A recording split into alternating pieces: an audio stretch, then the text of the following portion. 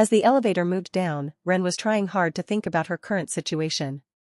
She was really tempted by this idol cover thing, but she began to have other thoughts as the pain from breaching the contract receded. She was considering her options, as if she had any. Victor, who was obviously aware of her stupid thoughts, sighed. He realized one simple thing when he was questioning her earlier. Ren was an airhead. She was a natural, super-lethal airhead. This made her somewhat easy to control if he could figure out her button layout, but at the same time, this doubled the effort needed to teach and train her to fight in a better way. The way she was using her skills was way too stupid and wasteful. She was just discharging her power at her targets blindly. If she could fine-tune it and aim it, not only would she be able to deliver precise and maybe not-so-lethal strikes using a fraction of the mana she was wasting, she might even be able to generate a magnetic field around her to move metal objects. This lowly had potential, but she was too stupid to realize that and needed a lot of training. He needed to increase her loyalty though, and this took time and a little bit of star power. Suddenly, the elevator's door opened. Ren wanted to dash out, but Victor grabbed her and pulled her back, as two pretty women slowly stepped in. "Ah. Young master."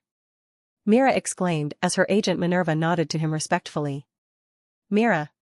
What a coincidence. You are just the one I wanted to meet." Victor lied with a big smile. Arya had already sent him Myra's entire schedule and he came here specifically for her. Ren's business was just a side hustle. "Are you busy now?" he asked Mira, as if he didn't know that she was. Mira was at a loss. She was definitely busy, but as Victor's servant, according to the family rule, he had to be her priority at all times. "Miss Mira has a photo shoot session on the second floor for a magazine cover," Minerva interjected when she noticed Myra's hesitation. "The international photographer Mr. Kitzler will be doing the shooting. He came here on a plane just for that," she added proudly. Mira had become a very big star thanks to Victor's support, and although she had no idea about the family drama behind his relationship with Mira, she respected his big wallet greatly. No, she respected him. "Then it is nothing important. I need you to come with me." Victor interjected before turning to the frowning Minerva. "Reschedule the shoot. If anyone complains, tell them it was my call. If they make trouble, tell Arya to send the goons after them," he said. Minerva could only nod in response. She heard about his reputation, how he slapped their old CEO Mrs. Carla to death as soon as he got here. That woman was so ashamed of herself that she committed suicide a week later. Not only her, but half of the company's directors also committed suicide during the last month. Not only that, not only did they crack their own balls before dying, they even submitted all the dirty things they did throughout the years to the police. "Minerva. I will be with young Master Victor for the day then," Mira said in an apologizing tone. "It's okay. I will handle the rest." Minerva sighed as the elevator stopped on the second floor. She quickly walked out then gestured to Mira to service her young master well, making her blush. Victor chuckled as the elevator doors closed. He really liked this agent. She would definitely have a very successful career in the future. "Who is this cute child?" Mira suddenly asked, making Victor turn to look at the stupid lowly who was standing beside him. She was frozen in place, while looking at Mira in shock. "This is Ren, she is a new idol candidate that I found," he said. "I plan to form an idol group of young girls," he said before smacking Ren's head. "Introduce yourself," he said. Hello Miss Mira." "I am Ren," she said. "Can I have your autograph?" "Yes." Mira said as she watched Ren fumble around for a paper. "Don't worry about it." Victor said, "Mira will come with us to your house, she will help me scam." "Convince your parents," he said, making Ren open her eyes in shock as Mira smiled and nodded to hide her disappointment. She thought he wanted to take her on a date. By the time the elevator reached the underground parking lot, 27 seconds later, Ren, who was still looking at Mira like a fanatic, had already forgotten any idea of resisting Victor or running away. She had fully surrendered. Anyone who was friends with Miss Mira can't be a bad guy. Victor didn't care about her stupid thoughts. The moment he got her parents' signature, she would be his, whether she liked it or not. She was already his. Walking through the parking lot, Victor finally reached the place Margaret was standing next to a new car. He had just sent her to throw the borrowed car away and get a new shiny one. It was a white Dragon sedan. The family business standard.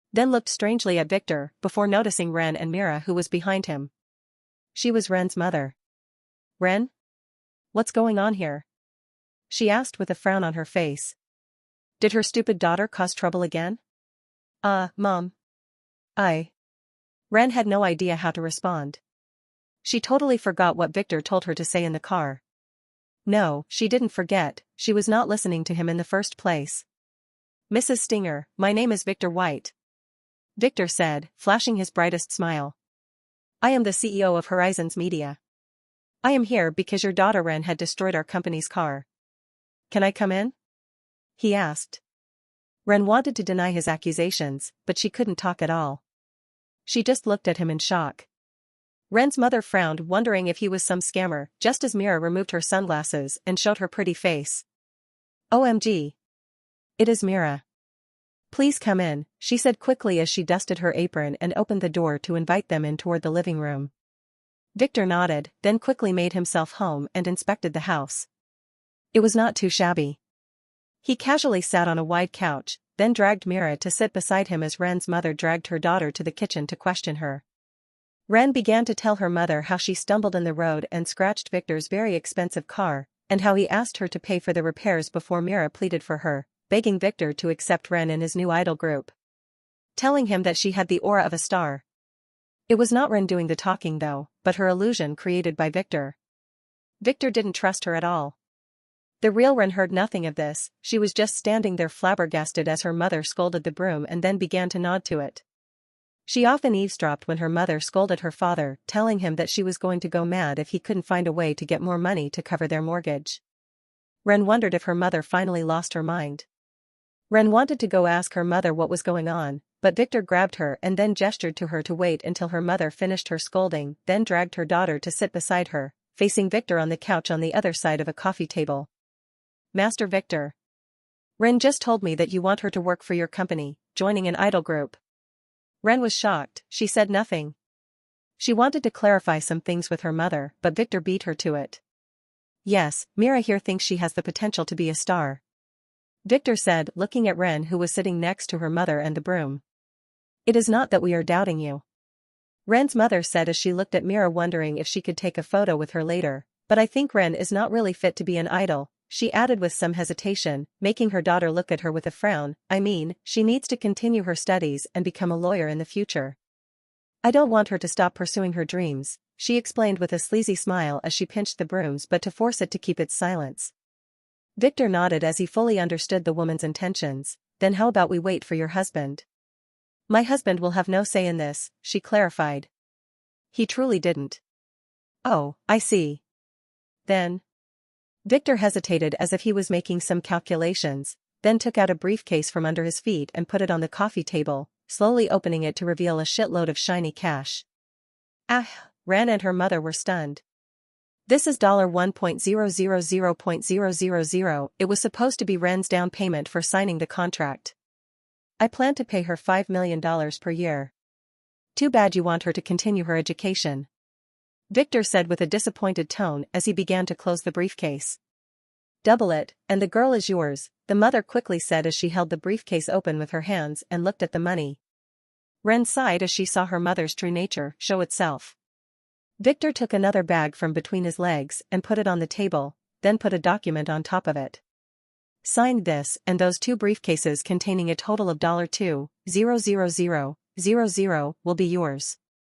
The rest would be paid throughout the year, he said. I need to ask my husband. The offer ends in 60 seconds.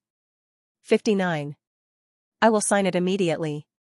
Ren's mother sold her daughter in seconds. Then as soon as Victor got the contract, she grabbed the money bags and ran toward her room to count them, leaving the poor broom alone in the living room to face its grim fate. She left a stupefied Ren too. Your mother is a real money grabber, Victor said with a smirk as Mira sighed. She had seen this scenario in the industry too many times. Aha. Ren, not knowing what to say, reluctantly nodded just as the apartment's door suddenly opened and a handsome middle-aged man in a firefighter uniform and a yellow helmet under his arm walked in with a tired face. Daddy. Ren ran to her father's embrace. Ren. Be careful, the tunic is dirty. We have guests, he asked as he looked at Victor and at Mira, whom he didn't recognize. He was so busy being driven to earn money by his wife all year round that he didn't have time to look at idols. He just focused on the handsome Victor who made him feel threatened. Yes, he is. Before Ren could explain, her mother appeared out of nowhere running into the room. Oh, husband. You are here, she said. Come with me, she added as she dragged her stunned husband to the kitchen and closed the door while giving Victor a flattering smile. Victor squinted his eyes as Ren nervously looked at the white kitchen door. Moments later they heard a yell. B*TCH, you sold our daughter? But honey, the money is. And that guy, and that. What, Mira?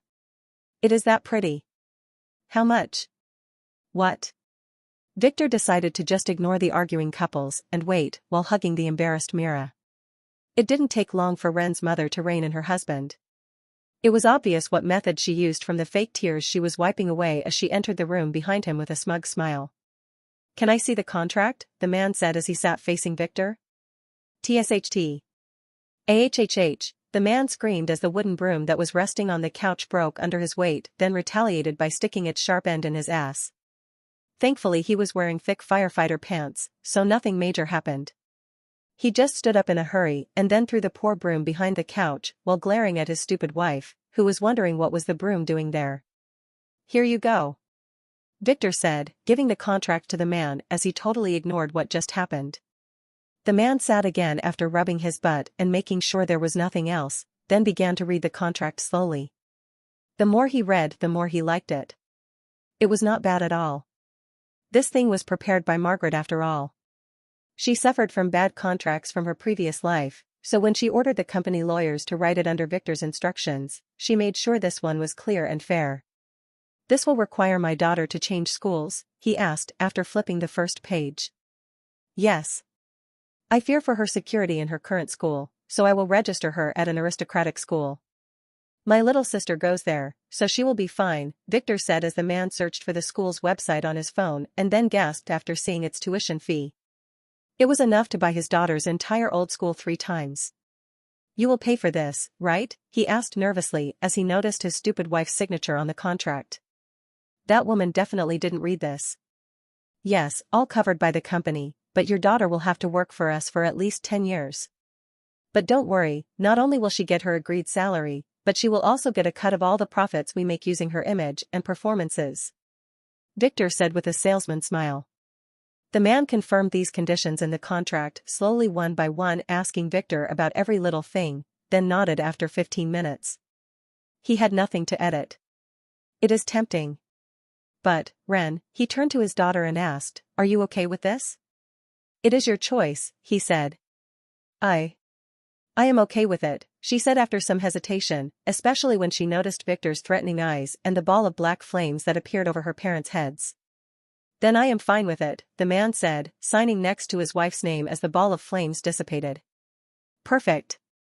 Victor said, collecting the documents. You will be contacted by my assistant in the next couple of days. We will talk about your work arrangements later. He said, winking at Ren and then standing up.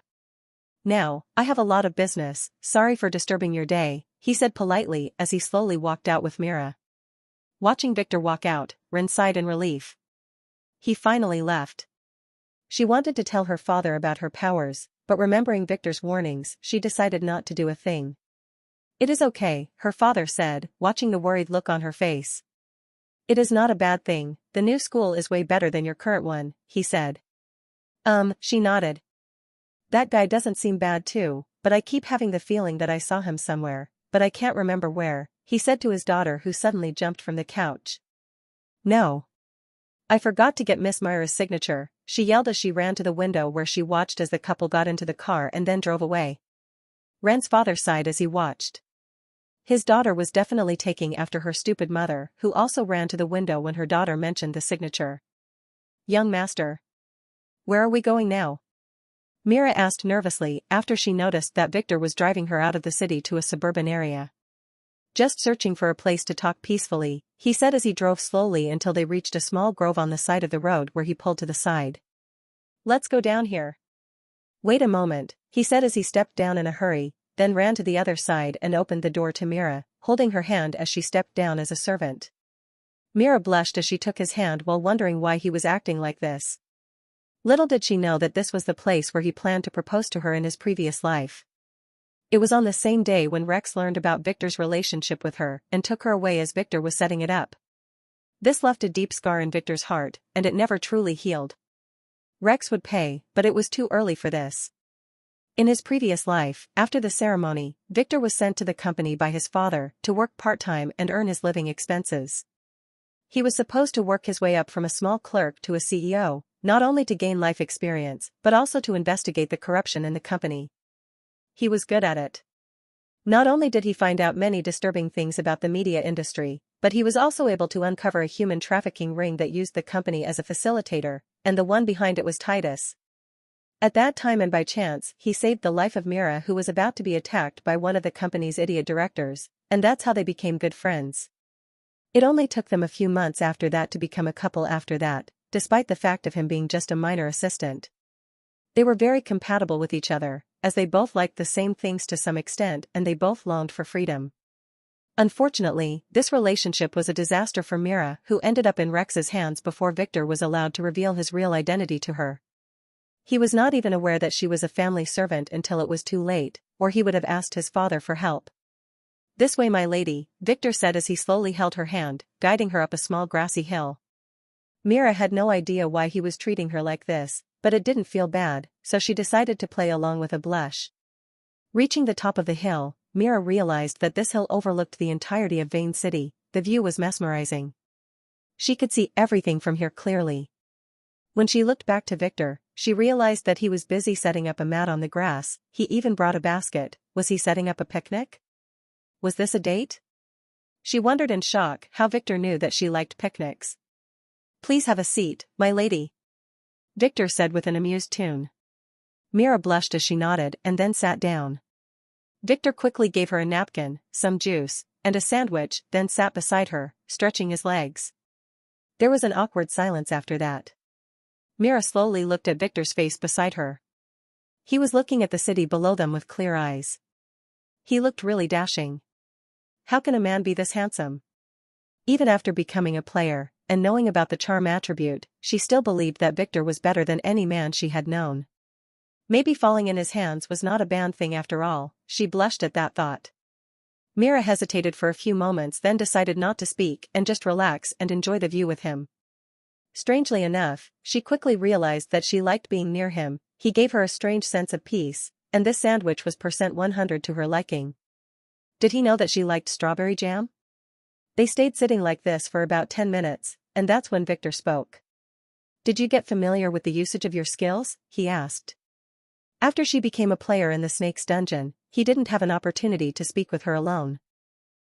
She nodded. At first, she was shocked when she became a player, but now after she read the data Victor sent her, she realized how big the world was. She couldn't believe that such a secret as the existence of players was kept a secret for thousands of years. Thankfully, her class as an illusionist was a perfect fit for her media career, so she was able to secretly use some skills during filming to enhance her performance. Good. You will be able to be a great help in the future, he said as his hand slowly crawled on her back as he hugged her closer to him, making her blush heavily. Do you dislike me? He asked suddenly. I forced myself into you after all. No, she said in a barely audible voice. She hated him a little at first, but after he explained his intentions to her and let her be free, she no longer held such feelings. On the contrary. Then you like me then? He interrupted her thoughts. She blushed heavily as she looked down. At first, when she met him and he declared that she would be his, she thought that he was another one of those bullies' young masters and that her life was over. But after she spent some time with him, then went dungeon diving in the dungeon and stayed with him and the girls for a few days, she realized how nice he was. Love was a different thing though. She had no choice in that. She was officially his servant after all. If he told her to love him, she would have no choice but to try her best to do that. But if they were not a master and servant, she would have probably fallen for him. He was perfectly her type after all. She was never going to tell him that though. Little did she know that Victor knew all of this. I will take that as a yes, Victor said softly as he watched her blush. You heard that I will marry in a week, right? He asked. She nodded while pouting a little. She knew that she couldn't dream of such a wedding. Her father had already explained her position in the family to her. She would be lucky if Victor took her for a nice dinner before he decided to marry her. I decided that I will not only take 2 wives. I will take 8, and you will be one of them. He said. She nodded, then paused and slowly looked up, locking her clear eyes with his. What did he just say? In a week. Would you marry me? He asked softly. But. I am just a servant, she shattered. She knew the rules better than anyone, her father made sure of that. The family would not like an elite heir marrying a lowly servant like her publicly. She was told stories about such incidents before. It didn't end well for most of the poor girls. Don't worry about such formalities.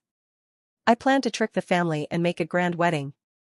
This might be our only chance to get a formal wedding. He lied as he held her hand. If you hate me, I would understand that. No. She shook her head. But. You don't want to marry me? He asked with a hurt voice that made her heart skip a beat. I didn't mean that. I meant that I don't hate you, she fumbled as she corrected him with a blush. Then will you marry me? He asked, looking softly at her. But. Yes or no? He looked her in the eyes. Yes, she said in a very soft voice as she looked down again, not daring to look at him anymore and not realizing that he was carefully pushing her right buttons. I didn't hear that. You refuse, I can understand, he began to speak with a hurt tone. I said yes. She yelled with a blush as she looked up at him, but before she could realize what happened, she felt something soft touch her lips. It was Victor softly kissing her. She wanted to back off, but his hand, which was gently holding her head, stopped her. Moments later, she stopped resisting, deciding to surrender to her fate. Then something strange happened. She didn't know why, but the more she felt his lips, the more strange she felt, like a thirsty man finding water. She began to want to taste it more. Moments later, she completely lost control of herself as she hugged him back for the first time, forcefully pushing her lips into his, forgetting everything else. The kissing session ended 14 minutes later when Mira fell to the ground panting with swollen lips. She was barely able to keep up with him. She bashfully sneaked a look at Victor, then looked away with a blush. He slowly laid to her side, watching her as she caught her breath and making her feel very embraced. She wanted to rebuke him not to look, but she didn't dare to. She could only keep looking away, but suddenly she felt his soft hand caress her head, forcing her to look back at him as he slowly began to brush her fair hair with his fingers. Sorry. She didn't know why she felt the need to explain herself. That kiss earlier was amazing, and she might have crossed some lines. She couldn't believe she kissed him back like that. I really love you, you know, he said softly as if he didn't notice what she was thinking. I did from the first moment I saw you, he added, making her blush heavily as she tried hard to look away but couldn't because he started pinching her puffed cheek. We didn't know each other for that long, she said with some embarrassment as she slowly controlled herself. It is not that she didn't like him, but love was a totally different thing, it needed time. I always knew everything about you. I had a poster of you in my room on the family island, he told her, leaving her speechless. He was telling the truth. He has liked her ever since she became a star after watching one of her movies that his father brought home once to review. She was younger back then, but so was he. You can't know me from a poster, she complained. We will have time to get to know each other more in the future, he added as he twirled her hair in his finger. I already gave you a ring, so this time I will give you something else, he said as he sat up and an obsidian pendant appeared in his hand. This is called the Pendant of Dawn. It is an S-ranked artifact, he said, making her open her eyes wide in shock as she also sat up in a hurry. From now on this would be yours. This thing is a defensive artifact. It would protect you even if a nuclear bomb detonated next to you, he said as he slowly put it on her neck. This one he got from the vault, from his ancestor's stash. But do you refuse my gift? He asked, interrupting her. No. But I think it is very expensive. She read online how much an S artifact could cost. No money could buy such a thing. That's why you can't tell anyone about it, he said. I don't want anything bad to happen to you, he said, ever again, he added silently. She nodded with a sense of warmth in her heart. Now, let's continue, he said with an evil smirk that made her heart skip a beat before she felt his lips again. It was a very long day, and Victor planned to teach this beginner girl a lot of new kissing techniques. It was 9:00 p.m. when a tired Victor returned to the mansion. He smirked as he reached the door, remembering how flustered was Mira when he drove her to her apartment. She seemed to have been planning to invite him up, but she didn't dare to voice it. He just kissed her again and then slapped her butt. It was not time for that. After that, he went shopping for some different things on the black market. Some merchants only work at night. It took him a while to finish his preparation and return here. Young master, you are late. Lily was the first one to welcome him as she hugged him, then buried her head in his chest, then frowned. She recognized the smell. Mira. And the smell was too strong. What the hell did they do? Victory casually patted the pouting girl's hair as he dragged her into the lavish living room where the girls were having a conversation. Margaret seemed to have finished her shopping and was showing the girls some new accessories that she got. They were normal accessories, the naughty ones were hidden and reserved for the wedding night. Maybe Alex would get to see them before that though. Victor casually threw himself onto a couch, then let Lily make herself comfortable on his lap. This girl had stopped being shy at some point. Young master, the one who spoke was Hilda. The girls want to go tomorrow to shop for matching wedding dresses. Is it okay for me to take the day off and accompany them? She asked. Oh, that reminds me. I wanted to talk to you about that. You will have to wear traditional bridal dresses, not normal ones. He said, tomorrow, go choose the materials and let the seamstress take your measurements at the White Mall. Arya should have already contacted the designer. Mira and Lynn will meet you there, he said after noticing that Arya didn't return home yet. Margaret shot him a nasty glare, then took out her phone to cancel the wedding dress she ordered in the afternoon. After some thought, she put her phone away. Why should she cancel it? Victor is the one paying the bill anyway. She can always use it later for Miss Mira too? Hilda suddenly asked after a moment as the girls looked at Victor, especially Beta and her sisters who were feeling somehow jealous, especially Theta. But they understood that they had to stay hidden. Yes. It is a mass wedding after all. Victor said. Young master, can we have the exact list of the brides? Hilda asked. Lynn and Nova are a given, then there are Mina, Mana, Monica, Margaret, Mira, and Arya, he said casually, too casually. Hiding two of the planned brides. What? Hilda asked. She didn't expect that much, even Margaret was in? Mistress Elena would not like this at all. Would the family accept this, she asked. I plan to tell them on the wedding day. I will be performing a ceremonial wedding, not a traditional one, he said. Arya is already arranging that. I see. Then what about Miss Lily? Hilda inquired. As far as she can tell, Lily was Victor's favorite, so she felt strange that he didn't mention her name, and Lily didn't seem to be annoyed at all. What's going on here? Well, keep this a secret, but I suspect that Nova will not come, so she might have to take her place at the last moment. I will tell you, girls, the specifics on the wedding day, Victor said, then looked at Lily. Go shop with them, but be careful not to reveal a thing, he said, winking at her. Lily nodded with a slight blush, feeling excited about her young master's plan. She has long understood how delicate her situation was. I understand, Hilda said as she understood Victor's plan to make Lily a main wife. On the other hand, the girls frowned a little, especially Margaret, who understood everything usually and was feeling that something does not add up, but she couldn't put her finger on it. What was he planning? Now, when you go out tomorrow, let Alex drive you and carry your luggage. Victor suddenly said, glancing at poor Alex, who was sitting to the side with a complex look in her eyes, feeling a little left out. And buy 3 additional dresses as spares, there might be some trouble at the wedding. Make sure that one of them is extra large, and one should fit Alex, he added mysteriously. Understood, Hilda said with a questioning look as Alex opened her mouth in shock. Me too, Alex asked. Don't worry, I will not marry you, but I might need your help to act as a decoy, Victor said, disappointing her. I know, Alex said, looking away. Why was she feeling disappointed? No one knew. Where is Lara? Victor suddenly said, changing the subject as he looked around. She is in her room with Al and Ian. They are planning for her sleepover in 2 days, Hilda explained. Oh, I almost forgot about that. Make sure to cook something good for the brats. I want them to be shocked enough to realize their place in front of Lara, he said. What about Hannah? She has been in the basement lab since this morning, Hilda said. I see, Victor said as he slowly stood up carrying Lily, who was hanging on him, then putting her to the ground. I will go take a look at Hannah's progress. Make sure to tell me when dinner is served, he said as he dragged Lily downstairs. Victor, followed by Lily, reached the basement quickly and knocked on the door, then opened it. Hannah was there, busy looking with interest at a glass beaker that had a red liquid bubbling within. She was adjusting the temperature.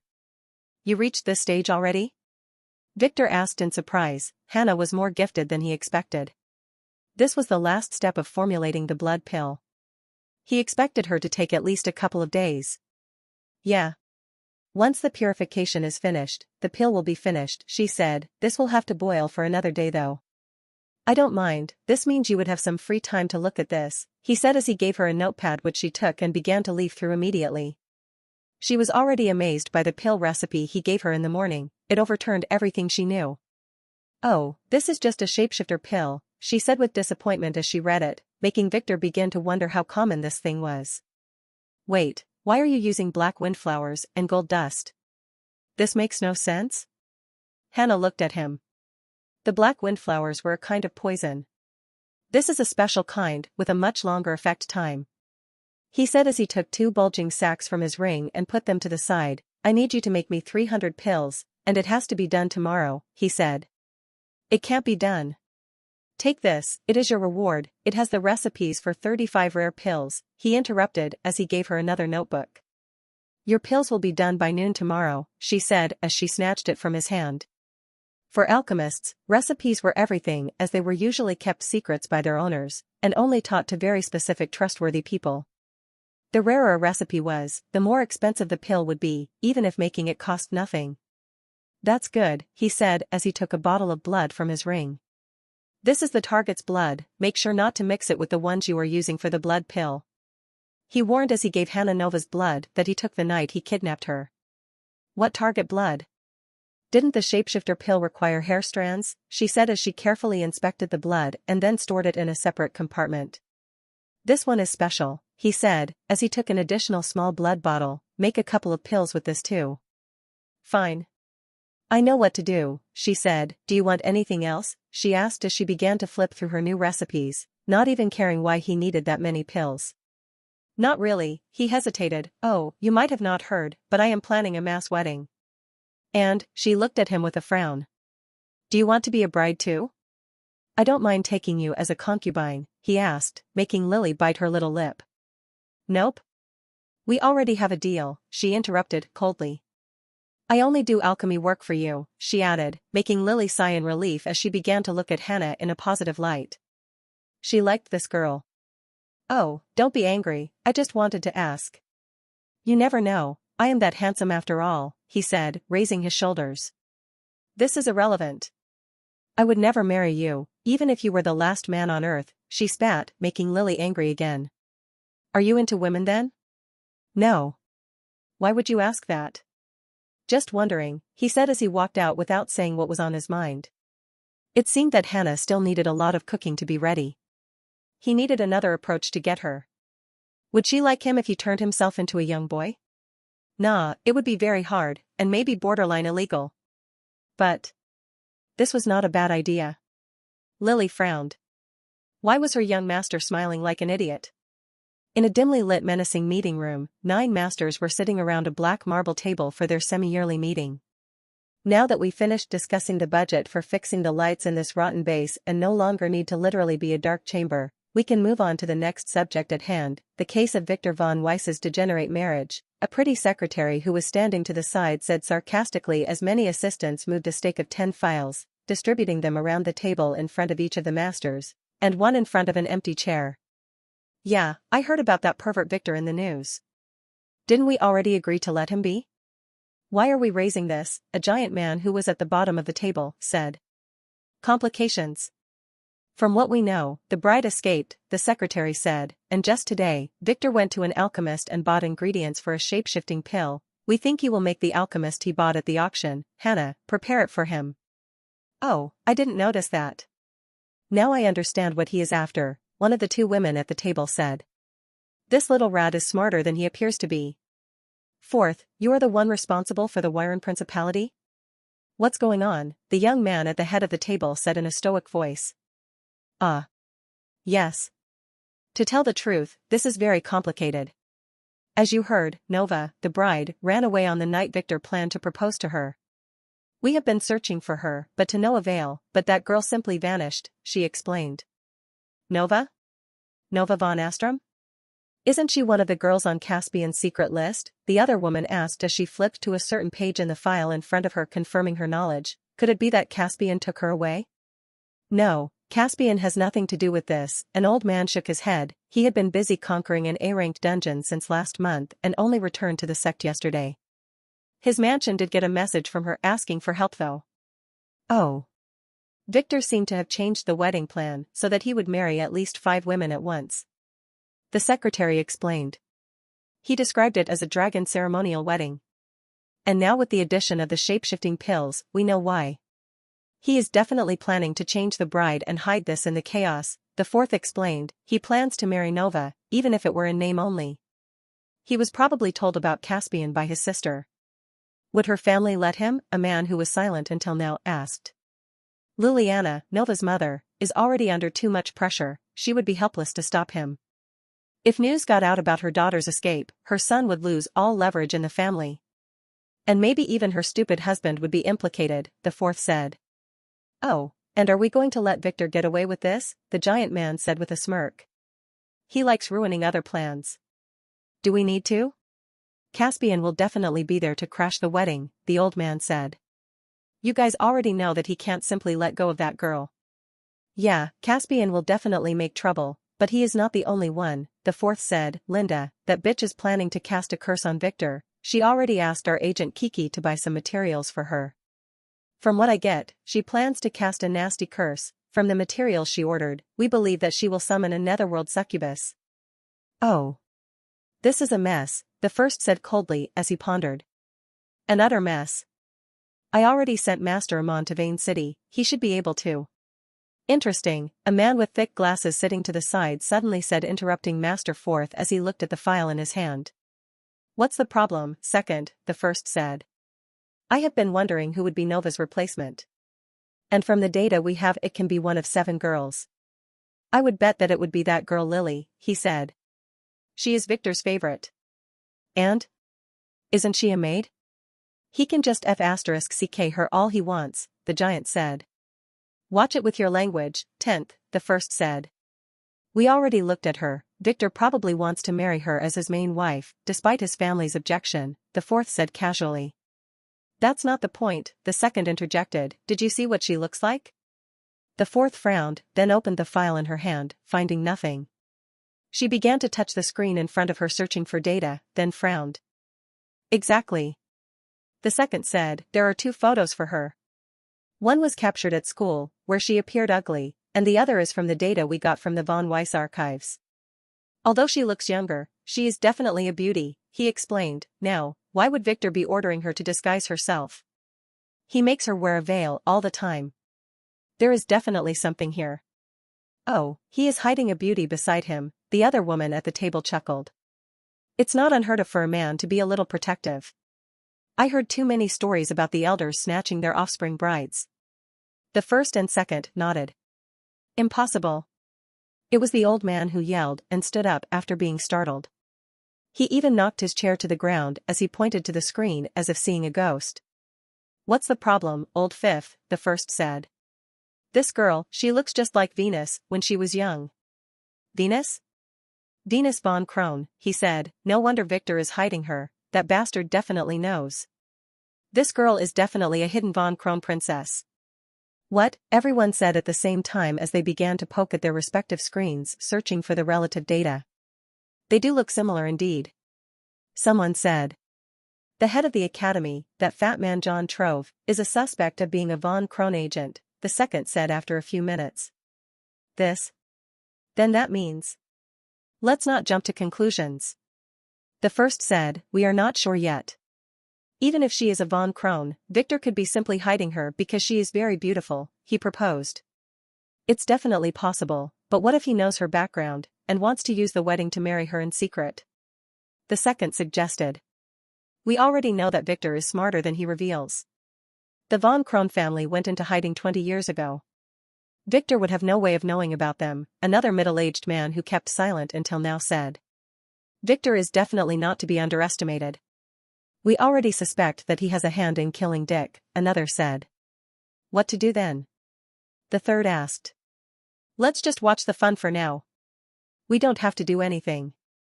The von Kron would absolutely refuse to marry their princess to Victor, they might show their tail at the wedding. The first said. And little Caspian would definitely be there. It would surely be an utter mess, and everything would be revealed, he explained coldly. The von Weiss family's reputation would be in an utter mess, and Victor would have to bear all the responsibility. The giant said.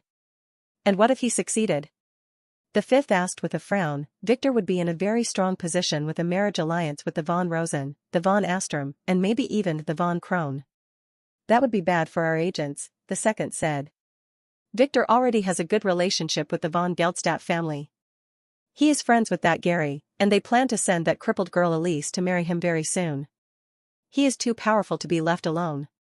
Then we have to kill Victor. The wedding would be a perfect chance. If it ended successfully, I would order Master Amon to strike. The third said. I think we should let Linda do it. Tobias von Geldstadt would be a good candidate to pull the trigger. No. We will do nothing about that. The first said suddenly, silencing everyone. It would be a huge waste to kill such a perfect piece, he added. Then? If against all odds, the wedding was a success, let Master Amon check that Lily, then do a complete analysis on Victor. We might just do a little switch and promote a pawn, he said, making everyone frown and then open their eyes wide as they understood his plan. It was an old plan that they abandoned a few years ago. This time it might just work. Jeanette, begin screening for candidates to implement the frozen A5419 plan. The target is Victor von Weiss, the first said to his secretary. Understood. And keep this hidden from old Nine. That pervert might ruin it. The mall was crowded when a group of 10 pretty girls in casual clothing made their way inside. Not precisely, there was an Alex among them.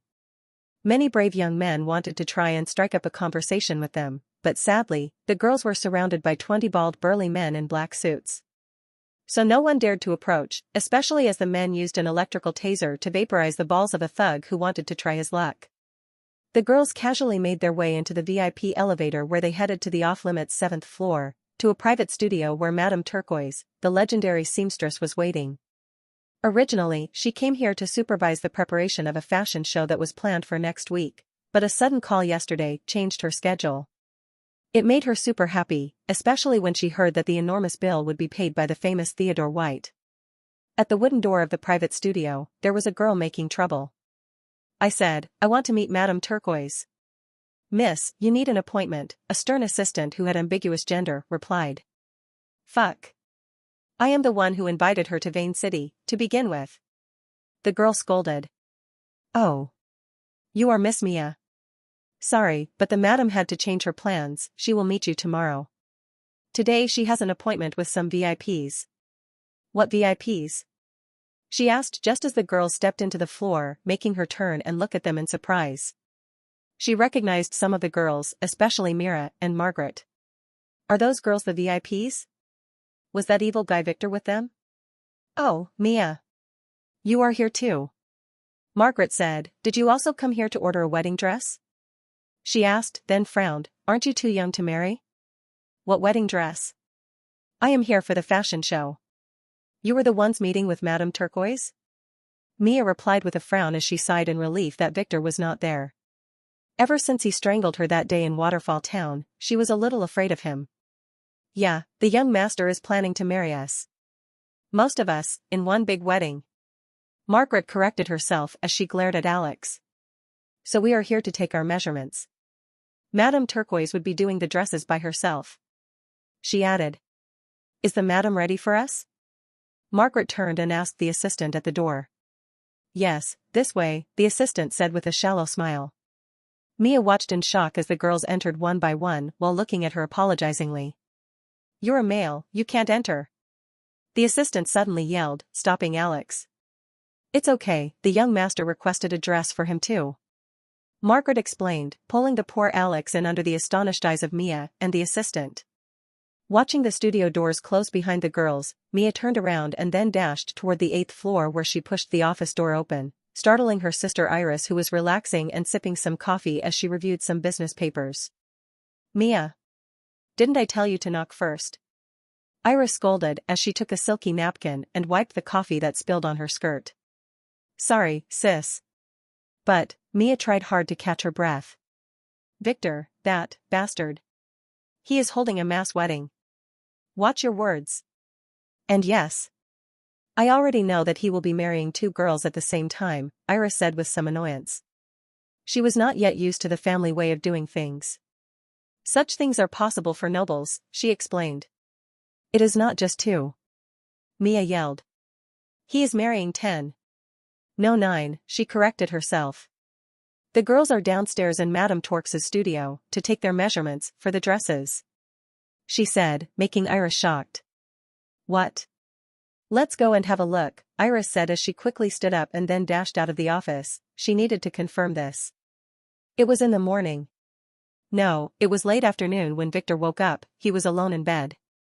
He remembered Lily saying something about leaving with the girls, but he was too sleepy to care. He didn't get much sleep in the last couple of weeks, and it all came crashing last night. Looking at the time on his phone, Victor decided it was not really worth it to get up now. Wait. There were a few missed calls from his father. He sighed, then pressed the call button. This was going to be troublesome. "Victor, you piece of shit." "Oh, hi Daddy," Victor said awkwardly. "Daddy, your own shit, you bastard." Theodore cursed. "Are you planning a mass wedding?" "Who told you?" Victor faked a shock. "Iris. Did you forget that the White Mall belonged to her now?" Theodore said, "She met your girls who were shopping for some custom bridal dresses." "Oh. Well, I am planning a ceremonial wedding," Victor said awkwardly as if he had no idea that his plan would be uncovered so soon. "It is because we had a little problem." "What little problem makes you marry 10, number 9 girls at once?" "Well, I didn't want to tell you before, but you see, it is Nova. When I went to propose, I discovered that she had escaped the prior day." Victor said after some hesitation, feeling pressured by all of the journalists outside the house that day. I decided to marry her regardless. I gave her parents until the wedding to get her back, or I would marry her by using a double. I already announced to the world about the wedding after all. You can ask Mike, he was there. So if Nova is not found, you plan to replace the bride and marry Nova in name only? Theodore quickly got his son's plan. Yes. We will have all the time to find her after that. What does this have to do with the mass wedding? Theodore asked. He was not fooled. You plan to use the chaos to marry Lily in secret, right? Didn't I warn you to delay this? It is not the right time. This has nothing to do with Lily, Victor lied, it's about Nova. In a ceremonial wedding, the brides will all wear ceremonial masks. Replacing her would be much easier. That's a good excuse, and a very convincing one too. But I don't believe you. What else are you hiding? Speak. Well, I didn't want to scare you. But I am afraid that Caspian might come. Caspian? Who is Caspian? The one from the Heavenly Sect. You mean Alice's old fiancé? The son of the Heavenly Sect's patriarch? Yes. He might have a secret relationship with Nova. So according to Alice, he might come to the wedding. What? We have to cancel the wedding. Theodore gasped. He was usually easy to disturb, but this was really troublesome. It is already too late, father. We already announced this to the world. If we cancel it now, the von Astrom family would start accusing us of breaking the deal. We would definitely be punished by the Elders' Council if the wedding was cancelled. They will use it against you and brother Mike even if it is not our fault. Victor stated the facts. This might even ruin our relationship with the von Rosen family. As if Caspian breaking into your wedding would be any better. What is your plan? Theodore sighed. Victor was right. In the family, someone was definitely working against him in the dark, and no matter whose fault it was, they would use this against him. They would not accept any excuses. Simple, if the wedding was ruined then, it would not be our fault. And a mass wedding would easily go on, even if one bride was not there. Victor explained. And I already prepared a countermeasurement for Caspian. What? Even if the real Nova was found, I will replace her on stage regardless. If my guess is correct, Caspian will not start a thing. I believe he will just show up and let Nova beg for him to take her away. Victor explained, he will not dare to ruin the reputation of the Heavenly Sect after all. And even if he did, the fake Nova would just curse at him forcing him to leave.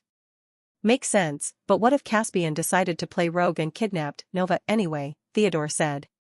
He will not do it. But I will be prepared if that happens. I ordered some shape-shifting pills. So by the time Caspian figures out that he has a fake, it will all be over. Victor said. Oh. This might work. But I am not convinced. What else? Theodore was not easy to fool. That's it. You fucking ordered 11 wedding dresses. Speak. Theodore began to scold. Victor hesitated as he delivered the next piece of news. Oh. Well. The truth is. I made a secret deal with Gary von Geldstadt. I will also be marrying his cousin Elise. It would be easy to add an unannounced bride to a mass wedding. One more would not hurt. What? Theodore asked. When did that happen? Why didn't you tell me? And I have never heard of a girl named Elise in the von Geldstadt family. She is Valerie's cousin, a girl as far as I know. It was at the auction. I was scheming to marry Valerie, but that old fox Harvey scammed me and made me sign a pledge to marry his other granddaughter. What? You met Harvey too? Theodore was shocked. His son had surpassed his every expectation of him. At this moment, he was sure that Victor was hiding his true powers. He felt both proud and a little conflicted. Yeah. I was not sure if she would be attending the wedding at first, but a week ago, Gary sent me a message telling me that they would attend the wedding and entrust Elise to me afterward. That's when I decided to hold a mass wedding. I plan to surprise even them and marry Elise at that moment before anyone in the family can interfere and try to change the groom. At that point, even if all hell breaks loose, I can use the face of the von Geldstadt family so that the wedding will go on. Oh, this sounds convincing. Theodore posed. That is if I am an idiot. Do you think I am an idiot? He asked coldly. No, Dad, Victor said, realizing that his father was not fooled. His excuses were good but not solid enough. You are making excuses here. Although marrying Elise is a good thing, you could have done it differently. What are you truly planning? What are you after? I can't tell you, Victor finally told the truth. Oh, Theodore paused in surprise. Sorry, Victor apologized as his father kept his silence for a few moments. Who will the brides be? Theodore asked solemnly. Lynn, Nova, Arya, Mira, Monica, Manna, Mina, Margaret and Elise. Oh, what are you cooking here? What's wrong with Lily? Theodore asked again. He already knew the list from Iris, but he just wanted to make sure. He was just wondering why Lily was not on the list. Was it because of his warning? Not likely, as Victor was already marrying Mina and Manna, who were lowly maids, and Margaret that slut. Something didn't add up. No reply. You know what? I will trust you for once. Theodore finally said, but you better not disappoint me or I will make sure to break every bone in your sorry body, Theodore said. I understand, Victor said. I hope you do. And take care of Arya, although she is not my daughter, I will always consider her one. If you make her suffer, I will make you feel the same. Theodore threw one last warning, then hung up. He was extra annoyed, but from Victor's tone, he realized that this must be something very important, so he decided to trust his son this time.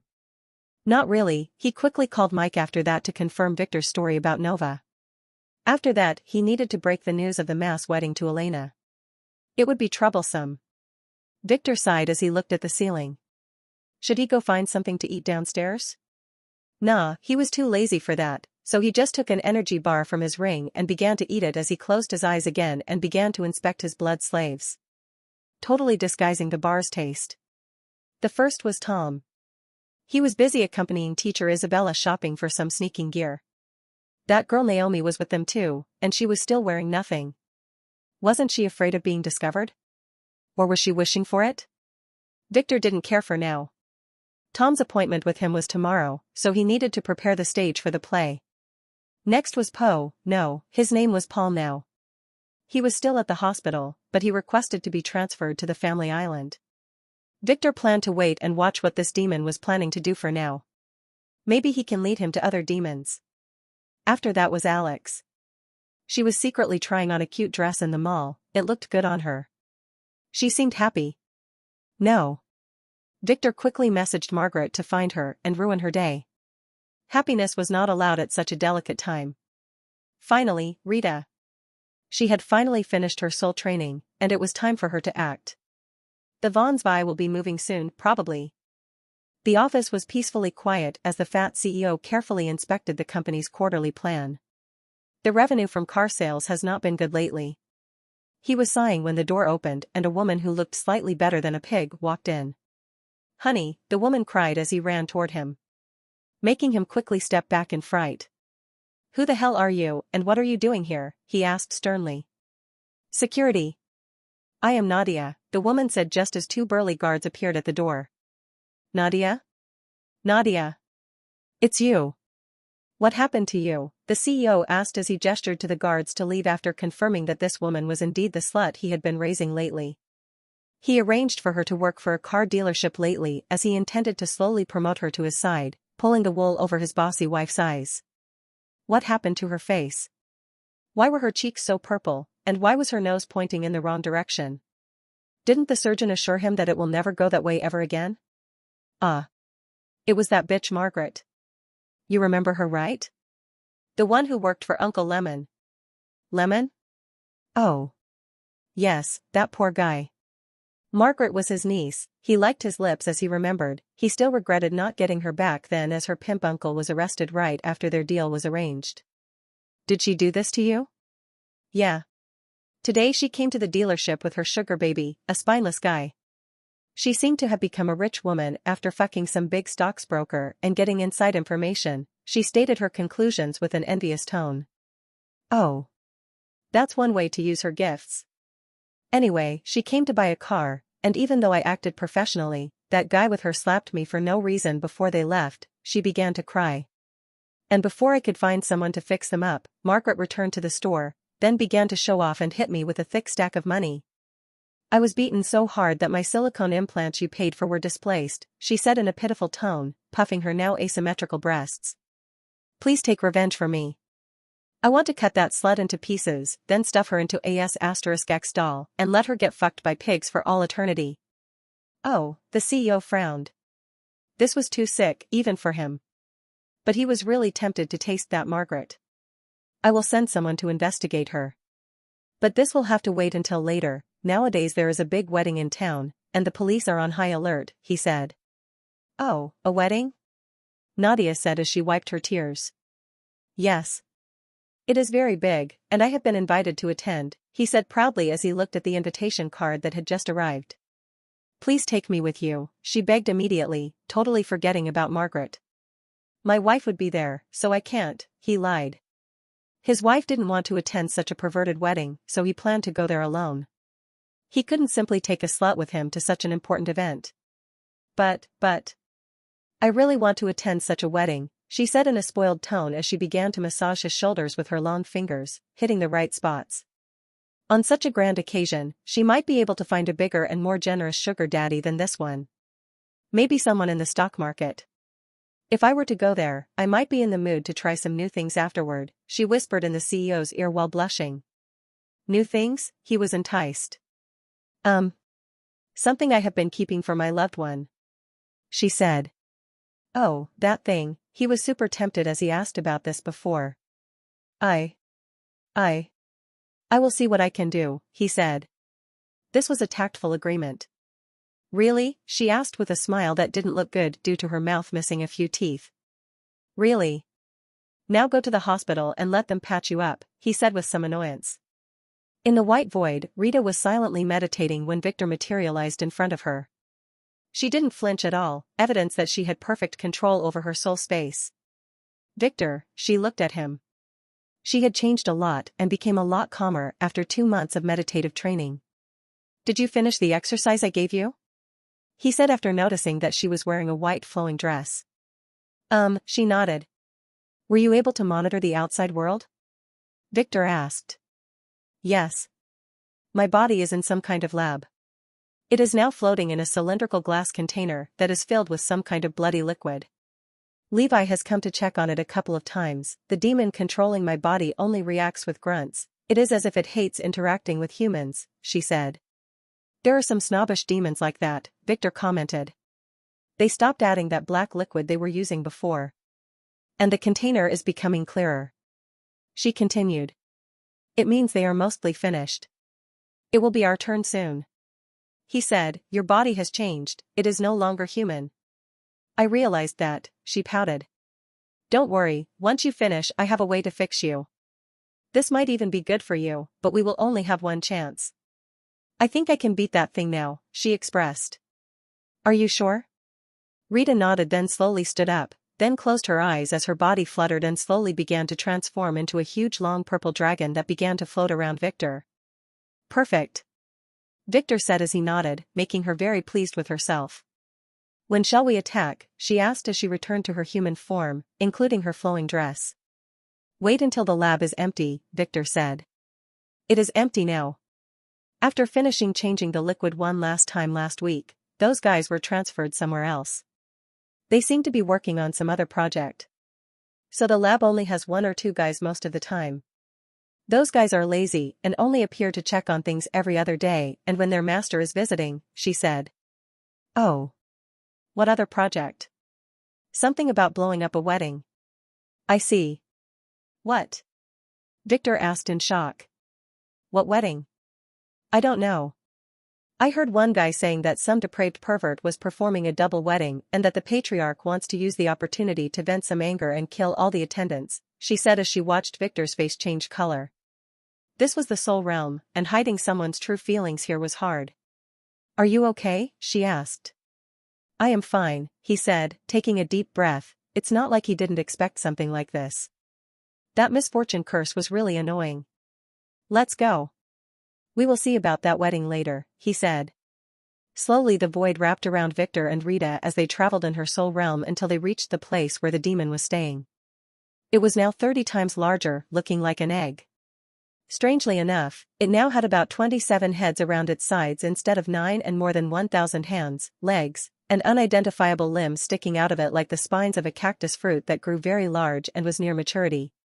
The dark air around it seemed to have become very thin, a sign of the approaching deadline. Can I really beat that thing? Rita began to hesitate. If you are alone, that would be impossible, but I am here with you, Victor said. I will hide your presence. That thing would only feel you when you start attacking, so make sure to eat it in one bite, and use the technique I taught you. We need its memories to control the corpse energy, he explained. I know, she said looking at the demon. If it feels that it has no way out, it might explode, he warned. You already told me that, she complained, glaring at the demon as if she wanted to bite it to death. She really wanted to do that. What are you waiting for, then? Victor asked after 10 minutes. I will do it, she said, encouraging herself, but didn't move, making Victor sigh and then slap her butt. Don't worry, I am with you, he said as he kissed her forehead. Oh, she blushed and nodded as she slowly started to turn into a dragon again, growing larger as she did. It took her a few minutes to complete her transformation, then nervously she approached the demon who was completely oblivious to her. The closer she got, the more nauseating she felt as she observed its grotesque shape closely. This thing is a ghost demon. It eats corpse energy and integrates it with its body, Victor explained. The offerings for it must die a very gruesome death, he added as he watched the hands and feet that were cringing in pain on the demon's body.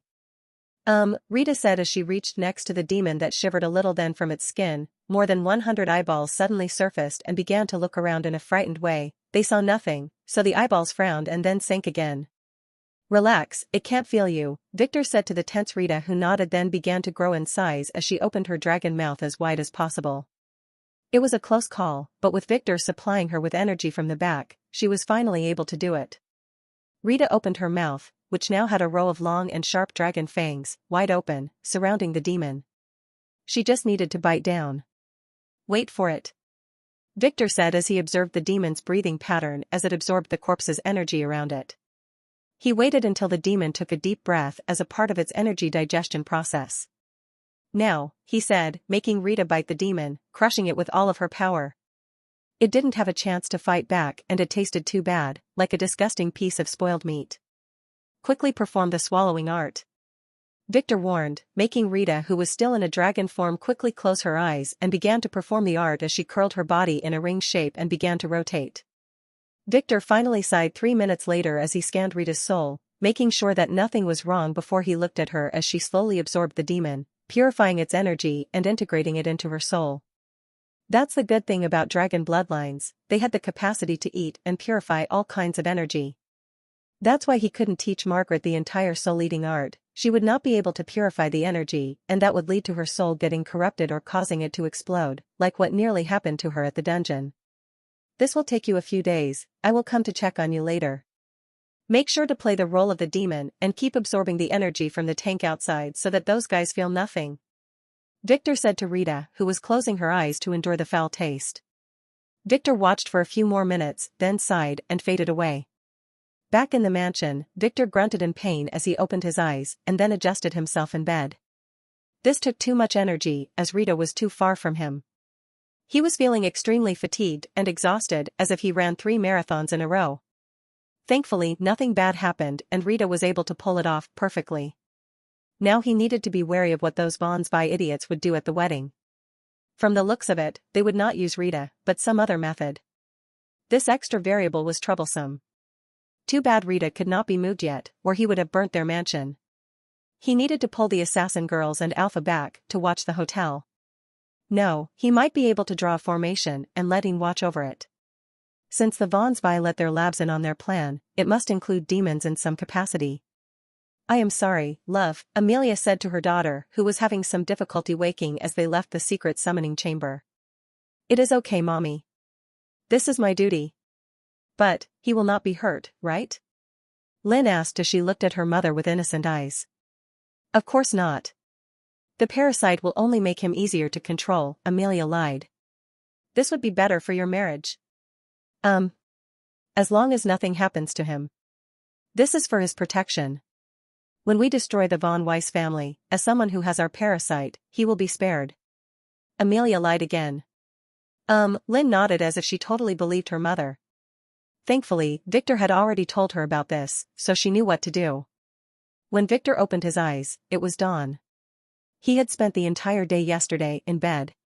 Not only was he exhausted after helping Rita, but he was also carefully watching over the parasite summoning ritual that Lynn was undergoing to plant a demon parasite egg into her. This parasite would be transferred to Victor on their wedding night. Thankfully he knew about all of this, or he would have been in deep shit. Lynn was doing her part perfectly too. That girl looked innocent, but Victor was aware of how dangerous she could be. Victor looked to his side at Lily, who was squeezing her petite body into his embrace. She arrived late with the girls last night after a wild girls-only night out. It was Margaret's idea. She fooled them and dragged them into a male strip club under the excuse of teaching them about male anatomy for their first night with Victor. She also ordered poor Alex to wait outside as they explored a whole new world inside. As the girls were the only pretty ones inside, all the models left the middle-aged women and ran to show off in front of pretty girls who were blushing. Thanks to that, Victor was able to pinpoint each of the girls' lewd fantasies. Especially Arya. She seemed to have gone to such places before, but this was to be expected as she worked as a manager in the media industry. Of course, there was an accident where some idiot tried to touch Mira indecently and ended up being surgically castrated by Lily on the stage, but this was unimportant. Other than that, the girls really had fun bonding, especially Mina, Mana, and Lily who, due to their life circumstances, had no chance to form friendships. This night was supposed to be their little secret. Victor was not supposed to know about this at all. But after Alex sneaked inside to check on the girls, Victor saw everything. He was about to jump and go there to spank some bad girls' butts to oblivion, but after some consideration, he decided to let them enjoy their time and gain some frame of reference for their wedding night. Compared to little Victor, those guys at the strip club only had little chicks. Nevertheless, Margaret needed a punishment. But not now, he will leave it until after the wedding. He will let her suffer under a bed technique that was not invented yet. Victor sighed as he put the lewd thoughts he was having away, then closed his eyes and began to perform his daily bloodslave's morning check. Lynn has been already checked. Rita was still digesting that demon, it seemed. Maybe it had more energy than he expected. This was a good thing, so he decided to leave her alone for now. Tom was strangely not with any girls. He was preparing the professional sneaking gear that he purchased the previous day. He planned to sneak into Victor's mansion tonight to watch a play. Poe was on a plane, heading to the family island where he planned to recuperate. Victor never tried to talk with him after that first time. He wanted him to believe that he was just a weak wisp of Paul's soul. He will poke at him again at the island and maybe use him for some revenge. He. Victor smiled. Finally, Victor switched to Alex. She was sneaking out of the kitchen with a guilty look on her face. Interesting. Victor sighed as he opened his eyes. Everything was going according to his plan. Looking at the clock, he decided to check his phone for another 15 minutes, where he reviewed the reports and lazily replied to business emails. After finishing his young master tasks, and noticing that it was getting a little brighter outside, he slowly sat up. Young master, Lily opened her eyes as she yawned. Sleep a little more, Victor said softly, kissing the sleepy Lily's forehead and then stepping down from the bed. He quickly headed to the bathroom and took a quick shower. He literally stunk after spending a day in bed. Finishing that, he quietly left his bedroom, deciding to go check on the lab downstairs. There, Hannah was napping over her desk while drooling. In front of her was a bag full of shape-shifting pills of the highest quality. She really did it in time. Victor smiled and covered the sleeping girl with a soft kilt, then left. He had to find a good reward for her later. She really did her best, finishing before his deadline tonight. Finishing that, he slowly climbed up to the kitchen, where he discovered a little girl diving into the refrigerator. "What are you doing?" Victor asked, startling poor Elle, who flinched, hitting her head with one of the refrigerator's shelves as she stepped back in a hurry. "Ah, it's you." "Nothing," she said as she sighed in relief, knowing it was Victor. Although she was a little tense, as long as it was not the scary Hilda, she would be fine. "You are sampling the snacks, right?" Victor said, noticing the delicacies inside the refrigerator. Hilda must have prepared them for Lara's sleepover. "Just making sure they are delicious," Elle lied nervously. "I can't trust your opinion," Victor said as he began helping himself to some chocolate cookies on the side. Elle looked at him funnily. What? We don't have time, quickly help me sample the other things, he scolded, making her open her eyes wide then smile and began to help him raid the sweets. It took them 15 minutes to try everything, then retreat through the back door of the kitchen toward the backyard. They are fine I guess, Victor said.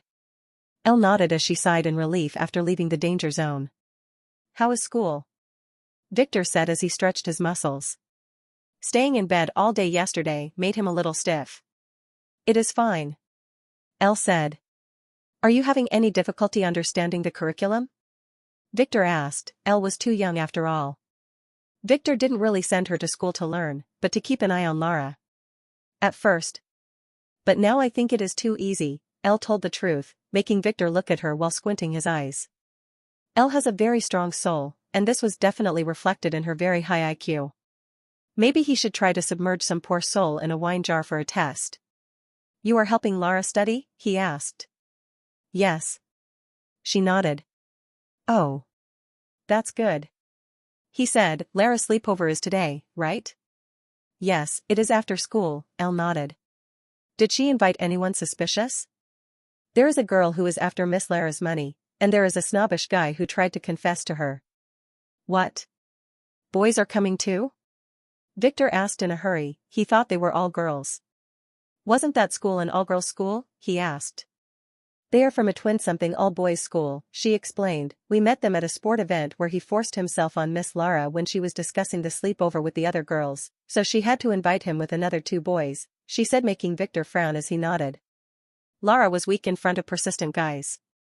You said he confessed to Lara? What happened? Victor asked, suddenly looking Elle, remembering what they said earlier. He tried to confess. I stood up for Miss Lara and flatly refused him, she replied proudly. Very good. I will see to it that he learns his place then, Victor said as he was curious if Elle understood what confession implied. Do you know what it meant to confess to someone? I am not an idiot, she pouted and looked away with a light blush. Someone had been learning. At least school was good for something. Good. Today there will be a new transfer student in your class. Her name is Ren. Make sure to invite her to join you. He changed the subject. She works for you? Kinda. She has superpowers, and she will be acting like Ian, as a bodyguard. Victor said, making Elle open her eyes wide. Don't be that happy. That girl is a little bit of an airhead. I need you to make sure that she doesn't do anything bad or use her powers in front of Lara. Oh, she nodded, I understand. I doubt that. Victor started to speak when suddenly someone began to yell angrily from inside the mansion. Who dared to raid my kitchen? It was Hilda, who had just woken up and discovered the scene of the crime. Elle shivered as she instinctively hid behind Victor, the strongest guy she knew. Don't worry about her. If she came this way and asked, we will both say that it was Alex, Victor said. He didn't really need to hide his involvement, but with Elle around, he wanted her to feel like he was her comrade. Just wipe your mouth. It is full of chocolate, he added. Elle quickly nodded, wiping her mouth with her cuff, making Victor question his conclusions about her IQ. Now, listen. I will teach you how to cover your tracks. He said with an evil smile. Breakfast was served 2 hours later. Victor and Elle, naturally, played ignorant when Hilda asked just 3 words, who did it, and then began to look at everyone's innocent faces before glaring at Alex. Alex. Since you didn't confess willingly, you will have to be punished. Hilda said, making the poor girl shiver as she looked at Hilda. How did you know? She asked. You forgot your spear, behind the kitchen door. Hilda replied, taking out a long spear. Alex gasped. This was in her room, how did it reach the kitchen? Someone was setting him up. Someone is setting me up, she said as she looked at everyone at the table, especially the completely not innocent Margaret. They all looked away. Regardless, Hilda said with a smile that didn't reach her ear. Today you will be helping me remake the 9 chocolate cakes, 5 puddings, 14 cupcakes, 4 brownies, 79 cookies, and the cheesecake you ate. Then go clean the chicks' toilets. I only ate 4 cookies. Oops, Alex confessed, then quickly shut up, making both Victor and Elle look at each other. They didn't eat all that. There were other culprits. 4 or 100, that does not change a thing. I will consider it all your fault. Hilda said coldly, sealing the destiny of poor Alex for the rest of the day. At least she would learn how to bake desserts. How was your shopping yesterday? Victor asked the girls as he watched Alex get dragged away to the kitchen. It was good, Margaret replied as she stuffed her mouth with food. Totally unaware that Victor was aware of her little adventure yesterday. The dresses would be ready in 3 days, Lily answered with a guilty smile. They will be sent here. Were there any complications? Victor asked. Some guys who didn't know better. They tried to molest us. But I took care of them. Lily answered truthfully. She castrated them, but with children at the table, she didn't dare to say that. I expect nothing less, Victor said. How many? 8.5? You castrated a child? Victor gasped, making poor Lara look with horrified eyes at Lily. No, he was a tranny. Oh. It's rude to call him a half. But it's fine, you did him a favor, Victor nodded, totally unaware of how transphobic he sounded, especially by using the wrong pronoun. Anything else? We met Miss Iris and Mia, Mina replied nervously. Miss Iris was not very pleased when we told her about the wedding, she said as she looked down. They know quite well that Victor was breaking a lot of rules for them, and this made them feel a little happy and a little scared. I know, my father called me yesterday. He scolded the shit out of me, he said. He literally had to make up all kinds of crap to fool his father. And? Margaret asked. Nothing really happened. He wanted to say scammed him, but noticing Lara who was looking at him, he changed his words. I managed to convince him. It was not easy though. Oh, so the wedding is still on? Margaret asked. Yes. He gave his blessing. But there might be a little problem. We will talk about it later tonight, he said, hiding the fact that there would be an audience. Will you tell us your plan? Margaret asked in an unbelieving tone. If there is one thing she learned about Victor, it was that he was as tight-lipped as a crooked dildo. You only know where he planned to strike when you get F***ed by him. 50% of it, he casually lied, then turned to Arya. Arya, how are the preparations I told you about? He asked.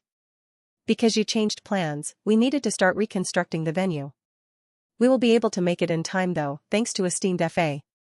Master Theodore's taking care of the finances, Arya corrected herself. Somehow she still considered Theodore her father. Even after knowing the truth, he still took care of her.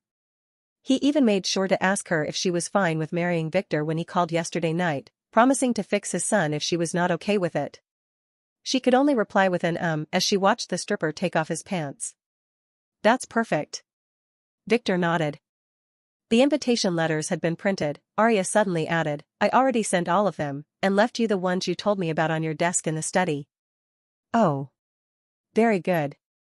Victor said. Lily, you will accompany me to deliver some of them at noon, he said to Lily who nodded.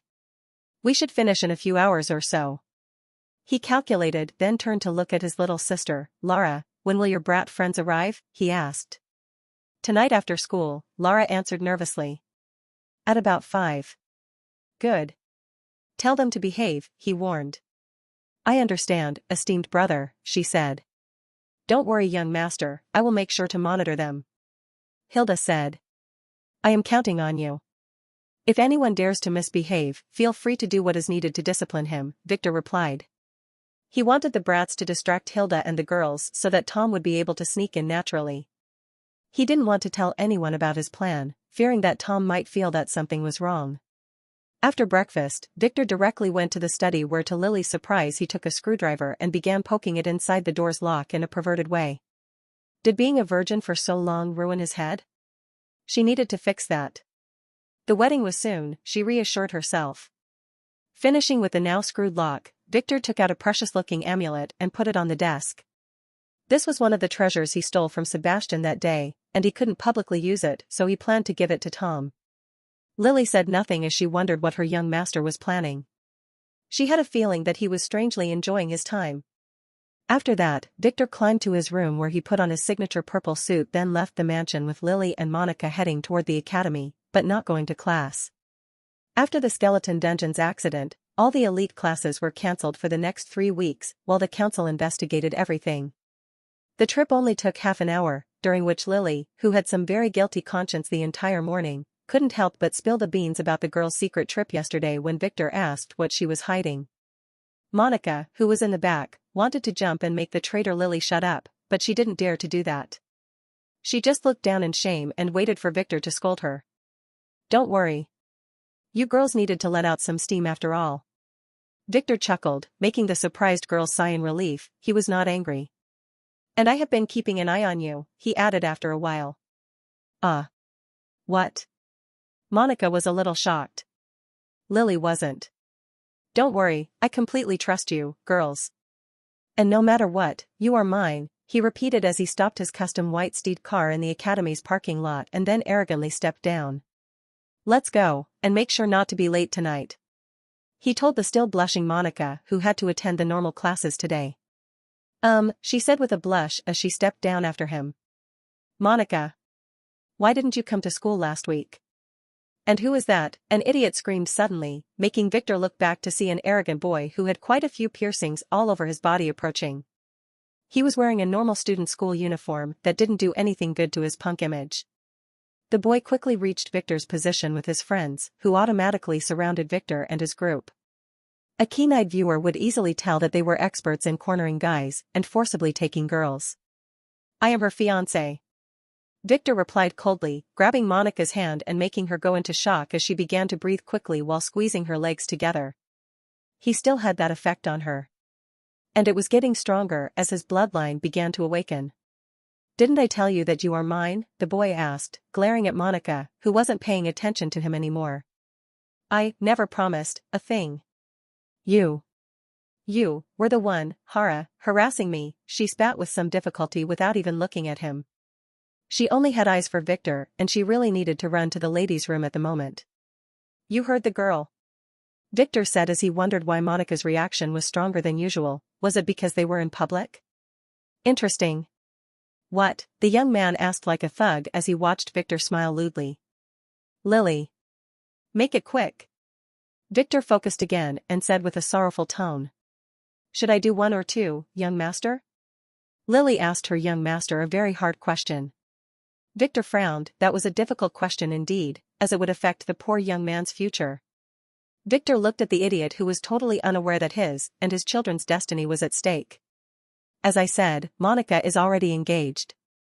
Will you leave her from now on?" Victor asked nicely.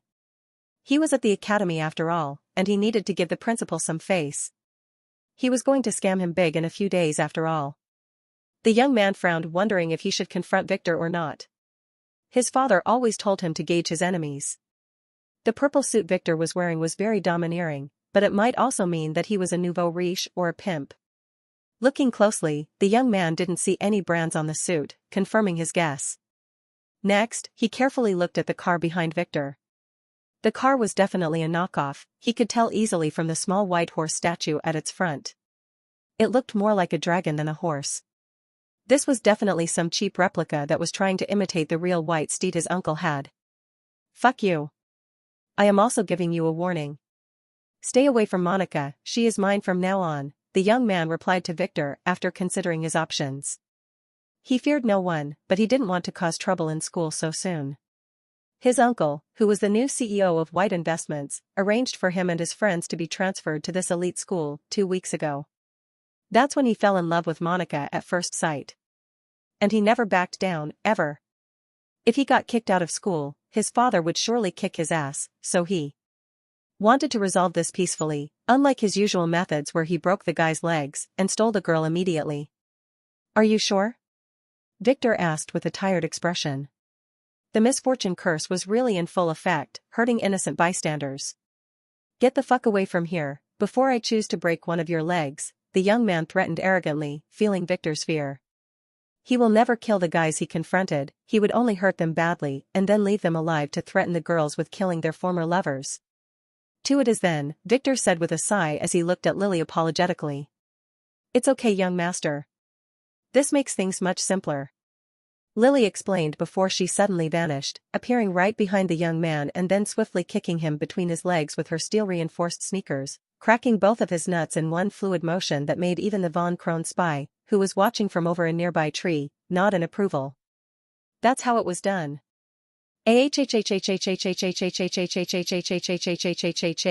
The young man began to howl as he clutched his crotch, making his friends look at each other and then try to attack Lily and Victor with retractable pocket knives that they swiftly took from their belts. That was a wrong decision, the worst they would ever do. As men anyway. After they finished cleaning the garbage, Victor sent Monica to her class.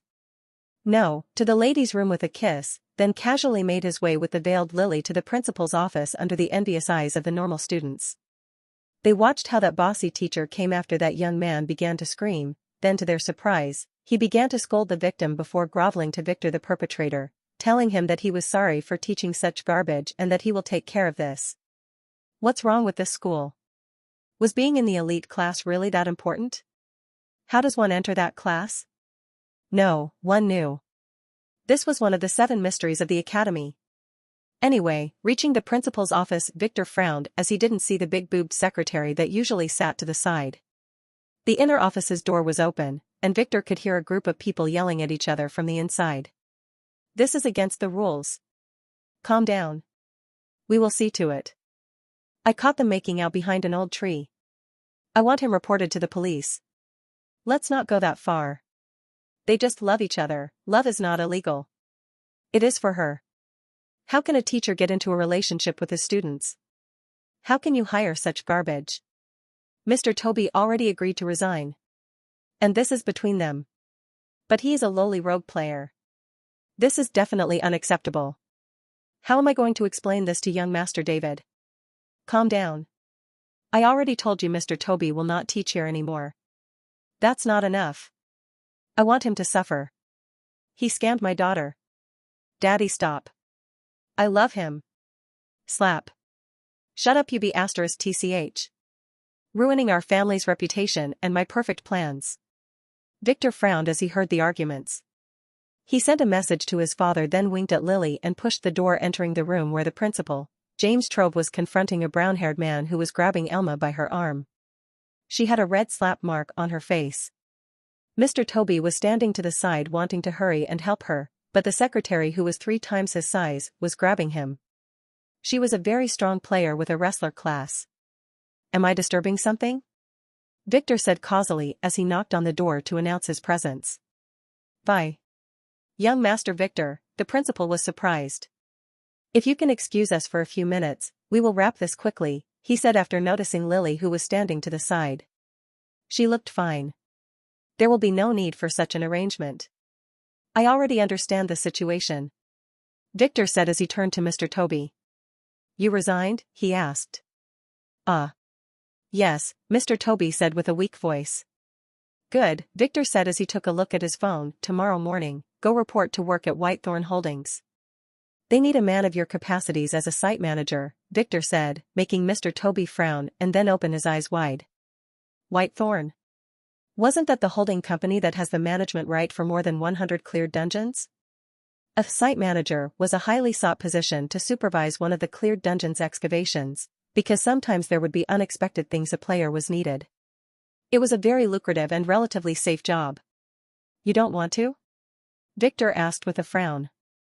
No. I would love to, Mr. Toby said. He realized that Victor was helping him. This job comes with accommodation for the supervisor's family near the dungeon after all. Good, Victor said, then turned to Elma's father. Now that Mr. Toby is financially secure, Elma will be his fiancée from now on, he said. You don't have any excuses to refuse, as he now works for a first-rank family. What? If you refuse, I will tell my father to cut all ties with the Greentree family, then let them know that it was your fault. You are. I forgot to introduce myself. My name is Victor. Victor von Weiss. My father is Theodore von Weiss. Victor shamelessly used his father's name, making the man open his mouth wide and look at his daughter, then at Mr. Toby, and finally at the principal before cursing silently and walking out of the office, leaving his daughter behind. He planned to betroth her to a powerful young master from a second-ranked family and then ask them for help with his bid for the patriarch position. But now his plans are over. He didn't dare to anger Victor. Maybe he should try to marry off Elma's sister, but that girl was still 6 years old. Elma was shocked by her father's reaction. "Thank you, young master," Mr. Toby said to Victor as he ran to the shocked Elma and held her hand. That's the benefit of belonging to a powerful family. One word solved the problem. "Now, can we talk?" Victor asked the principal, who quickly nodded and then gestured to Toby and Elma to leave with his secretary, who closed the door behind her. "What can I help you with, young master?" the principal asked professionally, totally ignoring Lily, who stood behind Victor. Nothing major, I just wanted to invite you to my wedding," Victor said as he took a golden envelope, then gave it to James. "Oh. I heard about it. You are marrying that Von Rosen and a Von Astrom girl?" James asked as he casually opened the envelope and looked at the gilded invitation. "Not just them. I will marry 6 other pretty girls too. I plan a traditional dragon ceremony. I will play the hero and the priest will be the dragon who will bless my mass weddings," Victor said in some perverted excitement. "Oh. James quickly looked at Victor and then at Lily before returning to Victor. "The other brides are?" he asked nervously. "My maids," Victor said with a perverted grin. "Oh. Is the one behind? What was her name, Lily? Is she one of them?" James couldn't help but ask. If Lily were to be married, he would need to extract her immediately. "I only marry pretty girls," Victor rebuked angrily, not really denying it, but James, who sighed in relief, missed that. He was watching Lily, who looked with grief to the side. "It is not good to judge people by their outer appearance." "But I understand," James said as he looked at the invitation, getting surprised that the wedding was on the same day as Julian's release. "I will be there," he said after some thought. He needed to make sure that Victor does not change his mind. And that if Julian somehow sneaked into the wedding, he would be able to save his life. "Perfect," Victor said with a bright smile, just as his phone rang. "Lara?" Stephanie had to confess. She had never imagined, not even in her wildest imagination, how rich Lara could be. This was beyond rich. At first, when her cheap father dropped her at the base of the mountain near a small house, she began to complain, saying that Lara was lying to her.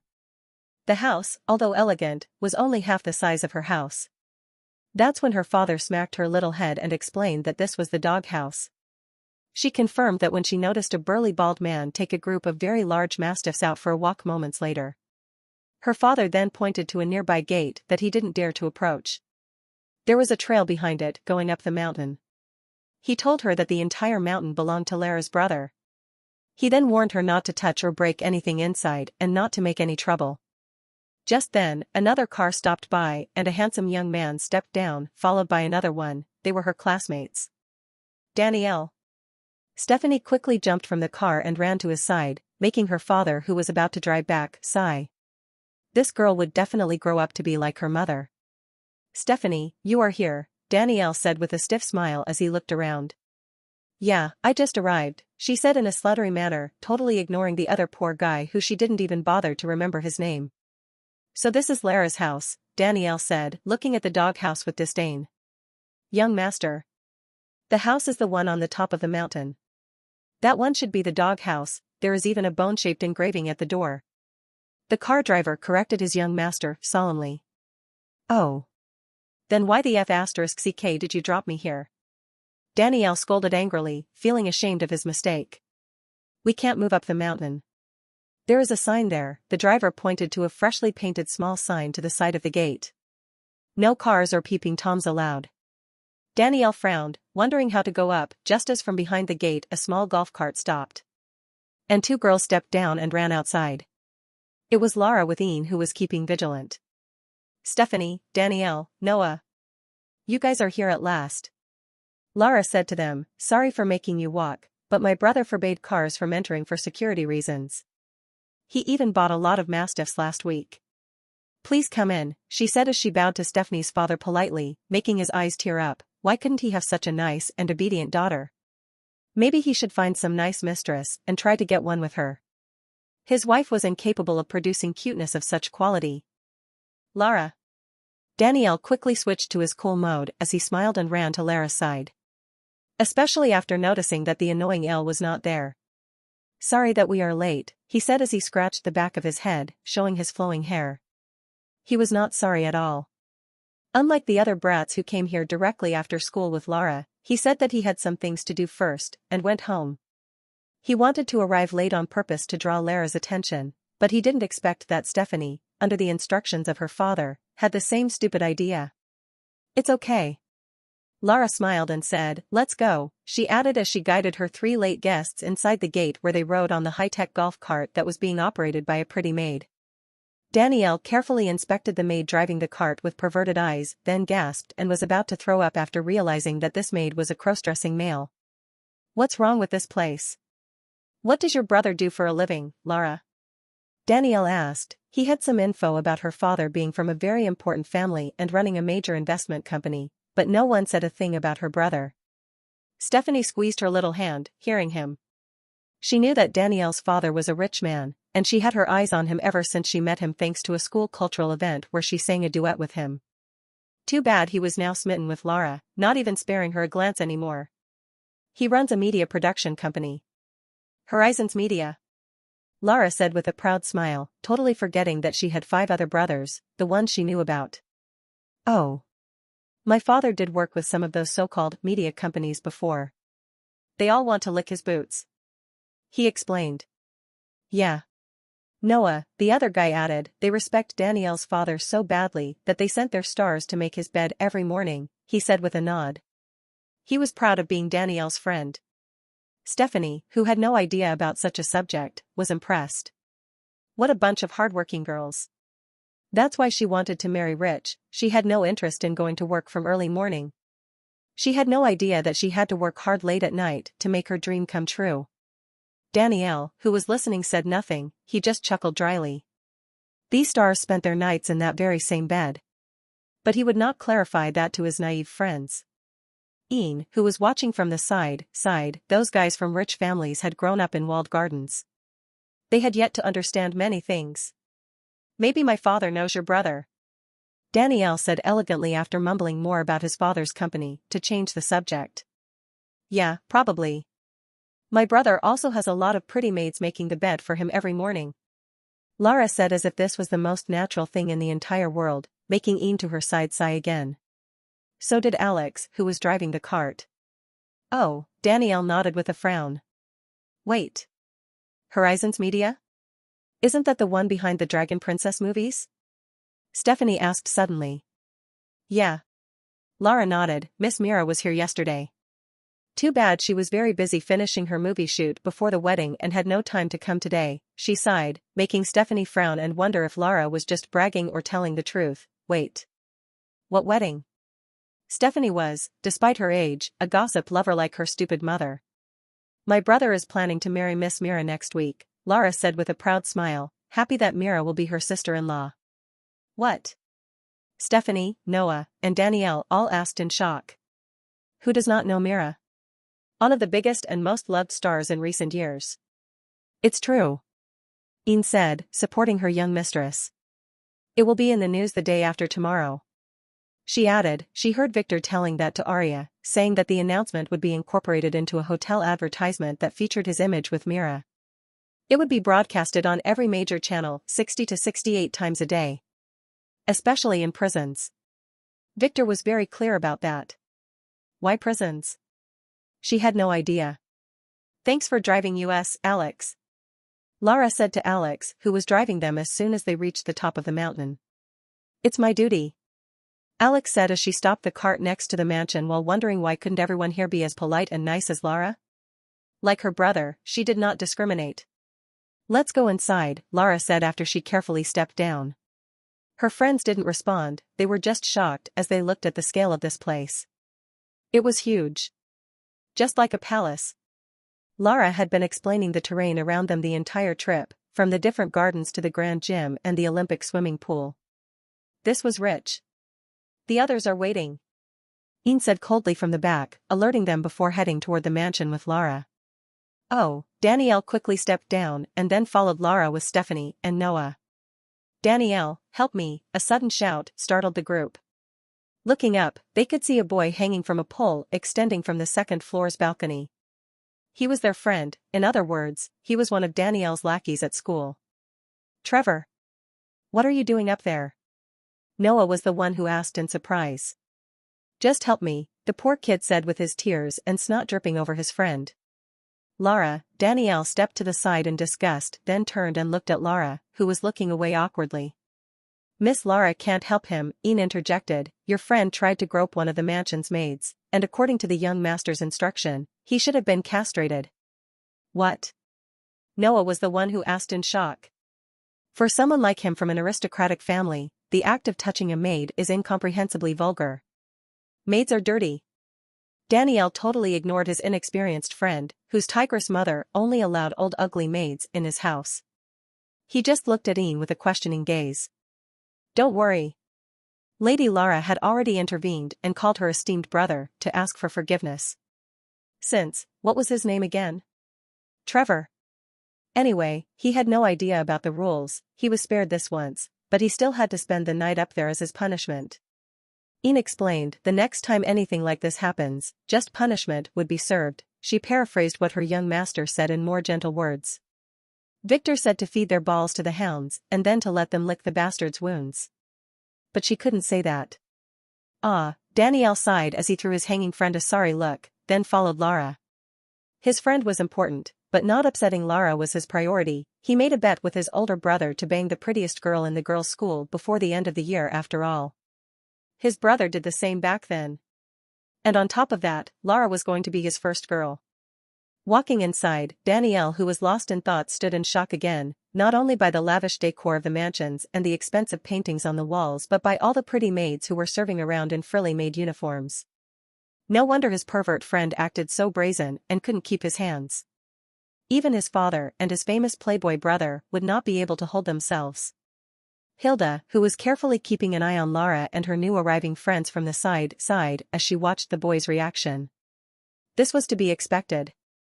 The girls living in the mansion were very pretty, and after they became players, their charm status began to slowly affect their bodies, increasing their beauty to some crazy degree. This would only bring a lot of trouble in the future. And her gut was telling her that Victor was after much trouble, or he would have asked them to cover their faces like Lily. Why did he make her do that anyway?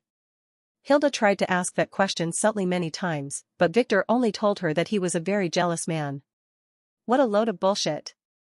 No matter what, now she only needed to watch Lara and her bratty friends, making sure that nothing bad would happen.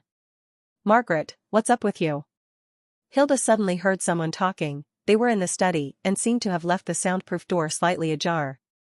Hilda sighed as she went to close the door, but found that the lock was damaged and she couldn't help herself but eavesdropped a little more after realizing the one who was speaking was Mina and hearing what she said next. Did something happen in that strip club yesterday? Mina said. You have been frowning ever since we returned. Hilda frowned angrily. Strip club? So that's where they went. This slut Margaret was definitely corrupting the girls. Was it because Lily castrated that poor stripper on stage? Mana said, making Hilda sigh in relief. If Lily was with them, then Victor certainly knew. No, he deserved that, Margaret said, then sighed again. It was after she left with Miss Mira. What did she tell you? It was Monica who interjected. Unlike her weak appearance when she faced Victor, she was pretty cool and smart when she was with the girls. Victor's presence made her usually smart brain go into stupid mating mode. Well, maybe you should know this, Margaret hesitated. Last night I wanted to have a little fun with Mira. That girl is so conservative after all. So I cornered her and asked how Victor's lame proposal was, Margaret sighed. And? Mana asked. It was not lame at all, Margaret said. He took her on a romantic picnic, and then they spent the entire day making out in the woods, she spat in an annoyed tone. What? All the girls asked in shock. Mira told you that? Monica asked. Yeah, I had to use some convincing methods though, Margaret chuckled dryly. You used the soul wine? Mina asked angrily. Nah. I don't want Victor to spank my ass to oblivion, not before some foreplay at the very least. I just touched her right spots, every girl has those, she said mischievously. What points? The blushing Monica wanted to ask but was interrupted. So, did they spend the entire night together? Mina asked, focusing on the matter at hand. She knew Margaret for long enough to be familiar with her slutty methods. Nah, just like a stupid virgin, he just kissed her goodbye after driving her home, Margaret replied. That's good, the girl sighed. Good my ass. Mira is already one step ahead of us. Margaret struck the table with her palm. We already slept with him, Mina said. Being a hugging pillow does not count. Even Alex did that. Margaret interjected, there were no intimate actions, and we could only do that with Lily's permission or stealthy behind her back. Then what are you proposing? Monica asked with a blush. Let's confront him. Margaret said, tonight, in front of Lily, I will demand that he make out with each of us for at least an hour. Will he accept? Mana asked nervously. Will Lily accept? He. He will have to. Margaret said, Lily will not be appeased otherwise. It is about time we make use of her. She is still feeling guilty for going out with us yesterday after all. Oh. The girls began to look at each other with worried looks, this might really work. I need to tell you something. Monica suddenly said as she remembered a very important fact. What? Today in the morning. Miss Lily told Victor everything about our trip yesterday, Monica explained nervously, making Hilda, who was still behind the door, nod. What? Mina and Mana asked nervously. Relax. Margaret said with a sneaky smile, I already knew that she would tell him. That possessive girl only has Victor in her little mind, how can she lie to him, she said. But what if he got angry with us? He will not be. Monica, was Victor angry when Lily told him? Not at all. She said with a frown. He even said that he already knew. Oh. See. I have a firm grasp on Victor's character. Margaret explained, although we will be punished a bit, he would not mind us having some fun and using it to show off later, as long as no one touches his toys, that is. His toys? Monica asked. Us, the twins answered at the same time with a nod. Hilda, who was still eavesdropping, nodded too. After leaving the academy, Victor made a tour with Lily around the city sending invitations. Many of the recipients had no idea why they were invited, but still, none refused. This was the chance of their life after all. At the wedding, they might make some really powerful connections. Little did they know that Victor held a grudge against most of them from his previous life and planned to use the chaos at the wedding to neutralize them. He gave them the letters personally, to make sure that they would attend. After that, Victor took Lily shopping for some very strange stuff for someone who was about to get married. Erotic magazines. He bought a lot of erotic magazines of a special kind that can only be found in some very dark places. The kind that features things that can't be even written about online. Lily didn't dare enter with him to the stores after visiting the first shop. She truly wanted to spend every minute with him, but she simply couldn't force herself. The shock was a little too big for her, as these places were so immoral and depraved that she couldn't even imagine that such places existed before. WTF was wrong with people here? Would someone really be turned on by such things? Why were they even producing this shit, and to what audience? What was her young master buying those for anyway? She had too many questions but no answers. Victor provided nothing but a sleazy smile and an assurance that these things were not to be used by him. He also had no idea why they produced this *T after all, but he had a use for it. It was late in the afternoon when Victor finished shopping and returned to the mansion, where it was very lively with 12 little girls and 2 boys dancing to a piece of very trendy pop music in the dining room that was redecorated with some flash neon lights. They didn't even notice him when he walked through the door. Ren was there too, enjoying her time. Although she was a klutz, she had some real social skills, as she already made friends with all of the girls, especially Lara. Victor smiled and nodded. He wanted his little sister to enjoy a normal teenage life to some extent, at least before her ceremony. Let's go, he told Lily, intending to make his way to the basement to store the goods. But suddenly he paused, causing Lily to bump into him as he gave the 2 boys who were also dancing an examining look. One of them was trying to flatter Lara and was failing miserably as Elle kept interrupting him by stepping on his toes. He seemed strangely familiar with his flowing blonde hair, arrogant appearance, and that star-shaped mole on his chin. He seemed familiar. Too familiar. Danielle. Victor gasped, then quickly grabbed Lily and moved to a side corner of the room while he gnashed his teeth. Do you want him dead or castrated, young master? Lily, who noticed her young master's excessive reaction, asked as she prepared a very sharp knife. She rarely saw her young master react like this. She could even feel his anger, despite him using his disguise skill to mask it. Lately, she discovered that she could subtly feel his feelings, no matter how he hid them. She was just that good at reading his feelings. And she used this to her advantage when hugging him in bed, to make him as comfortable as possible. That's why he usually prefers her to the others. Nah, he spat with disgust, he is just a depraved pervert, Victor said as he looked hatefully at Danielle while he dug his nails into his palm to control himself. This guy was one of the men of the Scion who killed his family in his previous life. Danielle Lovestone was his name. He belonged to the Lovestone family, a minor third-rate players' family who could only produce 1 or 2 players every generation. They had a very strange way of awakening, as they had to sleep with as many virgin girls as possible before reaching the age of 20. The higher quality of the girls, the more power and authority they get. They would also give them some crazy charm, and that would render the coldest of girls horny as bitches when they saw them. I will make it swift, Lily said, again feeling her young master's desire for revenge, but Victor held her hand. It is too early for that, he said as he calmed down a little. Not really, but he was able to control himself. At that time, this bastard was none other than the one who was tasked with killing Victor's wife and children. And this bastard did after enjoying himself to the fullest. After Victor began working in the Royal Library, he began investigating all the culprits. While he couldn't find anything about some of them, many of them were public figures, like Levi von Zwei and this bastard who grew up to be a very famous pop star that even after the reckoning was considered a legend. In his previous life, Victor planned to kill all the culprits one by one, that was before uncovering many secrets and falling in despair after realizing the gap of power between him and that guy. Between them was a ravine so immeasurable that even today, using all the power of his family, he would only have a 1% chance of succeeding. As for Danielle, Victor didn't have to do a thing for him back then. He was brutally killed and fed to the dogs by that Scion after cuckolding him with 3 of his wives at the same time. That's what Victor heard anyway. Lily. Make sure that the blonde guy drinks this.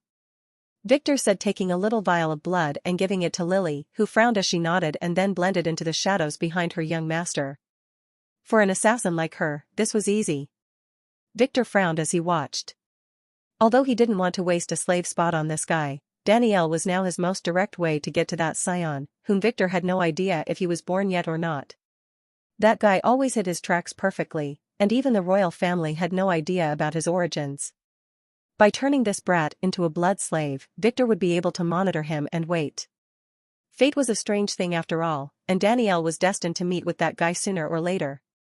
Just to make sure, Victor paid 10 order points to reveal Danielle's fate. Fate power, B. Destiny list. Birth fate, die in the hands of your best friend? After cuckolding him 99 times. A. Self-set, be better that brother and F*ck all the girls he did before, B. Self-set, be richer than father and F*ck all the girls he did before, B. Self-set, fuck mother, B. ID _X _ 147337, great misfortune, 25/30th day, SS. That was sick. Victor sighed. Too bad, even the fate list didn't show that guy's name. Was it because that guy was not born yet, or was it something else hiding him? Victor had no idea. At least, he was now sure that Danielle would meet that guy. Not really, he might be able to cuckold him without meeting him. No matter what, he would be under Victor's surveillance from now on. Now he had to get him away from Lara, and that was super easy. Tom made his way uphill, while wondering why did that damn Victor have to live up a hill. Couldn't he find a small apartment in the city like everyone else? Nova, you just wait and I will find you.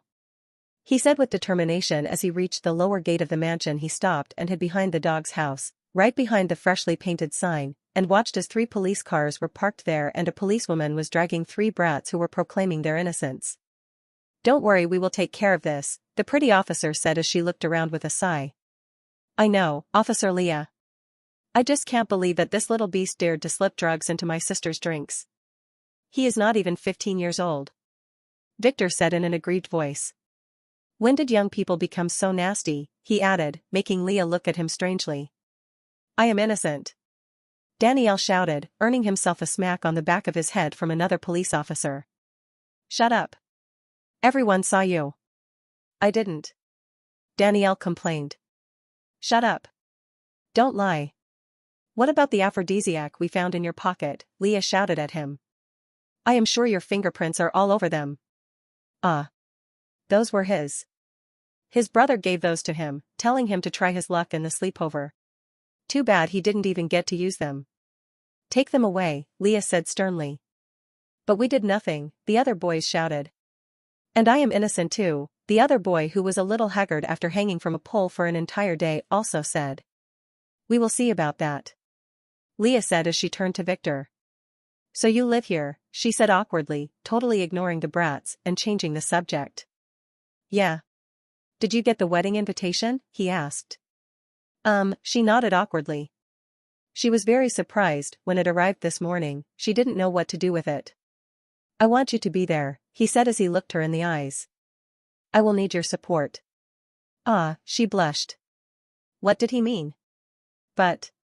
And don't forget to bring your mother too, he interrupted her. I have to go, she turned and darted away, heading to the car angrily. What the hell was wrong with this guy? Why was he so focused on her mother? Tom, who watched the entire scene, sighed. Why was Victor so popular? He felt a little jealous. Tom pondered on his luck as he waited for Victor to turn around and enter the mansion grounds before stealthily slipping past the closing gates after him. Entering the mansion grounds, he hid and watched as Victor drove a golf cart up the hill before he began to climb while avoiding the dogs. Thankfully they seemed to have been having some party outside, so the hounds were not released. That's what the system told him. Reaching up the hill, Tom was surprised as he saw a group of 12 little girls sitting around a campfire in a clearing near the mansion eating marshmallows. I can't believe that Danielle would do something like this, one girl said with a sigh. Stephanie, don't try to defend him, you saw him yourself, another girl said. What do you think, Lara? I think the police will judge that, a purple-haired girl said after some hesitation. I think that too, an orange-haired girl said. See? Stephanie, you should find a better guy. I know. I just can't believe it, Stephanie sighed. Now what do you girls think about Lara's brother? Another girl changed the subject. I was a little surprised when he suddenly ordered the music to be stopped, but I thought he looked really cool when he grabbed Daniel's hand, revealing the drugs inside of it. Yeah. He looked very dashing, another loli said. He looks just like a movie star. He is here, a loli exclaimed just as Victor walked from inside the house, making all the girls look at him with dreamy eyes. Even that girl, Stephanie. She seemed to have become a little fidgety as she looked at him while drooling. She seemed to have decided on her better guy. Esteemed brother, is there anything? The young purple-haired girl, Lara, stood up and bowed respectfully to Victor with a blushed face, making Tom sigh. He thought that the little girls here were a part of some of Victor's depraved hobbies. It turned out to be a sleepover for his little sister. This girl was simply too cute though. Why couldn't he have a little sister like that too? I just wanted to check on you girls, are you enjoying your time? Victor asked the dreamy girls. Yeah, they all nodded. Good. I am here to tell you the good news. I will be forming an idol group and I decided that you would be the main star. Victor said as he patted his shocked sister's head, she always dreamed of being an idol. What? All the girls asked as they jumped from their seats and looked at Victor. But father, Lara said nervously. Father has already agreed. The idol group will launch next spring. Victor said with a stiff smile, convincing his father was the most tiresome thing in the world. It will be supervised by Miss Mira and Miss Monica here. Do any of you girls want to be members in it too?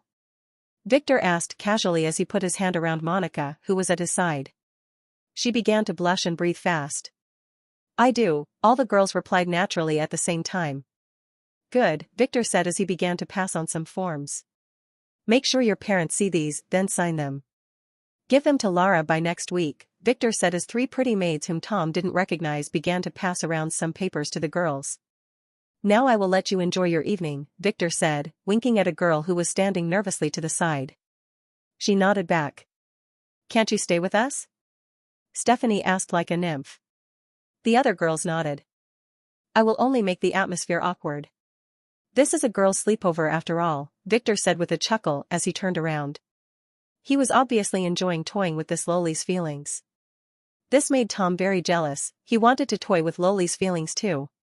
Why did he just think that? Was that even legal? Tom watched as Victor departed and the girls returned to their seats and began to talk excitedly about being an idol. Tom sighed, then turned away and began to inspect the mansion looking for a way in. Under the instructions of the whimsical system, which was strangely cooperative, he quickly found an unlocked window and sneaked inside. The system must be aware of the seriousness of the situation. Once his feet touched the mansion's floor, Tom slowly activated his boots artifact and jumped to the wall, sticking to it before applying a hiding talisman. Then he began to move like a spider on the ceiling. The system only told him to explore around for clues about Nova, so he had no idea where to go. There was a very sensitive Loli maid who almost caught him as she looked back suddenly, but thankfully she could not see him when she looked at the place he was hiding in as the system helped him. Tom found the study after a few minutes. The door's lock there seemed to have been broken by some pervert, and it would not stay firmly closed, no matter how someone tried. There was a voice from inside. And Tom could easily recognize that flirting tone. It was that slut, Margaret. "You have to make out with us," she demanded, as a slut would. "Have to?" Victor asked in an amused voice as he raised one eyebrow. "Yeah. Mira told us what you guys did. We demand the same treatment," Margaret said just as Tom carefully peeked inside. Margaret, Monica, Mina, and Mana were standing to one side, confronting Victor, who was sitting at the desk with Lily pinching his shoulders. She seemed to be pinching them a little too hard. Tom could swear that her fingers were almost piercing their way through Victor's flesh. "What did she tell you?" Victor asked with a lewd smile. "That you spent yesterday with her, making out in a lawn out of town," Margaret said. "Ouch. Careful, Lily," Victor said to the pouting girl behind him, then looked back at the girls. "Oh. Now, will you make out with us?" "Well, I can't simply make out with all of you at once. You have to take turns," Victor said. "We already decided on that," Margaret said. "Lily would be first, then Monica, Mina, Mana, and I will be the last one," she said, making Tom growl. "Slut." "Oh," Victor said with a smile as he looked at the girls, who had no idea they had just got scammed by Margaret. She kept herself for last on purpose. Her taste would be the one lasting in his mouth for the rest of the night after that. "Are you sure?" Victor asked, even glancing at Lily behind him. She nodded. She wanted to be first. "Then you accept?" Monica was the one who asked in surprise. "Why would I refuse? The truth is that I was a little embarrassed asking you before. I thought that Mira, as a known star, would have more experience kissing, you know." He lied straight in their faces while scratching his head. The truth was that he wanted them to ask for it. He was that kind of a villain. Tom could easily see that. He would do the same. The girl smiled sweetly at his response, expert for two. Margaret and Lily. They were not fools. Tom could tell this from their reactions. He could only sigh and ponder how the girls fell for Victor. Wait. Did they just say make out? Didn't Victor sleep with them? System. What's wrong here? Tom asked. Don't be fooled. Victor had already slept with them all, and more than once. But the girls are yearning for a more exotic play. The word make out is the code they are using to act virtuous. The truth is much darker. Really? Tom was not convinced. The key word is in the woods. Go to the basement and you will find out the truth, the system said mysteriously. Tom nodded, and just as he wanted to turn around, he heard Margaret speak again. About the wedding, she said, making Tom stop in his tracks. Arya told me that she found a cooperative young priest who was swayed by money. We just need to start doing rehearsals. It is a mass wedding after all, and we can't afford mistakes in the ceremony, she said, making Tom turn around and frown. Wasn't this a double wedding? Oh. You can do the rehearsals yourselves. I will be busy for the next few days, Victor said. You have 8 girls, missing 1 or 2 would not hurt, he added, making Tom gasp. 8 at once? When did that happen? Was that even allowed? We can't do it without the groom, Mina clarified. Nova is already missing, 1 more missing person would not hurt, Victor repeated as Tom squinted his eyes and crept closer to listen better. As Mina said, you are the groom. Margaret shouted as if she was trying to drill this into his thick skull, and no one is missing. Lily will play Nova's part in the rehearsals. The dance is very intricate. Let Alex play my part then. You want us to kiss Alex? Margaret asked mischievously. No, wait. You have a point there. Let Alex play Nova's part then, Lily will play my part. The girls were speechless. Tom was too. Young master. I wanted to ask this. Why aren't you marrying Lily too? Mana suddenly asked. I already married Lily. Victor said. What? All the girls asked, even Lily. We already did it in secret a month ago when both of us went missing, but I didn't want to announce it. I wanted her to be my first wife, he said looking back at her and squeezing her little hand as he lied. Lily nodded with a blush, joining his play. That's why I am the one who always sleeps at his side, she said, swiftly using her imaginary power as the first wife. The girls were clearly shocked. Keep it a secret, he said to the speechless girls. No one should know. Now let's talk about something else. Did you hear about the idol group I am planning to form? Victor quickly changed the subject and slowly began to explain the idol project he had in mind to the girls. Tom realized that Victor was making some big plan. He didn't need to listen more as he didn't care about this idol stuff.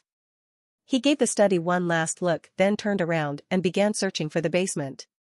According to the system, he would learn the truth there. Passing through the mansion's corridors, Tom had to stop more than once as maids carrying all kinds of delicacies moved in and out around the mansion.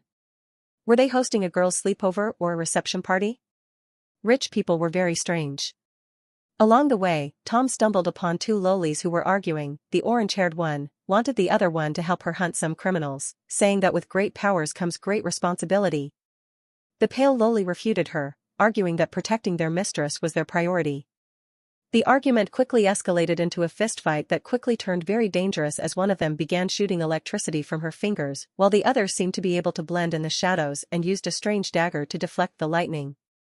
Then an old maid appeared out of nowhere and smacked both of their little heads before dragging their lifeless corpses away to be punished. This was not his business. He finally found the basement stairway moments later. Sneaking downstairs, Tom found himself in a small hallway with 7 new iron doors. The third door to the left might contain some answers. The system suddenly said. Tom frowned then nodded and sneaked there. The door was also unlocked. Inside, he stood in shock. Entering the third room in the basement, Tom froze with a gaping mouth. He always knew that rich people had perverted hobbies, but this was extreme. What the fuck? Tom asked as he looked around at the hall full of iron cages. It was like some overdesigned porn filming set if not for the 90-foot TVs that didn't fit the atmosphere hanging on the walls all around. What was this place for? Did Victor imprison the girls here and brainwash them? Why were the cages this big anyway? How many girls would they fit in? Are they really for girls? Tom wondered as he looked around, finally noticing the newly bought magazines on the side of one cage. He had never seen anything like those before. At first, he couldn't understand what he was seeing when he looked at the cover. Was that a horse? What was that below it, its rider? No. It's a woman. What was she doing to that poor horse? Inspecting it with some instrument. No. *T. Tom gasped, as he threw the magazine away in disgust. The poor magazine fell to the ground and then opened its filthy pages to reveal a picture of another pretty woman and her hound. Man's best friend is the new trend. *T. Tom felt like throwing up as he kicked the magazine away. The photos were something he would never forget. Was this thing even legal? Of course not. Don't tell me. Tom gasped. He realized what those cages were for. Don't tell me that this is the exotic play the girls were after, he asked. The one with Mira in the woods. Exactly, it was that girl, Margaret's idea. Victor von Weiss is slowly getting corrupted by her. The system said, making Tom gasp in shock. *T. No wonder. Thankfully he was not swayed by Margaret's attempts when they first met in middle school. Back then he was a little annoyed by the slutty air around her, and decided to keep her just a friend. He was right, this was a close call. Suddenly Tom noticed something. On the floor, there was a complex engraved shape very similar to the ones he saw in dungeons. System, what are those? Tom asked. High-ranking isolation array, whatever happens here, will not be seen or felt by the world outside. Oh, how could? Tom began to inquire, but he was interrupted. Hide. They are here. The system suddenly alerted him, making the shocked Tom quickly look around, then jump over one of the cages where he blended with the darkness just as the door swung open. Moments later, Victor walked in with Lily and Margaret, then closed the door making sure that no one was listening. What did you want to tell us? Margaret asked impatiently as she looked around.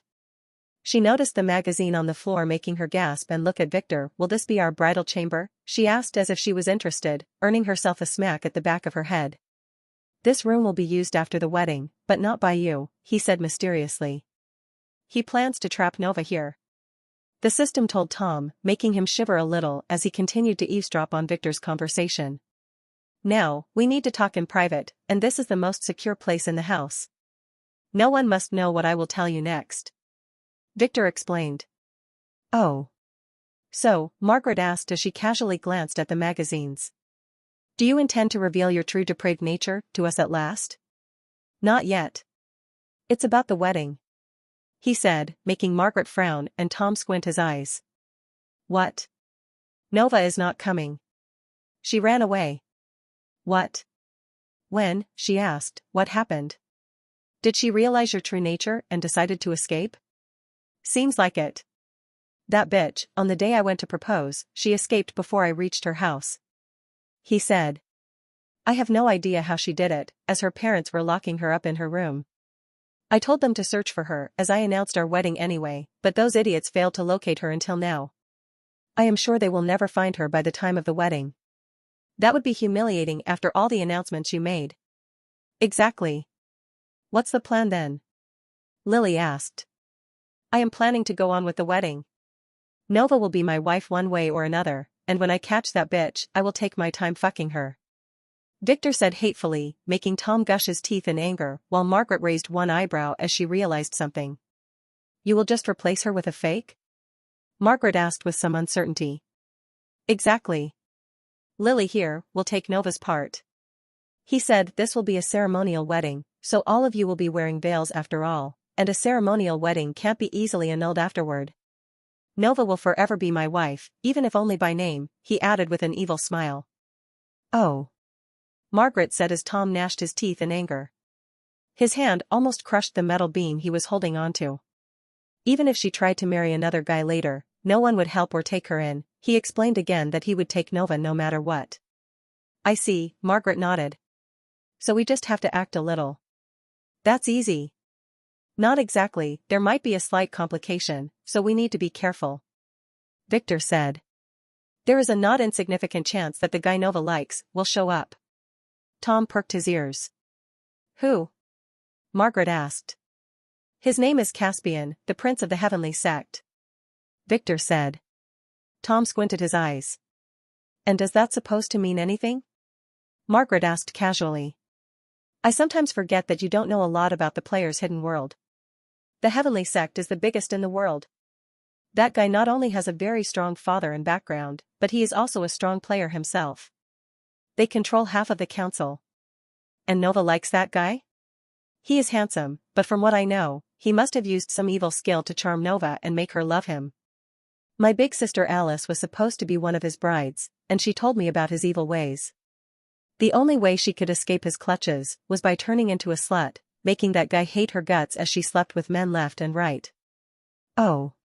Then Nova ran to him? It's possible, but it's a very slim chance.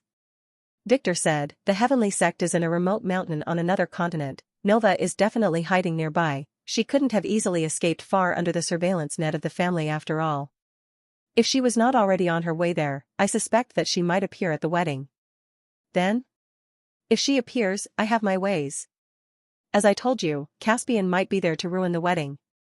He can't allow anyone to marry Nova other than him after all. Due to his position, his father would never allow him to marry an already married woman. Victor said, then looked around making sure that no one was listening. Truth be told, no one would believe this, but I have some concrete info that he is secretly a demon in disguise. He has set his eyes on Nova to make her one of his blood slaves.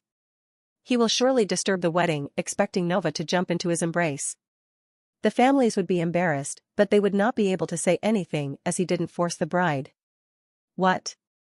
Both of the girls asked, as if this was the first time they were hearing this. Don't worry, I have a plan. Is Nova really worth all the hassle?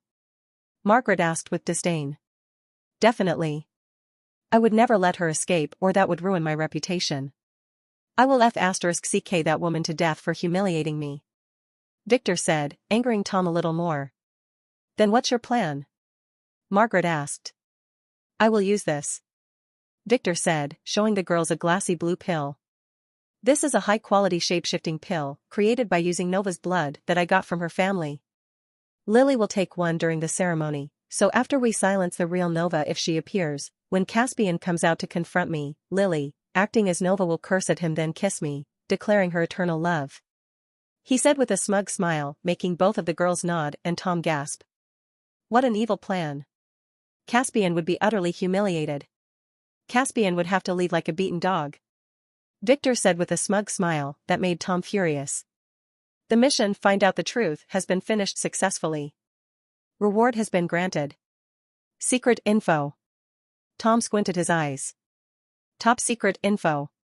Nova is on her way to the heavenly sect with the help of a secret organization. She will be there in 97.7 days. Caspian has a 97% to crash the wedding. The system said, throwing some random numbers around for ingenuity and making Tom open his eyes wide as he believed all its bullshit. Do you want to continue, Save Nova, Grand Mission? The target difficulty is extremely hard, with a success probability of 8.41%. The system asked Tom as Victor turned and left the room. Lily paused and looked back with a frown at the filthy magazine on the floor, then quickly followed Margaret out. Yes. Tom said with determination as he watched the girls close the door behind them. Let's do this. Calculating fate.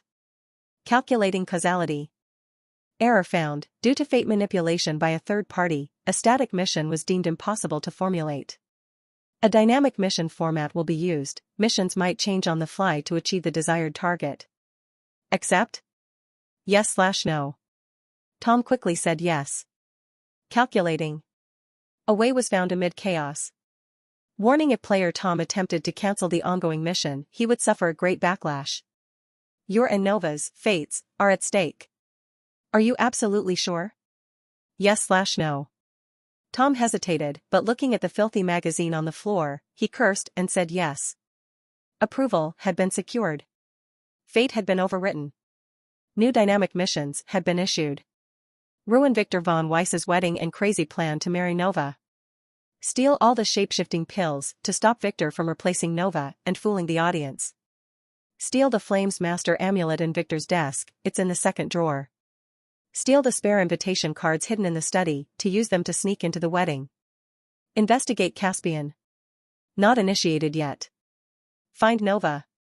Not initiated yet. More instructions would be revealed in the coming days depending on the plot's progress and the whimsical system's mood. Tom frowned as he began to read the system mission steps. He decided to trust the system with this. It was his only way to find Nova after all. And he didn't mind ruining Victor's plan. On the contrary, he was looking forward to this. He couldn't let Nova's reputation get tarnished by marrying that pervert after all. Are you okay, young master? Lily asked as they left the basement. Her young master was walking absent-mindedly, almost bumping into Gamma, who was helping serve the little girls with the others. Yeah, I am fine. Just enjoying the feeling of manipulating my enemies to fuck each other, he said with a smirk. Oh. Margaret looked at him with a frown while wondering why he made them go through with this play. And the way he said that last sentence was very strange. It felt too literal. Margaret, as of tomorrow, you will be taking care of the rest of the wedding preparation with Arya. I will be busy out of town, Victor said as he noticed her expression. Doing what? I have many other responsibilities, you know. Margaret complained.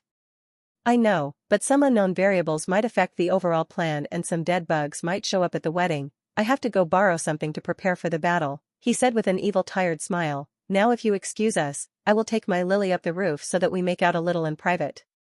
It is her turn after all. Victor said as he grabbed the unprepared Lily and carried her with his arm, then headed upstairs. Margaret stood there in surprise. She totally forgot about this. She wondered if her choice to stay for last was a good one. Of course, it was a good one. Young master. What if this caused our bloodline to awaken? Lily, who was in Victor's arms, asked with a blushing face. Although she had been asking for more attention, when it was time for action, she was feeling a little bit shy. Don't worry, we will only kiss, and the wedding is only a week away. We can indulge a little, he said with a smile. On the roof of a certain grand mansion, two lovebirds were making out passionately while totally ignoring the amazing scenery below them. Victor was sitting on the roof's ledge dangling his legs downward, and Lily, who was nested naturally in his lap, sucked on his lips as she hugged his neck. The kiss lasted exactly 19 minutes and 21 seconds, and only ended when Lily shrank in embarrassment after a stupid loli suddenly screamed as she pointed to the roof. Look, the moon is huge tonight, she said, making all the other little girls who were camping outside look up and began to discuss astronomy using their shallow knowledge. Is that the one they call a blue moon? It is clearly yellow. Is it connected to the blue balls? What are the blue balls? I heard my cousin mention them, saying that the novel he was reading had to be called Blue Balls, the novel. Victor, who totally ignored the ruckus below, licked his lips and chuckled as he looked at Lily. Don't worry, no one can see us, he said. It seems like exposure play was not Lily's thing. So it was only Monica for now. Would that nudist girl Naomi like it? Why was he thinking about her? Victor shook his head. You are thinking about some other girl, aren't you? Lily pouted as perked up her body over him and rested her forehead against his, looking him in the eye as she supported herself by hugging his neck. No. Victor stuttered. You are mine tonight, Lily said with a blush, as she forcibly grabbed the surprised Victor's head, pushing her slender fingers into his slick hair, as she dived into his lips again more forcibly this time. He tried to hug her back, but his hands were tied by her thighs as she hugged his waist with her slender legs, not giving him a chance to escape. She planned to test all of the kissing techniques that she had been studying lately. Getting downstairs 4 hours later, Victor, who had somewhat sore lips and a hazy memory, found Margaret and the rest of the girls having a late dinner. The little girls had already finished their meal and went to their grand bedroom to pillow fight after brushing their teeth, so the old ones could relax now. Did you finish your mating session? Margaret asked, using the exact same words Victor used when he met her. Not yet, Victor clarified, spanking the blushing Lily's butt. She didn't want it to end, but he was really getting hungry and he couldn't simply eat a shit-tasting energy bar and continue to kiss a girl after that. Oh, Margaret frowned, she didn't expect that answer. Then when can the next girl take her turn?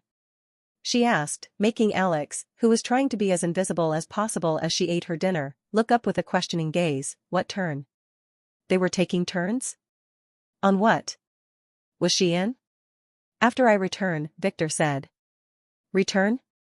I will be leaving after dinner, Victor said. And it is still Lily's turn after that, he added with an evil smile, making Margaret gasp as she discovered the critical error in her plan. She didn't set a timeline. No wait, she did set a half an hour for each girl, but when she told Victor, he manipulated the conversation to make her forget to say that. Damn. She knew something was wrong when Victor accepted so readily. She should have put herself first.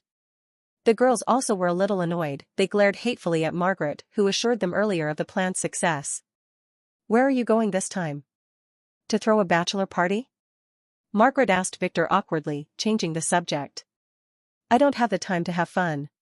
I will be going somewhere so far that I will have to sneak into a plane to get to it, Victor said mysteriously. More than one. For how long are you planning to leave? Hilda was the one who asked. 2 or 3 days, maybe. I should be back a day or two before the wedding. Hilda nodded with a sigh. Are you taking someone with you? Theta was the one who asked nervously. No. I can finish this on my own, he said, disappointing the girls. He was strong enough now. And the Nutcracker was a loner. Is this really important? Monica asked, feeling a little lonely. Definitely, some bugs might make trouble to disturb the wedding. I need to go prepare a countermeasure, he said. Trouble? Beta asked. Yup. I can't say anything at the moment, but Alpha should arrive here tomorrow. The assassin girls would be here too, I trusted them with the security. Victor explained, making Beta and the girls cheer up a little. It has been a while since they met their elder sister. What kind of countermeasures are you preparing? Margaret asked. It's a secret for now, Victor said with an evil smile, making the girls sigh. He was always so secretive. Does it involve some girls? Margaret asked again. She was really annoyed that he tricked her, and wanted to find faults with him. She also wanted to show the girls that he was the evil one, not her. Not as far as I can tell. He said casually, if the Nutcracker found a girl that he liked, he might sweep her off her feet. But he couldn't tell the girls that. I see. Margaret glared at him. She wanted Lily to snap at him, but to her disappointment, Lily had been fully satisfied by her young master earlier, and she was now fully confident of her dominance over him. Where is Arya? Is she late again? Victor asked suddenly. She called an hour ago, saying that she would sleep in the office tonight and wondered why did you order all of those custom stone-cut engravings to be cut around the hotel. Mana was the one who replied. Oh. I forgot about that, I am really working her to the bone, Victor nodded. You should have given her a turn. He told Margaret, changing the subject. Blah. As if this queue would ever move on. She mumbled angrily. She didn't like the fact that she lost. Excuse me. What turns were you talking about earlier?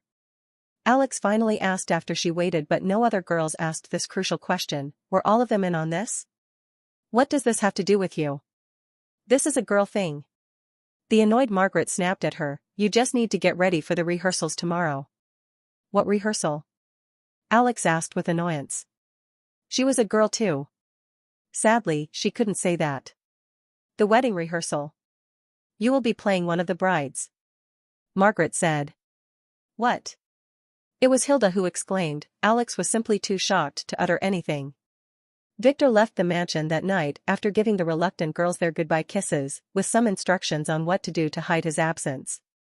They just had to tell anyone who asked about him that he was having a wild bachelor party at some secret location. After that, Victor secretly headed to the airport and sneaked into a certain plane using his disguise skill. He planned to travel to 3 or 4 locations. It all depended on whether he could find the items he was searching for. And he also had to leave a trail of the Nutcracker appearing in cities nearby to give the illusion that it was moving on foot away from Vane City.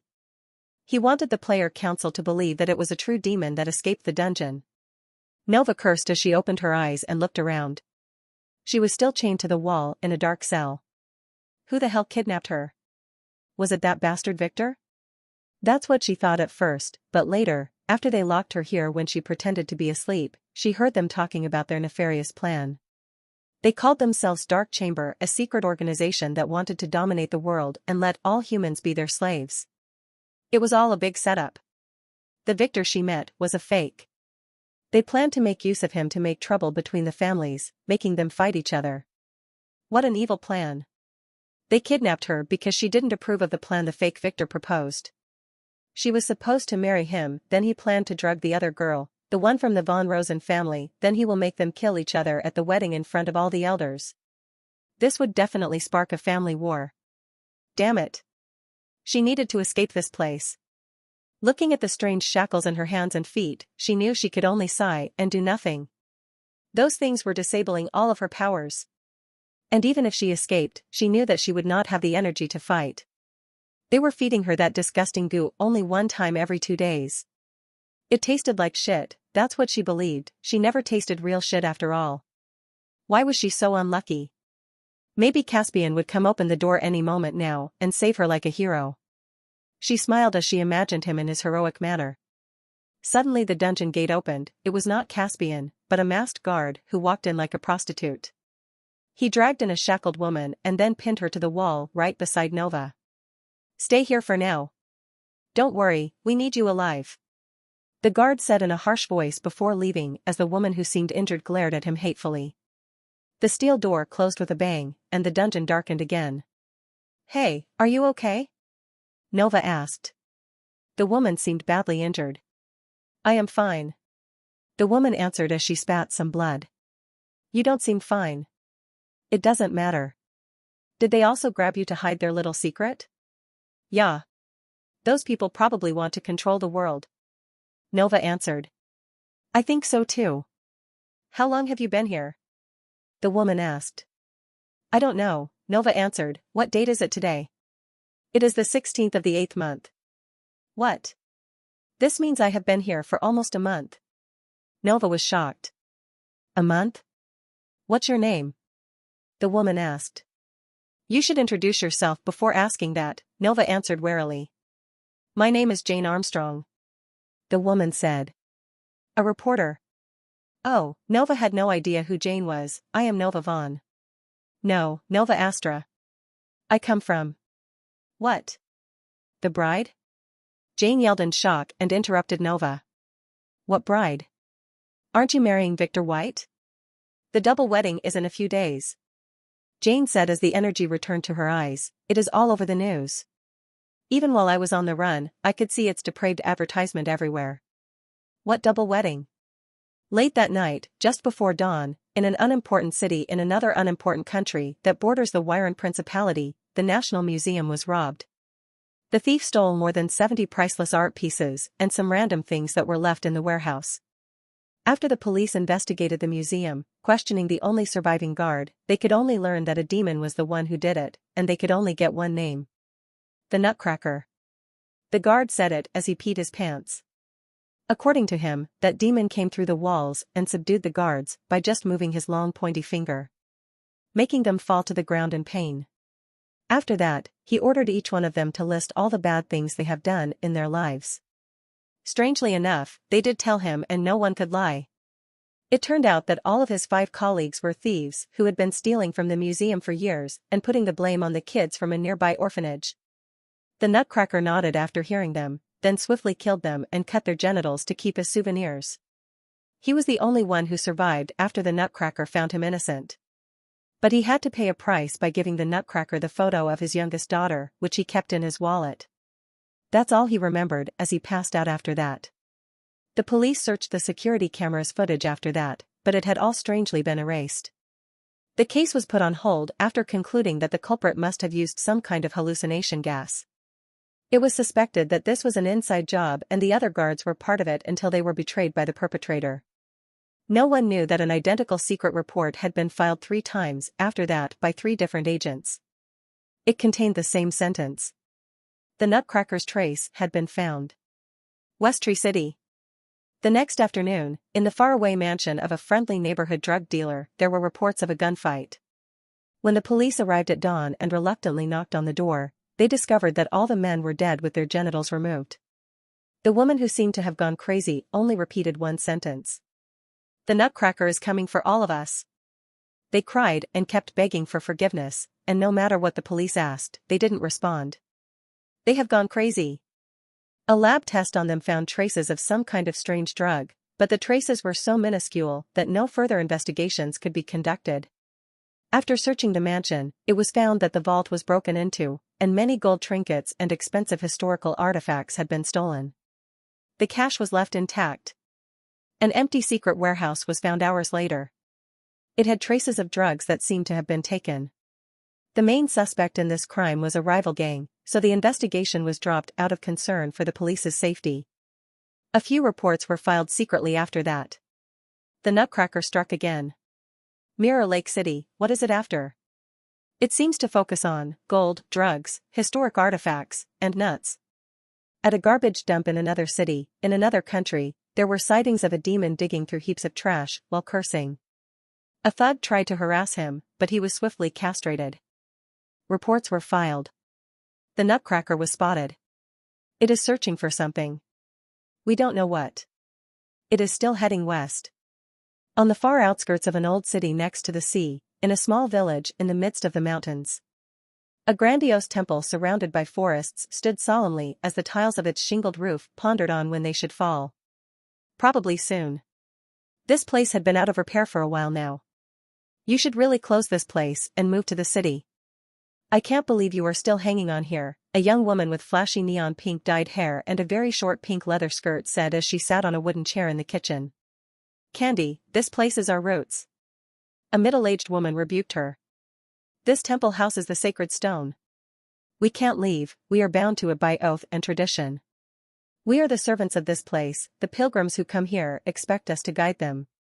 Spare me the rhetoric. When did the last pilgrim come to visit this stone? Do you really worship this thing as a god? Candy spat. Do you still believe in these superstitions in this day and age? No wonder the world is going so bonkers that a stupid guy can hold a double wedding without repercussions. She added. The stone is not a god. A teenage girl who was sweeping the floor behind the two answered. She was wearing an old linen white robe that didn't suit her age and had a petite face that was covered by long, unkempt bangs. The stone is only a sacred object, she explained stoically. And what's the difference? Candy said sarcastically, don't people come to pray in front of it? Didn't your parents send you here to be a temple maiden for life after your big brother's dick was magically healed? It's all bullshit if you asked me? She added. Candy. Being the daughter of the last temple priest does not excuse your rude and vulgar language. The middle-aged woman scolded, now, why are you here? I already told you, we don't have any money left from what your father left. I know. I am here with a good proposal for you. I just met a young man, he works in antiques and is interested in buying the stone. What? The middle-aged woman snapped angrily. Do you realize what you are saying, you bitch? How dare you? Come on. It is just some kind of mineral that glows in the dark. It might even be some radioactive shit that is all harmful and bad for your health. Why do you think the ancestors put it behind closed doors otherwise? Candy said, I showed my boyfriend its image and he told me that he had seen the carving on it before and that it is a very ancient artifact. He is ready to pay good money for it. Shut up, bitch, this thing is blessed by the gods. How dare you utter such blasphemy, the middle-aged woman screamed. But I am just saying. Candy said. You claim that the stone can expel evil demons and cure curses. When was the last time you saw a demon or a curse? She asked sarcastically. If you don't see it, it doesn't mean that it doesn't exist. The middle-aged woman said. Many people get healed here every year. For the last 20 years, you only got 51 desperate pilgrims total. There were 52, a handsome young man came yesterday. Too bad his arrogant girlfriend refused to go up the mountain, or we would have had 53. Regardless. Only 3 pilgrims were healed. It was obviously a fluke, those guys healed on their own. It was God's will. Seriously? Do you prefer serving some shiny rock rather than rebuilding the village? The money would be enough to turn this place into a tourist attraction, getting you out of poverty. The stone is not for sale. A solemn voice suddenly said, it was the girl sweeping in the back. Ray, this is not up to you, I already talked to the mayor. It's up to Ray. The middle-aged woman interrupted with a sigh. As the shrine maiden, she is the sole custodian of the stone. It has always been like that, she said. But you are the priestess. The priest serves the temple and the shrine maiden serves the stone. These are 2 different inheritance lines. The priestess said, you were offered the role of the shrine maiden when you were young. But you just refused it. It was the best choice I made. Candy said. That crazy old hag wanted me to waste my life, guarding a stupid stone after her death. Thankfully Ray was sent here at the right time, or my old man would have been fooled by her. Then the stone has nothing to do with you anymore. The priestess coldly said. Since old Aunt Agatha passed away, the position had been transferred to Ray. But the money. I told you to ask Ray. Ray, come on. No way. You will be able to escape this shithole if you accept. I refuse. But. You keep saying but. Were you trying to summon me by any chance? A cold solemn voice suddenly asked, startling the 3 women. It sounded as if it came straight from hell. All of the women in the room looked at the voice's origin, but there was no one there. They looked around again, but they still saw nothing. Was that voice a hallucination? No, it wasn't. The women gasped as the walls around them slowly began to get dim and crackle. The air itself seemed to be freezing. The light bulb dangling from the ceiling began to slightly flicker and swing as if it was being haunted. It only shook a little at first, but it didn't take it long to start moving and rotating to form strange patterns of light, casting harsh shifting shadows around the room. The old priestess and Candy looked at each other and then began to slowly walk toward the door. They stopped moments later. Where was the F***king door? Demon be gone. The teenage girl, Ray, suddenly yelled, surprising the others. She was forming a strange seal with her fingers. There was a flash of light and a bang. The light bulb shattered, turning the room dark. The only light sources were now the full moon shining through the window and two flickering red eyes that had been hidden until now. The priestess and Candy gasped in surprise, but before they could speak, the demon that was seemingly still alive did. If I were someone else, that would have really hurt, you know, the cold sound said solemnly as the three women began to feel cold, freezing cold as they looked into his eyes. Now, they could see the demon at last. It crawled from the darkest corner of the kitchen, where they usually keep the garlic. It was a tall demon with white flowing silky hair and two long horns. It stepped lightly on the wooden floor tiles without making a sound as if it was floating in midair. It looked at the women coldly as the already dim room turned dimmer. Candy screamed seconds later and then passed out after wetting herself. She dared to look him straight in the eyes. Duh. Demon, what brings you here? The middle-aged priestess asked, stuttering as she shook in fear. She was scared shitless. Are you the shrine's maiden? The demon asked. No, it's her. The priestess said, pointing to Ray. She didn't even hesitate to sell out the teenage girl. Then why are you still awake? The demon asked. The priestess didn't reply, she just gasped in shock before passing out and falling into the newly formed pool on the ground. The demon turned and looked at Ray, who was trying hard and failing not to shake in fear. She was more composed than the other two, not by a lot though. Take me to the stone, girl. The demon ordered. She expected him to say that, but she was not sure what to do. Do you really want to make the nutcracker repeat itself? The nutcracker asked. Ray frowned. This would be risky. Follow me, she said carefully as she bit her rosy lip, then turned around without caring for the demons and reached out for the door in the dark. It was there as she expected. Demons couldn't alter the physical world this easily after all. Despite her lack of experience, she had the knowledge. She had long realized that it was an illusion. She just needed to find the demon's real body. Lead the way. If you dare play any tricks, everyone in the village will die a horrible death. The nutcracker death, the demon said as the light bulb turned alive again, making Ray carefully look back. The demon had disappeared. Looking at the two collapsed women, Ray made sure that they were breathing before clenching her fist and walking out. She would be made to clean their disgusting mess if she survived this. Walking out, she felt that no one followed her, but she was not a fool to believe that he was gone. She knew a lot more than anyone else in the temple did. The old shrine maiden who raised her taught her well and explained many secrets to her. Although she had seen no demons before, she knew that they existed. In the secret chamber where she spent most of her time, there were a few demons' remains kept with old books and parchment that she studied in her spare time. A shrine maiden didn't have anything to do, to begin with. Other than cleaning the temple, that is. It was not her job, but that stinky priestess told her that if she wanted to eat, she needed to work. According to the old maiden whom Ray inherited, this place has an extremely ancient history. She told Ray that no demon was sighted for the last 11,700 years. The last demon in the records was a strange three-horned creature that tried to attack the temple to steal the sacred rock, but it was shattered to oblivion by the shrine maiden who used the same attack she did earlier.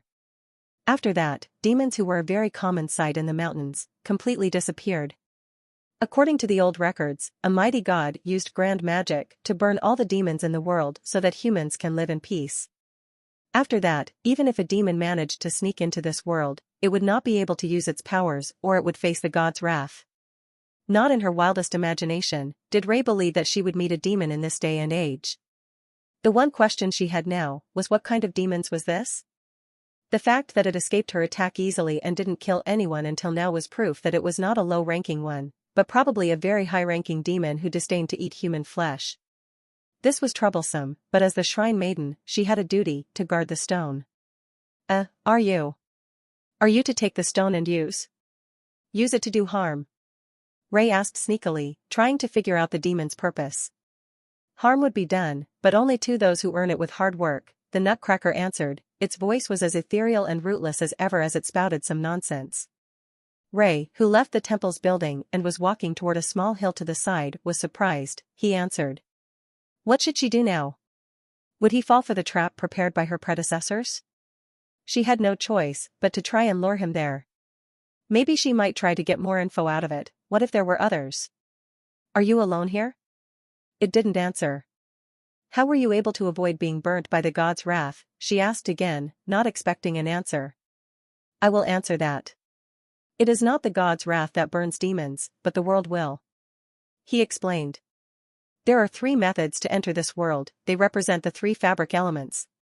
Anyone who enters with another method will be erased. 3 elements? The first is space, entering by forcibly crossing the world barrier. This way was opened by an accident a long time ago, and from it many had entered this world. But it was closed after that, locking them in. Now only dungeons and death await the intruders. The demon said. This way is the one closed by the gods? Those idiots were only very strong players who were at the right place at the right time. They took all the credit. The world's boundaries closed naturally. Players? Ray didn't really get it. But the Nutcracker continued regardless. The second way is the soul way, through the ethereal plane. It is impossible to close, yet nearly impossible to cross, it said. Many had already came here using it, but the price they paid was steep.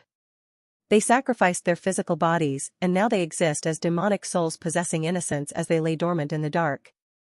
Waiting, he continued as if it was a teacher giving her a lesson. Waiting for what? For the last. The last way, the way of time. It is firmly guarded, but is about to be opened on time. The reckoning is coming, he said. The demons will flood this world and feast on human flesh. What? When? There was no answer. The Nutcracker remained silent. It didn't answer any questions after that. It took them 3 minutes to reach an old rough stone-built room that had a barred metal door. On the door, many old colorful pieces of fabric were tied. They were prayers offered to the stone inside. Ray hesitated, then took a key from a string around her neck and unlocked the door. She looked back, but there was no one there. She bit her lip and slowly opened the gate while keeping her vigilance. Nothing moved around her. It is inside, she said. Then why are you standing there? The Nutcracker asked.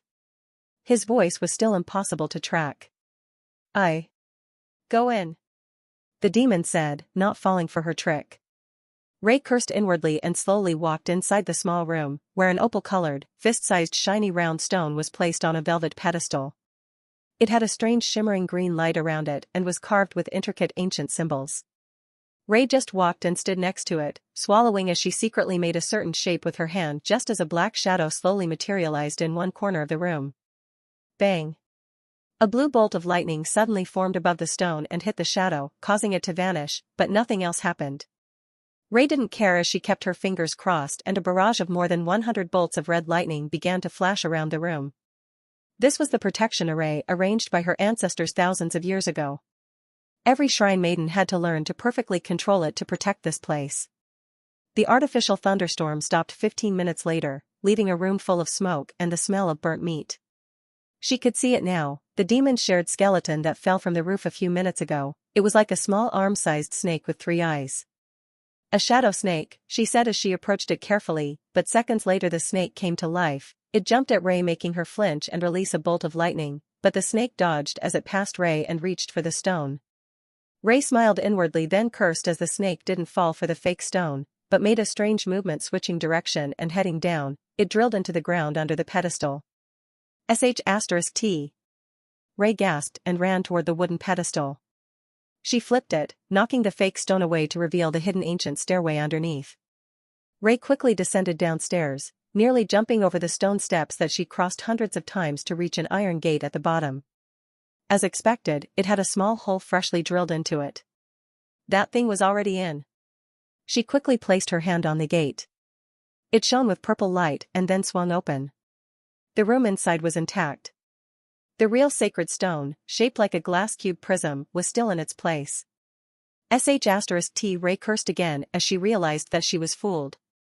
She didn't hesitate as she pushed the gate behind her to close, and then activated her ultimate attack.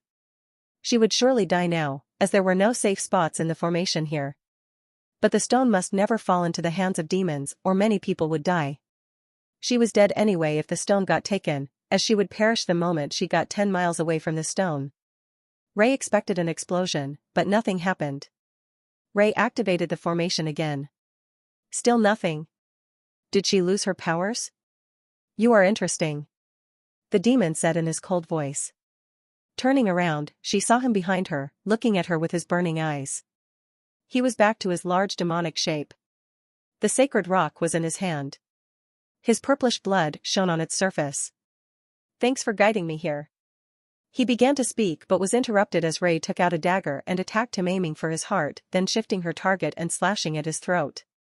She had realized why she lost her powers. That thing has gotten the stone. Her powers came from the stone, as she was its servant after all. The sound of metal hitting metal could be heard after that as sparks flew everywhere. The holy dagger was barely scratching the demon's neck. Interesting, he said. Ray attacked again and again, aiming at every part of the demon's body from his eyes to his butthole, but no matter where she struck, it was as if there was a thin film guarding his body. It's getting boring now, he said. Let's make it more interesting, he added as he jumped on her, intending to. It paused and looked toward the door. Bang! The demon exploded. It was hit by a ball of black fire that came from the gate. It was slightly open as a young man stood there. He was wearing simple clothes and had short disheveled hair. Yet the heroic air around him was undeniable. It's you, Ray said. It was the young man who came this afternoon to pray at the temple. You can shoot fire? Are you a demon too? I am perfectly human. And I already told you to call me Rain, he said, sneakily reminding her of his name. Think of me like a wizard. Are you okay? Yes. Why did you return? She didn't fully believe him. You told me that you never tasted cupcakes before, so I brought you some, he said, raising a plastic bag in his hand as he slowly approached her while keeping his vigilance. Watch out. The demon. It can use illusions. It may still be alive, Ray warned as she stepped back. She was still alert. I know. I can still feel its presence. But it was badly hurt, the young man said with a smug smile as he took out 3 talismans and activated them. A screeching sound filled the room, making Ray put her hands on her ears as she felt them hurt. The pain was temporary as Rain quickly put a talisman on her back, making her stop hearing that sound.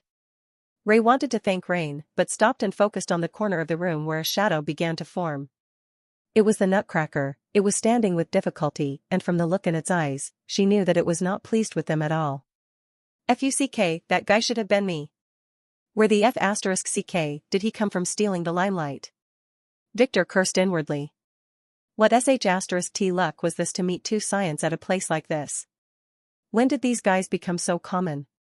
Yes, not only Rain, but even Ray was a scion. At first, when he came here, he was shocked to discover that the shrine maiden, Ray, was a scion, an unawakened one. Too bad, he couldn't take his time subduing her as he was in a hurry. He needed to scam her and force her to open the artifact's room for him, as decoding the protection array without her help would have taken him ages. He also really wanted another scion servant like her, as he planned for Tom to be sent away after the wedding. After getting the stone, the girl lost her borrowed powers, so Victor planned to thoroughly defeat her. Then when she was most desperate, he planned to break the door with his real body and defeat the demon to save her. Too bad his plan was shattered when this other scion, Rain, suddenly appeared and took the place of a hero after nearly shooting him to death. That ball of black fire had death energy in it, and it would have hit his head spot on if he didn't dodge it in time thanks to a black fate thread appearing seconds earlier and warning him. That's what he got for being overconfident. Victor kept reminding himself of that. But he couldn't be blamed. For the past couple of days, things were progressing smoothly after all. But on the other hand, meeting a scion was a given at some point. Well, he should have expected that something would go wrong. He has been hunting for supreme treasures, the Edict shards, after all. Those things involved many fates. But he needed to get those things sooner or later. They were on the top of his list. Building an array of those things was the swiftest way to make sure that nothing bad happens at the wedding. Victor feigned being hurt as the Nutcracker and looked at the 2 scions using his inspection skill while considering his options. Name, Ray Cloudy. Abnormal status, Artifact Servant, X rank. STR 21, 50. Int 22, 50. Luck 7. Charm 27. Fate status. Fate's power, S. Summary, Scion. Defined fate, Scion, collect all of the edict shards and protect them. Destiny list less than 10 order points to unveil. Victor clicked his tongue. He really wanted this girl, Ray. Using her, he would be able to easily collect the rest of the stones, even the ones that were impossible to get. She had the fate for that after all. And get the chick? Not a chance, he does not have a death wish. Although he can easily overpower Rain with his skills and level. With that guy's scary fate, Victor was not sure of the result. This was a risky business, and Victor couldn't take risks before the wedding. Damn it. Wait. Reading Ree's status, Victor got an idea, this can still be managed.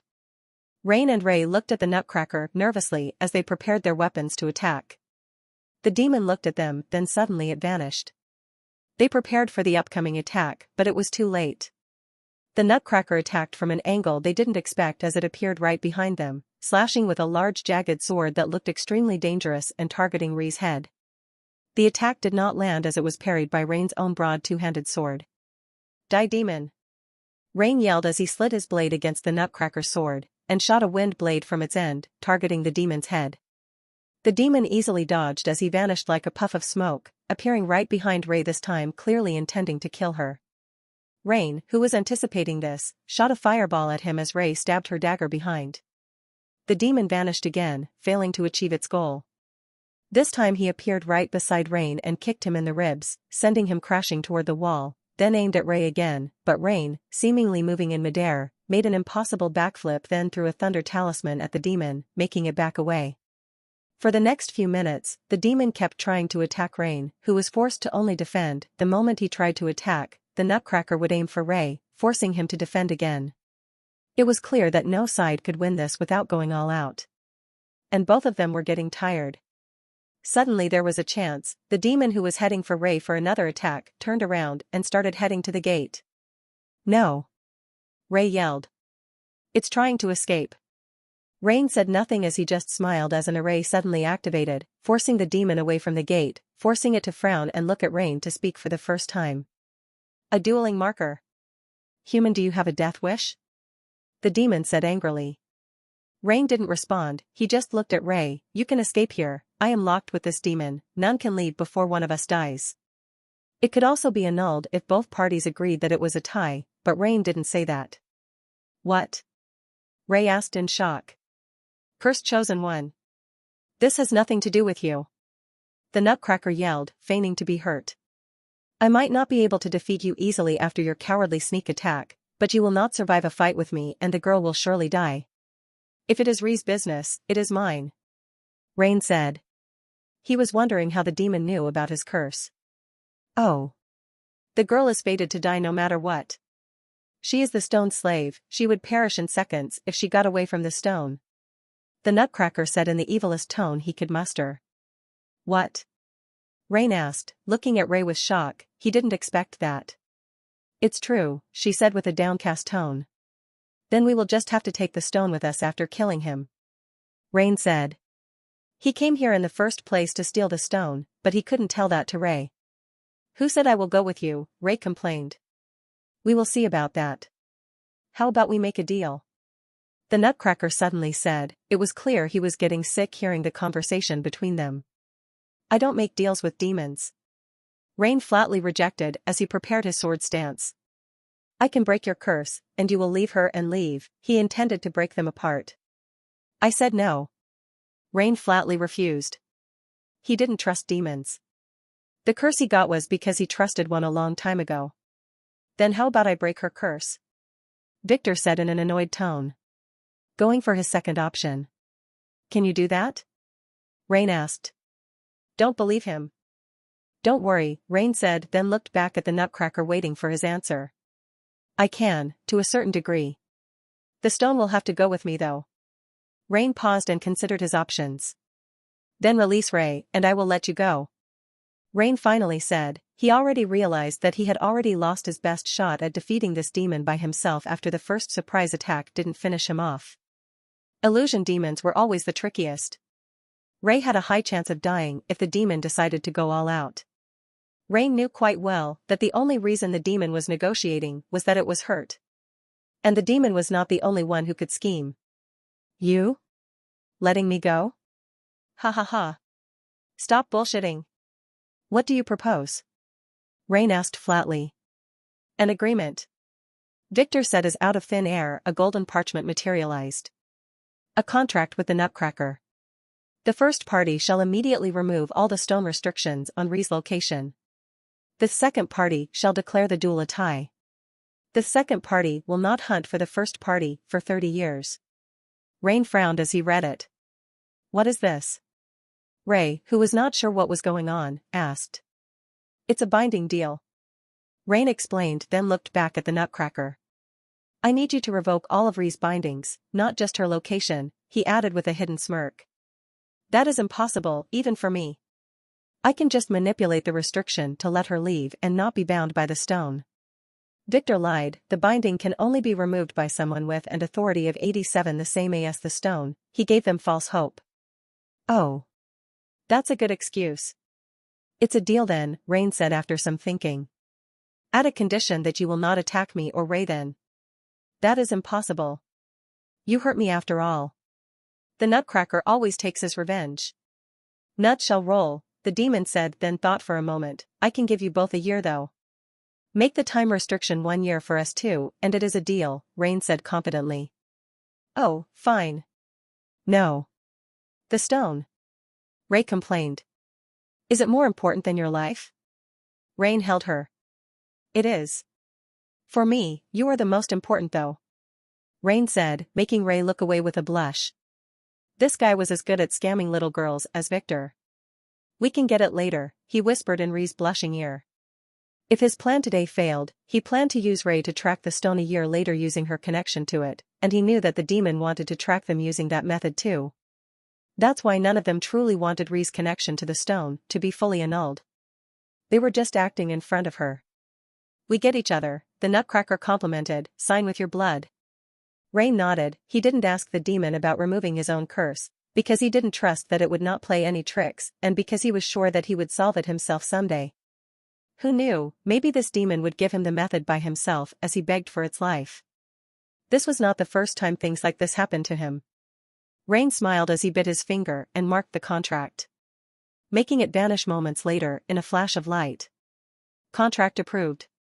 The deal was sealed. Both the Nutcracker and Rain got a system notification. Now, release her restrictions. Rain said. I will. The Nutcracker said, flicking his finger and removing the location restriction that was placed by the stone. As the stone master now, Ray was also his slave. Although it was not as strong as blood slaves, he could easily kill her and find her location if he wanted to. He could also play some evil tricks. The restriction had been modified. Rea shall be free to move, but if she ever courts a man, she shall die. That is the price of freedom, the Nutcracker said with a smug smile. He had already set his eyes on this one, and she was not escaping his grasp. Oh. I see. Then I declare the duel a tie, said Rain as he cursed inwardly. Taming a girl like Ray without banging her was hard. This demon was a bastard. But dealing with demons always involved some trick. And this was good, it meant that the demon had some other plan for Ray. Tie it is, the demon said, making the array around them blink and then vanish. Goodbye then. Until we meet again in your worst nightmare. The demon said as it began to disappear. I will. Fuck. Ah. Bang. A big explosion suddenly sounded where the demon was moments ago, throwing Ray and Rain to the ground. Stupid Rain, did you die yet? A girl suddenly said with a haughty voice. Tulip, you bitch. You are late. You almost killed us? Rain, who was on the ground with a mouth full of dirt, asked as he looked at the newcomer, a short girl with long curly hair and noble air. She was dressed in a black lace-frilled luxurious gown that didn't suit the current environment. She was also holding a blue umbrella, which didn't suit the current weather. Why should I care about the life of a commoner like you? If you died under my attack, that would have been your honor, she said as she twirled her umbrella with a frown while looking around. And I am never late. Don't you dare say such words ever again. Honor my ass. Rain said as he stood up and then helped Ray, who was warily looking at Tulip. Rain was not afraid that the Nutcracker would attack him as he had already signed a deal with it. As for the demon attacking Tulip, he wouldn't mind that bitch suffering a little bit. Then couldn't you have waited until the demon left this place before attacking it, he asked, already knowing the answer. In fact, he was counting on Tulip getting the demon and the stone when he signed the deal with it. This young mistress never waits, she said. And that thing seemed to have escaped, she said as she closed her umbrella. What? Damn it. Illusion demons are always tricky. Can you track it? Are you ordering me? Tulip frowned. No, just inquiring, Rain said as he cursed inwardly. Dealing with this bitch was a pain in the ass. That thing escaped with the artifact. Oh. Let's see, Tulip said as she took out a strange copper compass from her storage ring and activated it. What is, Ray wanted to ask, but Rain held her hand and shook his head. Tulip didn't like to be interrupted. I see no signs, strange. We lost it, Tulip said coldly after a few minutes as she put the compass away, making sure not to reveal her astonishment. For a second there, she could swear that the demon felt her as she attacked him. But she was not sure. How could it sense her? What was its rank? Oh. No matter. We will meet with it again, sooner or later. Rain said, totally unaware of his colleague's thoughts. Now, can you make Ray a player? Are you ordering me? In his cell, Yulian was casually watching a family drama movie with a few other inmates when another annoying advertisement began to play. He dismissively glanced at it after hearing the catchy song and then gasped when he saw what was on screen. He jumped from his seat and pushed his face into the old CRT TV to make sure he was seeing right. In 2 days. The wedding of the century in the White Hotel. The White Hotel. The White Hotel. 8 girls at once. 8 girls at once. 8 girls at once. Maybe you can do that too. Just visit our hotel. Visit our hotel. Visit our hotel. Visit our hotel. For reservation. XXXXXXX. Yulian? What's wrong? An old man asked. Did you lose your mind over those girls in the commercial? Are they your type? He is just jealous. I heard you needed a title of nobility to marry that many wives, another mate said. Weren't they only 2? Another new one said. He got out of solitary today and didn't catch up with the latest news. I heard that the groom decided to marry all of his maids after that, those rich people, an old man said as he shook his head. Yulian, what do you think? That girl is my sister. Yulian said in shock as he sat down. Earlier, they displayed a photo of Victor von Wies surrounded by pretty girls. One of them was Lily with her veil, standing behind him respectfully. Oh. Is she one of the brides? I am not sure. Yulian said nervously as he began to bite his fingernails. You got lucky. Your sister will be rich now. Maybe your brother-in-law would help you a little after fucking her. You got lucky. Your sister will be rich now. Maybe your brother-in-law would help you a little after fucking her. Yulian glared at that man. He really wanted to hit his smug face, but he held himself as he calculated. He would be released on the morning of the wedding date. Was this a coincidence? How many siblings do you have, Yulian? An old man asked, trying to ease the tense atmosphere. I have 1 elder brother, and 2 little sisters. Lily and Tulip, he said with a complex expression as he sat down. He had never got the chance to meet Tulip as she was born after he was sent away. He couldn't wait to reunite with her. He was sure she would welcome him with open arms and call him Big Brother with a sweet smile. Which one of the girls was your sister? A burly guy asked, waking Yulian up from his fantasy. The red-headed one, he added as he licked his lips. None. I will return to my cell to get some sleep. Yulian said as he stood up. In his heart, he swore to kill that guy after he regained his status. Now, he needed to find a way to get to the wedding in time. He should be able to make it there before they take their vows if he hurried. He just had to stay out of trouble. Victor cursed as he left the mountain in a hurry with disheveled hair and tattered clothes. This was close, too close. What kind of shit luck was this? No, this was beyond shit. 3 scions at once? And one of them had to be that fucking bitch Tulip. What was this? An RPG hero party with a hero, a princess, and now a priestess? Bitch, bitch, stupid bitch. Victor kept cursing on his way down, scaring away many of the wildlife there, especially a poor bear that almost had a heart attack when the nutcracker passed beside it. All the animals would decide to move to the city after this. Victor sighed, remembering Tulip's status. It was completely different from what he knew from his past life. This bitch was hiding her power. Name, Tulip von Krohn. Level, 99. Class, Void Rider. Abnormal status. Void Lord's Greater Blessing. All attacks have a chance to break space, 10-70% of any. Damage can be diverted into the void. Cannot be affected by space locking. Authority, 15. Strength, 323. Agility, 348. Intelligence, 355. Luck, 37. Charm, 49. Order, 69. Skills. Void Strike, SSS. Banishment, SS. Void Dance, SS. Soul Instillment, S. Hiding, S. Soul Suck, S.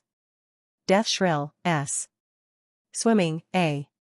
Elemental Energy Strike, A. Limited Dive, A. Limited Flight, A. Charm, A.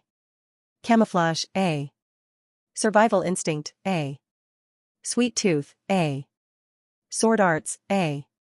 Trident Arts, A. Needle Arts, A. Spear Arts, A. Perfect Memory, A. Dancing, A. Painting, A. Piano, A. Strategy, B. Regeneration, B. Minor Teleport, B. Hate Resistance, B. Mocking, C. Acting, C.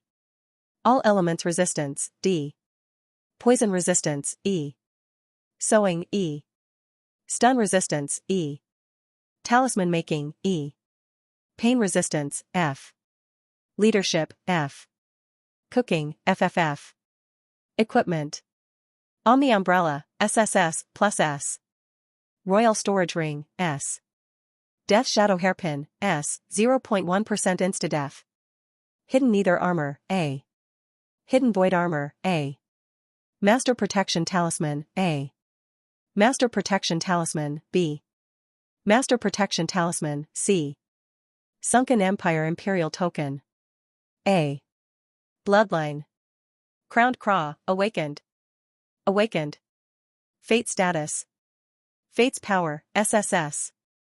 Summary, Scion. Defined Fate, Scion, the world bends to your will. Destiny list less than 10 order points to unveil. Fuck. What AB asterisk TCH? Victor cursed. He had no idea that she was a Scion too. She had surely hidden this fact well in his previous life. As for what was her destiny, he knew perfectly well. It was like Zoe, to be one of the world's 5 saints. The one who protected the world order. Many things fit now. Back then she was the most arrogant thing he had ever seen. Even her father, the emperor, had to smile and scratch his beard when she cursed at him. Her attack earlier was extremely dangerous. He only managed to spot her at the last moment. Thankfully, his fate instinct had saved him again. As for Ray, seemingly now he had to leave her until later. He would have to wait until he got some skill or artifact to deal with science. *T. No matter what, he had enough Edict Shards now to make a rudimentary control formation. Edict Shards, X. Override System Rules. Effect range 1 yard. Depends on authority. Bound Servants, 1/4. Current Edicts, 2. All permanent effects of rank F and below would be eliminated, 10 authority, 10 order points to edit organ remove. All curses of rank F and below would be annulled, 200 authority, 200 order points to edit organ remove. Add, remove, edit? Victor smiled as he looked at the stone he got. He got all 4 he could get for now. The others are either far away or in heavily guarded locations. With an array, those things' range can be extended depending on how many he had. In his past life, no one could understand what those stones were. In fact, no one knew that they were the same thing, as each stone was programmed to do different things. They had only one job: override and write additional rules to the system, affecting the behavior of any skills in their area of effect. The first one he got from a museum had the effect of nullifying fire attacks. That's why it was considered a lucky charm there. The second one was from a drug lord's mansion and was programmed to calm the mind and increase libido. It worked wonders with the right drugs. The third was in a trash dump. Its effect to attract misfortune was affecting it. He had to disable its effect before traveling with it, but it seemed to have affected him a little before he could do that. The fourth was the one at the shrine, being treated as a sacred stone to lift curses and expel demons. The truth about them was discovered by one of the alchemists of the royal family after getting a tip from a friend from another world. After that, they were used to develop the Imperial Palace's Grand Protection Array. No skills could be used in the Imperial Palace after that without the Emperor's permission. Victor learned about their history and where they were found from the book The Imperial Array: A Dark History. Victor planned to use those in the wedding to stop certain exploding and poisoning skills. He was confident that he would be able to locate any demonized agents that the von Zwei could have summoned using Yin's power and an extensive array. He just had to stop them from exploding before the girls got to them. This would cost him all of his order points though. Damn it. Victor casually cursed as he made his way toward the nearest city's airport, intending to return to Vane City ASAP. The wedding was the next day. Hopefully, Arya would have already prepared the groundwork for the defense formation. Warning. Artifact /.15887tr/ is trying to locate your bound artifacts /FA00 ARC 07 /position using a connection to /player 48777448789000/. Allow? Yes/no. Victor frowned and pressed no in a hurry. Did they already turn Ray into a player? Damn it. That bitch Tulip surely acted fast. She knew how to hold a grudge and didn't like unknown things at all. Thankfully, due to his authority, they would never be able to find him using those stupid methods. When Victor reached Vane City late at night, he quickly unlocked his phone and looked at the barrage of messages and missed calls waiting for him. He wanted to finish some business and reach the mansion before checking them, but a sudden call from Kai, his faithful butler, stopped him. "Young master, I found you at last. Is there anything? Your father has been searching for you." "Only that?" "Yes." "Okay, I have been notified. Did you get that guy Yulian and guide him to the hotel?" I forgot to tell you, young master, but Yulian's release date had been delayed until tomorrow due to a clerical error." Kai said, "I learned of it a week ago." "What? At what hour will he be released?" Victor asked as he cursed inwardly. Damn that misfortune curse. "Early in the morning." "Good." Victor sighed in relief, "Then make sure that he can find a ride to the wedding tomorrow." He ordered before he hung up and then hurried to his mansion. He planned to go install the array at the hotel, but knowing his parents were looking for him, he realized that they were already waiting at the mansion. Installing the array had to be delayed until the morning. Things were getting messy even before the wedding started. Victor quickly took a taxi after that, while calling Mike and Alice to ask about their schedule and to arrange a meeting at the hotel in the morning before the wedding so that they could take about what to do if Caspian appeared. Reaching his mansion, Victor quickly noticed the strange atmosphere from the bottom of the mountain. The two chicks who guarded the gate were on edge. Even the hounds were restless as if they had just been scolded. "What's wrong?" Victor asked as he walked down from the taxi. Young master. You are here at last." They cried in relief. "Your esteemed father and mother had been waiting for you inside since noon." "Oh." Victor nodded in acknowledgement, then walked in, then took a cart up the mountain and reached the top in 15 minutes. When he walked inside, he was welcomed by the stern gaze of his father and mother who were sitting in the living room with the girls, interrogating them about Victor's habits. "Victor," Theodore said coldly. "Esteemed father." Victor bowed respectfully. "Mother. Where have you been for the last 3 days?" Elena, his mother, asked. "Didn't the girls tell you?" Victor asked, looking at Lily, who was sitting beside his mother. She wanted to jump and hug him, but she didn't dare to. "They said you went to attend some bachelor party." Elena said, "What kind of parties take 3 days?" she asked as Theodore looked away. Back before he married his first wife Marta, he had a 25-day bachelor party. It was a blast. 33 hot models got pregnant that month. In fact, this was when he met Elena for the first time. It was supposed to be a one-night thing, but the girls there wanted to take turns, so I was locked until they were satisfied, he said as he glanced at Margaret. No need for further details, his mother scolded. "Sit down now," she said, then turned to her daughter. "Dear Lara. Go to your room, it is already past your sleeping time," Elena said to Lara as she watched her son sit down. "Ah, yes mother," Lara reluctantly said as she stood up, bowed then headed upstairs followed by Elle who gave Victor a look of sympathy. Victor, who knew what this was about, threw his father a blaming look. He should have appeased Elena before coming here. Theodore just shrugged his shoulders. He was not going to lie to his wife and take the heat for his son. Not for something like this anyway. "Now," Elena said, turning to Victor after making sure that Lara had left. "Why the hell are you marrying 8 girls?" Elena began to scold him. Should I marry 9 then?" Victor asked, almost giving his mother a heart attack. "Don't try to be funny." She cursed at him. Well, you see. I like them all, and I couldn't choose," he began to mumble, making the girls blush. "Victor. Tell the truth," his mother said coldly. "Well, keep it a secret, it is because of the family rules. They usually only approve of holding a marriage ceremony if the girl already gave birth to an heir. This time they approved because of the political situation and I just wanted to use it to marry all the girls I like," he explained. "Oh," Elena was convinced. "Then why didn't you include Lily?" she asked. "Well," Victor hesitated then looked at his father. "I already married Lily," he said. "What?" both Theodore and Elena asked. "Yes, we did it in secret in a temple in the mountains.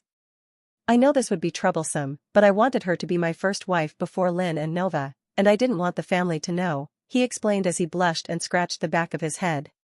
Lily blushed too as the rest of the girls looked at her in shock. Theodore sighed and looked away as Elena looked at Lily. "Why didn't you tell me?" "The young master told me not to." "You still call him young master? Isn't he your husband?" "I like to be called young master," Victor answered his mother awkwardly.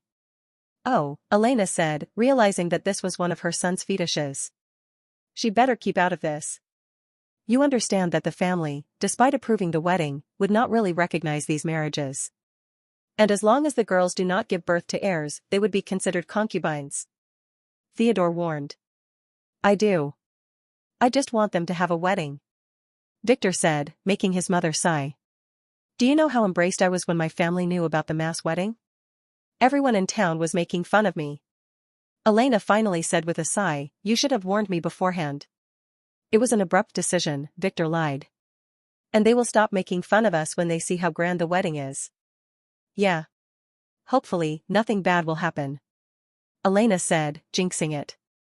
"I almost lost my mind after that video with the old prostitutes. I am ashamed of myself for thinking it was you," she added, making Theodore to the side clear his throat. "I know.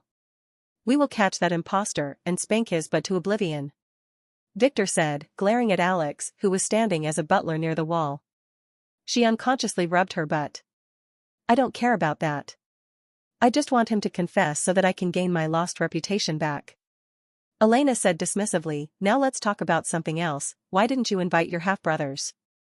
"Your first mother Marta was so angry that she began shouting on the phone," Elena said. She was not blaming him. "This has nothing to do with her. When brother Max got married, they didn't invite you," he said. "He didn't really want his half-brothers to be there. And he knew that even if he invited them, they would not come. They just wanted to make trouble. You were young back then. I couldn't leave you and go," Elena said as Theodore sighed.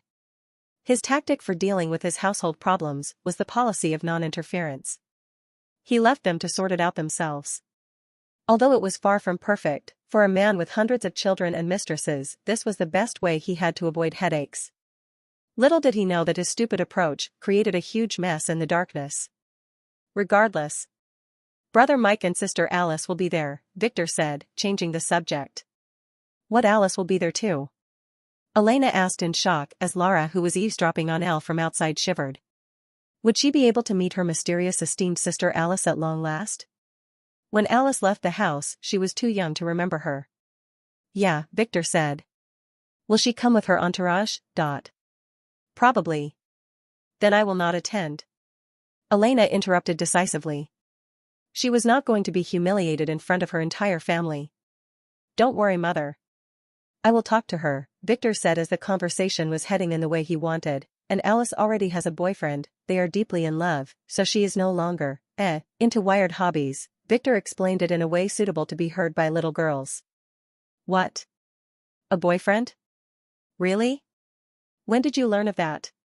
Elena asked as Theodore frowned. He knew about Caspian, so Alice having a boyfriend felt strange. She told me a few weeks ago when I called to invite her. She can't wait to introduce you to him, Victor said as he crossed his fingers. This step was very important as he planned to arrange for a certain stupid siscon to be Alice's fake boyfriend. This had to be played tight though. Now. Your father and I have to tell you something, Elena said with a smile after clarifying the wedding issue. What? Victor asked. We will be moving to Vane City, Elena said with a smile as she looked at Theodore. After seeing how Lara is improving here, we affirmed our decision. She expressed it like this was a pleasant surprise. What? Do you plan to live here by any chance? Victor asked as he sweated a little. His parents being here would be a disaster. Not in this mansion, it was Theodore who replied. We will be staying with Luna. I bought her a plot of land in the west of the city a while back, and the mansion we built there had just been finished. Theodore, who totally got his son, explained. Aren't you returning to the archipelago? Victor asked. This was a bit unusual. The situation in the family is a little troublesome currently. And I don't want Luna to stay alone, she is pregnant, you know, he explained. Victor nodded. In other words, his perverted father couldn't fully enjoy himself with the pregnant Luna, so Elena was there for that. I understand. Lara will be staying with you, I presume? Victor asked as he thought about something. Yes, Elena excitedly said. Theodore had decided to supervise her training by himself, she said with a smile. In the family, only Max and Mike got direct tutoring from Theodore, and both of them held prominent positions in the family. Oh, Victor frowned a little, but quickly hid it. We planned for Lara to go with us today, but Lily suggested that Lara should stay here tonight as she got a lot of luggage to pack. She sure has bought a lot of things since she moved in with you. Theodore chuckled. The luggage will get transported first thing in the morning and Lara will leave with us when the wedding is over. He didn't expect his baby girl to enjoy herself this much. She told him about her grand sleepover earlier, and it made him feel a little guilty for not allowing her a normal childhood before. But he didn't want her to end up like Alice. Oh. I see. That would make things more convenient, Victor said, giving Lily a secret nod. At first, Victor delayed the issue of fixing Lara's bloodline because of her sleepover and fearing the effect of the misfortune curse. But later he totally forgot about it as he went out treasure hunting. He should have returned earlier. Damn. Her blood regeneration operation needed to be done tonight. Doing it later after his father began training Lara would be a problem, as she would improve suddenly and that would raise a lot of questions. That's it then, we should be on our way, we have a lot of things to sort out in the new mansion, Theodore said as he stood up followed by Elena. I wanted to check on the wedding preparation, but Arya told me she took care of things. But I still have to warn you, don't mess this up, Theodore said, looking at Arya who was sitting beside him earlier. She nodded with a slight blush. I understand, Victor said, then kissed his mother goodbye before quickly accompanying his parents to the door as if he was afraid that they would change their minds and decide to stay. Theodore suddenly stopped. Victor.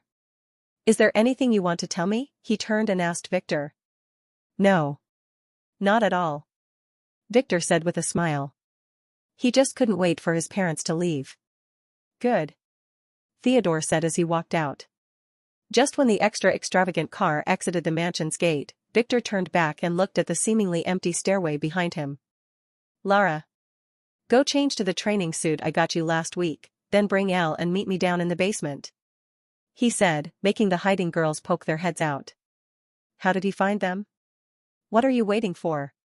Victor asked, as the girls quickly nodded and then ran to Lara's room. Victor shook his head as he knew what the girls were thinking about, then turned to Lily. "Sorry, I will be busy tonight," he said. "It's okay. We will have tomorrow night to make up for it," she whispered with a blush that made the rest of the girls sigh. Tomorrow, the wedding night, would surely not be their turn. It was either Lily, Lynn, or Nova. The question was, who would be next? Would there be a real queue this time, or would he take them all at the same time? The girls, who were feeling relieved after getting their in-laws' blessing earlier, got nervous again as they began to think about various things.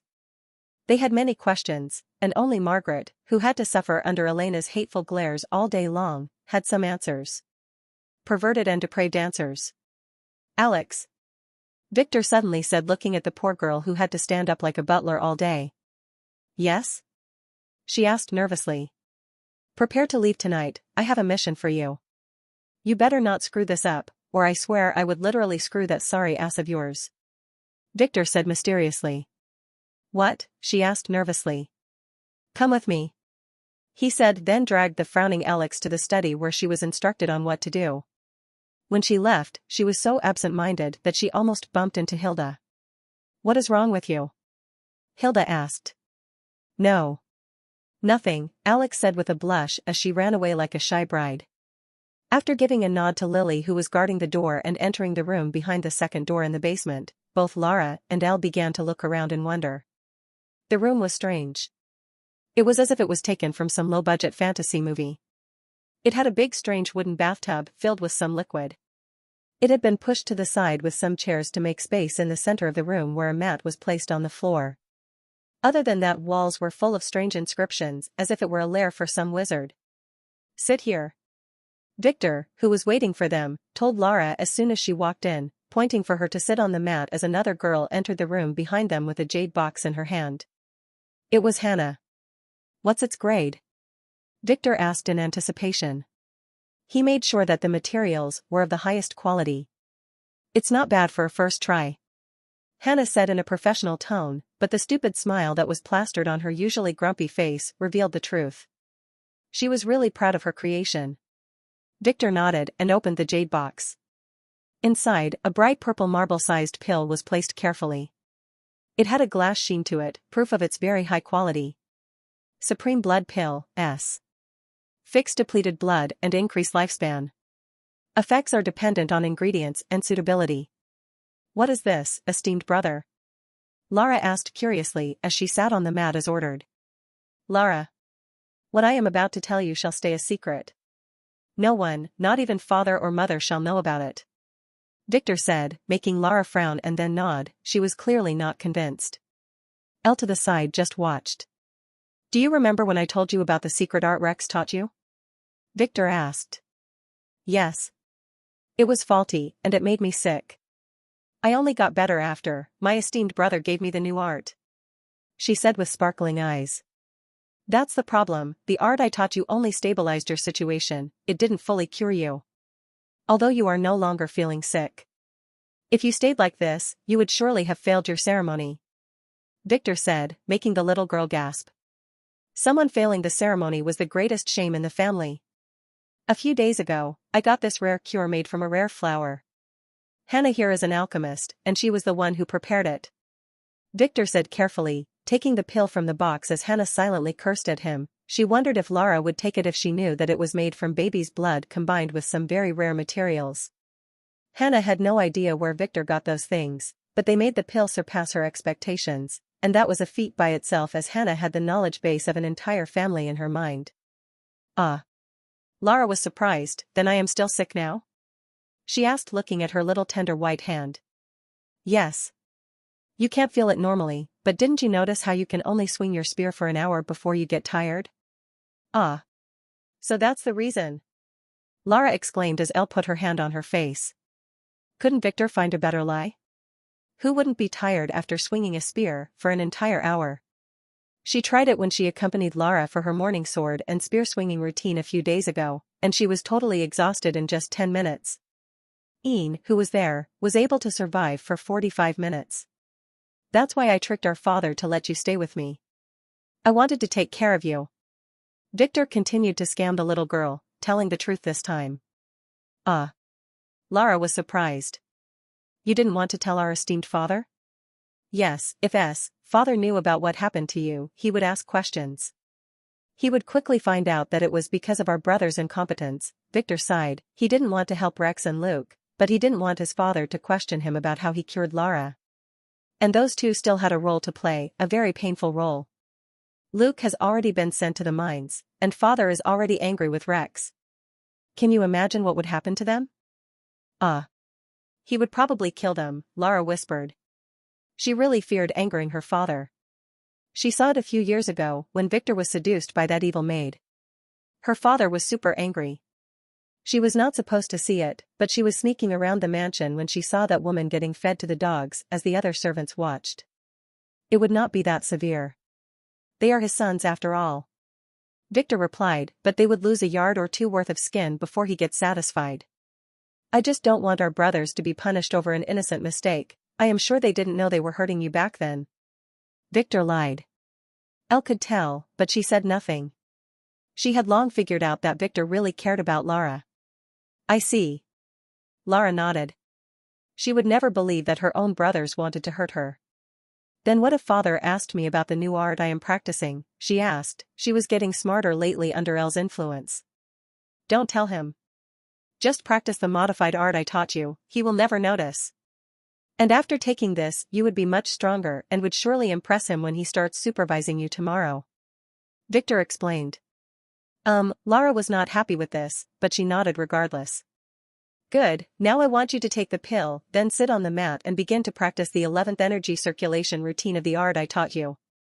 Victor explained as he handed them to her. Just put the pill in your mouth when you reach the peak state. It will melt on its own, and you will feel some pain afterward that, maybe feel a little hot too, but this is natural. You just continue practicing as the pain increases. The longer you withstand the pain, the more powerful you will get afterward. He explained. I understand, Lara said as she held the pill carefully. If it gets too unbearable, just stop the art. Although you would not get the full benefits, you would have been cured by that moment, no matter what. I will be guarding here with Elle, so if you feel anything strange, just tell me. Victor said. Lara said as she frowned a little, then shook her head and began to relax in a meditative pose, then slowly put the pill in her mouth and closed her eyes. Victor slowly found a chair and sat down with Elle and Hannah, who wanted to watch the effects of her creation. Lara slowly relaxed on the mat in a meditative pose and then began to breathe in a set rhythm. What is the strange bathtub for? It is as if it was hastily built from old doors. Hannah asked as they waited for Lara. I can smell the scent of the serpent clove from it. Are you giving your sister a herbal bath afterward? Kinda, he said. Isn't that bathtub too big for her? It was originally built for me, not her. I plan to use it for some R-rated action after the wedding, Victor said, mysteriously making Elle blush a little. I wouldn't mind if you wanted to join me in it afterward, he added to Hannah. Blah. Like I would ever want that. Hannah spat as she looked away. Not realizing that she just refused the offer of her life.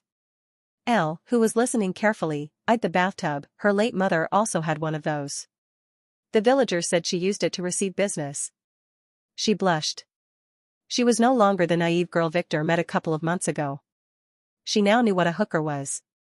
She learned it the hard way in class. That stupid principal made sure to explain the hooker principle to her thoroughly after she got in more than one fight because of this. It took Lara, who was so focused that she totally ignored the conversation around her, only 10 minutes to reach the peak state of meditation, making her blood circulation go smoothly and evenly throughout her entire body. Victor was surprised. Lara was more gifted than he expected. He was really curious about what result she would achieve in the ceremony. That's if Rita managed to steal the artifact in the von Zweis family palace. Getting that artifact was the reason Victor kept Rita's card well hidden even in this turbulent time. Victor sighed, then focused on Lara again. It was about time. She slowly opened her eyes and then carefully placed the pill in her mouth before continuing her practice. Victor nodded as he watched while Hannah and Elle, who were standing to the side, tensed up. Don't worry, if anything bad happens, I can help Lara immediately. Victor assured the little girl, who nodded in response. It didn't take long for the pill to start working as Lara began to breathe roughly. Her depleted blood was at the moment getting replaced by a higher-ranked one.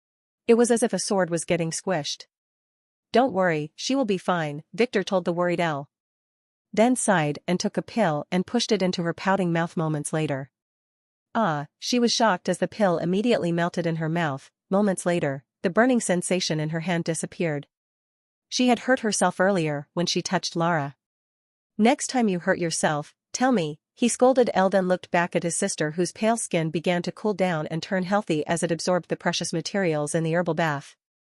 Her hair had already begun to change color to another shade of more saturated purple. The procedure was a success, he said with a smile as he looked at Lara's status. Bloodline. Dragon, S 100%. This was beyond his expectations. He truly didn't expect Lara's bloodline to upgrade. This only had a 0.0001% chance of happening as the blood pill was not that amazing, except if. Hannah, did anything strange happen while you were preparing the pill? Victor asked. Well. Theta, who was helping me, added some of the rust blood you gave me to research instead of the dragon sand. It was just a minuscule amount, so I didn't think it would affect the pill, it shouldn't react with it. What? Victor was shocked. Theta was truly his lucky charm. It was probably effective, he said as he looked at his sister. Really? Hannah asked in surprise. Seems like it. Victor replied, then paused. Wait. He gasped all of a sudden as he watched Lara. Slowly another text began to appear in her status. Bloodline. Dragon, S 100%. 1%. Why were there 2 bloodlines now? When did Lara get another one? Did she get it from the pill? No. The pill would never have that effect, and it would have appeared immediately after taking the pill if that was the case. This was something that was growing from inside Lara herself. This hidden bloodline must have been stimulated by the pill to show itself. Did he also have it?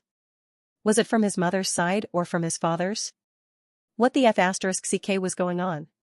Victor was not sure what it was, so he swiftly took out the blood book, then softly held Lara's hand, and carefully using a fine surgical needle he poked at her finger. The needle broke. What? Victor frowned and tried another needle, more carefully this time, but it also bent and then broke. Oh.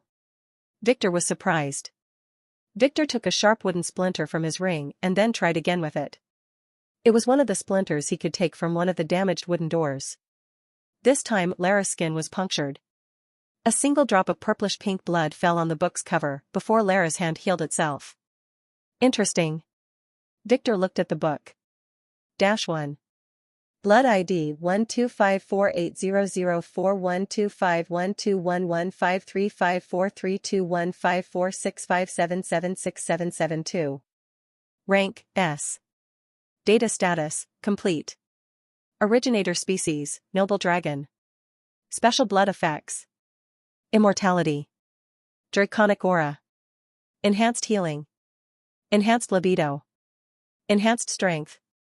Enhanced magic power. Enhanced charm. Enhanced luck. Enhanced poison resistance. Enhanced shock resistance. Enhanced elemental resistance. Bloodline skills. Dragonification. SS. Regeneration. SS. Mana Heart, SS. Dragon Breath. S. Dragon Claw. S. Dragon Bite. S. Limitless Flight. S. Limitless Dive. S. Hiding.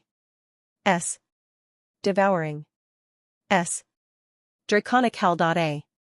Control libido, A. Camouflage. A. Charm. A. Weakness. Netherstone restrains powers. Sunstone reveal in hiding.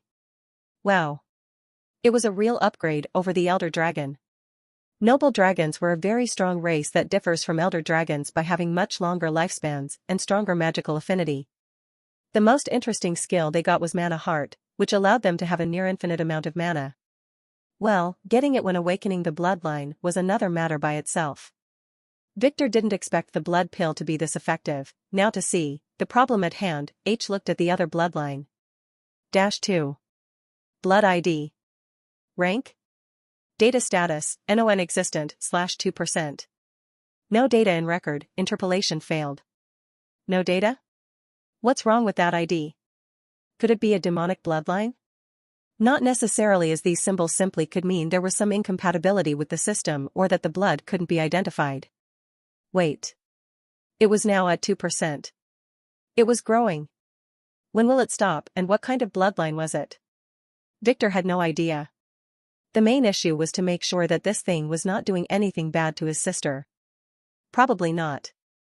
If he guessed correctly, this bloodline was the one responsible for Lara's emerging regeneration ability. The dragon regeneration powers would not be this prominent before awakening. And Lara was not even a player yet. Victor was really hesitant about what to do at the moment. He could ask the Book of Knowledge about it, but that thing was still in cooldown. Damn it.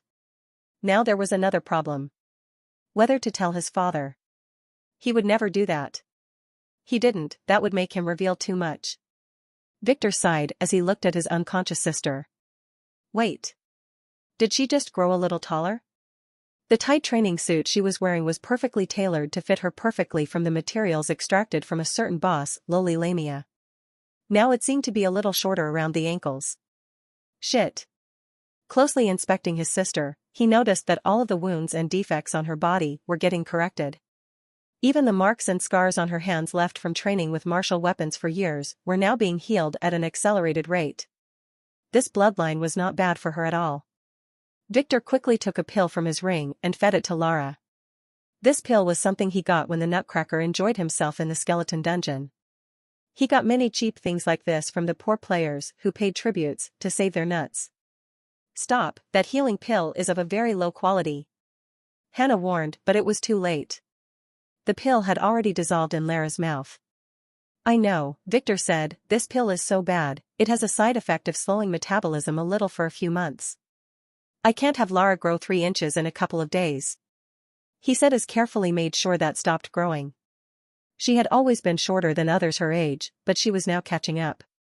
Oh, Hannah didn't really get it. The blood pill was more effective than I anticipated, we can't reveal a thing. Victor said after some thinking.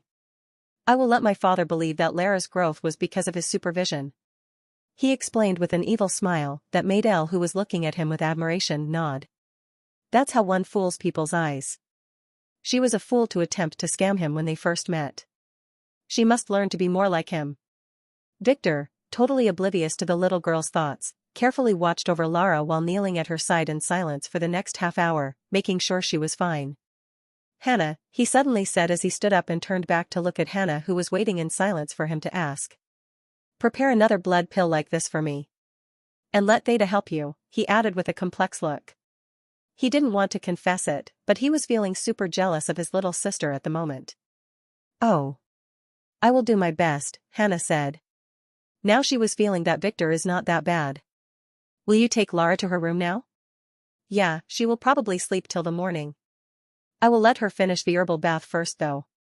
He said, then looked at Elle. Go grab a towel for Lara, then call Hilda here. Ask her to bring her sewing set, we have a dress to fix. The tavern was the one that had both the worst atmosphere and the best dwarfish mead you could buy in the entirety of the imperial capital. The only reason it was not popular was that all of the waitresses were middle-aged dwarvish women with large thick beards. Most of the customers, who lost their way and passed through the obscure alley this place was in, preferred to go and try the tavern next door that had elven maids, but that could not be said for everyone. 2 very suspicious-looking guys were sitting at a bronze-inlaid wooden table, between 2 heaps of empty copper mugs. The 2 didn't look similar at all. One was a scarred middle-aged man with gray short hair wearing a scholar uniform, and the other was a handsome young man with dark black silky hair wearing a custom-made purple Imperial Knight suit that was so disheveled it could have been stuck in pigs but before he wore it. You know, Victor. I must confess, hiccup. Although I banged a lot of ladies throughout the years, few are the ones I really liked, the young man said before drowning another cup of mead in his throat. Easy on the drinks, Julian. Victor, who was still sipping on his first cup, said. It is not the end of the world being rejected for once. It happens to all of us, Victor encouraged his friend. Not for me. I'm usually the one rejecting girls, not the other way around. Julian banged the sturdy table. Then you shouldn't have tried to sneak into her bedroom. And if you wanted to do it, you should have done it right, instead of ending up in her maid's room. That poor maid was more than glad to offer herself to you, but you had to go and refuse, saying that you don't date ugly girls. That is a fact. And she was a little on the fat side. Regardless. You deserve to get your ass kicked. That princess is from a hidden dragon lineage. Those guys are very picky about their partners and guests. They don't even meet with people who do not have bloodlines like myself. Victor explained, I tried to get an appointment to ask her a few things. But I rudely got rejected by that fat maid. See? I told you she was fat. And yeah, you are right. Her family is very snobbish like the entirety of the dragon race. Ahm. I think they are not that bad. Just very conservative, Victor said awkwardly. Yeah, right. If I didn't see Her Highness the Dragon Princess flash her but for my brother to seduce him I would have believed you, Julian said sarcastically, interrupting Victor. It's a good thing he didn't like her. He has some sense at least. That girl is not suited for you. And your father had already ordered you to keep a low profile for a few years until that accident got forgotten. Victor said lightly. Yulian's reputation became the worst in the entire imperial city after a certain smuggling accident involving purple lamias. Now, only gold diggers and hillbilly girls, who had no idea what they were going into, sleep with him. Yeah, I know. But that chick is really pretty. And I am really into that purple hair of hers. It is nearly the perfect shade. Yulian said with dreamy eyes. Most of the girls in your harem have purple hair. Victor criticized. How do you know that? Are you spying on my harem? The drunk Yulian suddenly snapped and asked angrily as he reached out for his sword. I was at your weddings, all of them, Victor said without even flinching. Yulian didn't have his sword. Victor made sure to give it to the tavern owner before they sat down. It was one of the owner's conditions for allowing Yulian here after the mess he made the last time. This guy was not good at drinking. Oh. That's right. Yulian nodded as he sat down again after gesturing to a flirty waitress for a few more cups. Now. Where were we? Your girl's purple hair. Yeah. Most of them are just dyeing it to my liking. They thought I didn't know, but I always do. Natural purple hair is a different thing. Yulian stated. His regeneration skill had already neutralized most of the alcohol, so he quickly drowned another cup that had just arrived. Princess Puipui's hair was a dark shade of pink, not purple though, Victor said. It just looks purple under certain lights. It is close enough. Yulian flared again, then quieted down and looked around to make sure no one was listening. Was. The table had an engraved sound isolation array. Dwarven technology. Listen. I will tell you a secret. Yulian said. What? Victor asked without care as he looked at his mug, which was still half full. Most of Yulian's secrets were plain stupid. It's about a crush I had. Yulian said, the first girl I had a crush on. Hiccup. She was a trans. You already told me that before. She crushed your heart when she turned into a lesbian after a night with you. What does this have to do with our conversation? Victor asked dismissively. It's not about her, but about the second girl I fell in love with. No. Was it the third or the fourth? And how should I know? You fall in love once or twice every month. Victor sighed and took a sip from his mug. Too bad he had very low alcohol tolerance after losing his bloodline, and couldn't really enjoy this thing. True. Anyway, hiccup, that girl. She was perfect. Why didn't you grab her then? Victor asked. My mother refused. You know my mother. Yeah. But when did that ever stop you? You could have gotten her secretly. Impossible. Alice von Weiss was not someone I could get easily back then.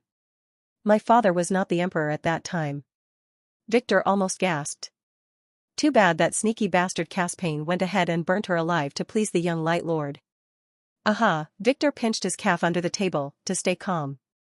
He only had one secret hidden from Yulian, and it was his true identity. Serves him well, getting cut into pieces after that. What a waste. I knew she was a pervert, but so what, aren't we all?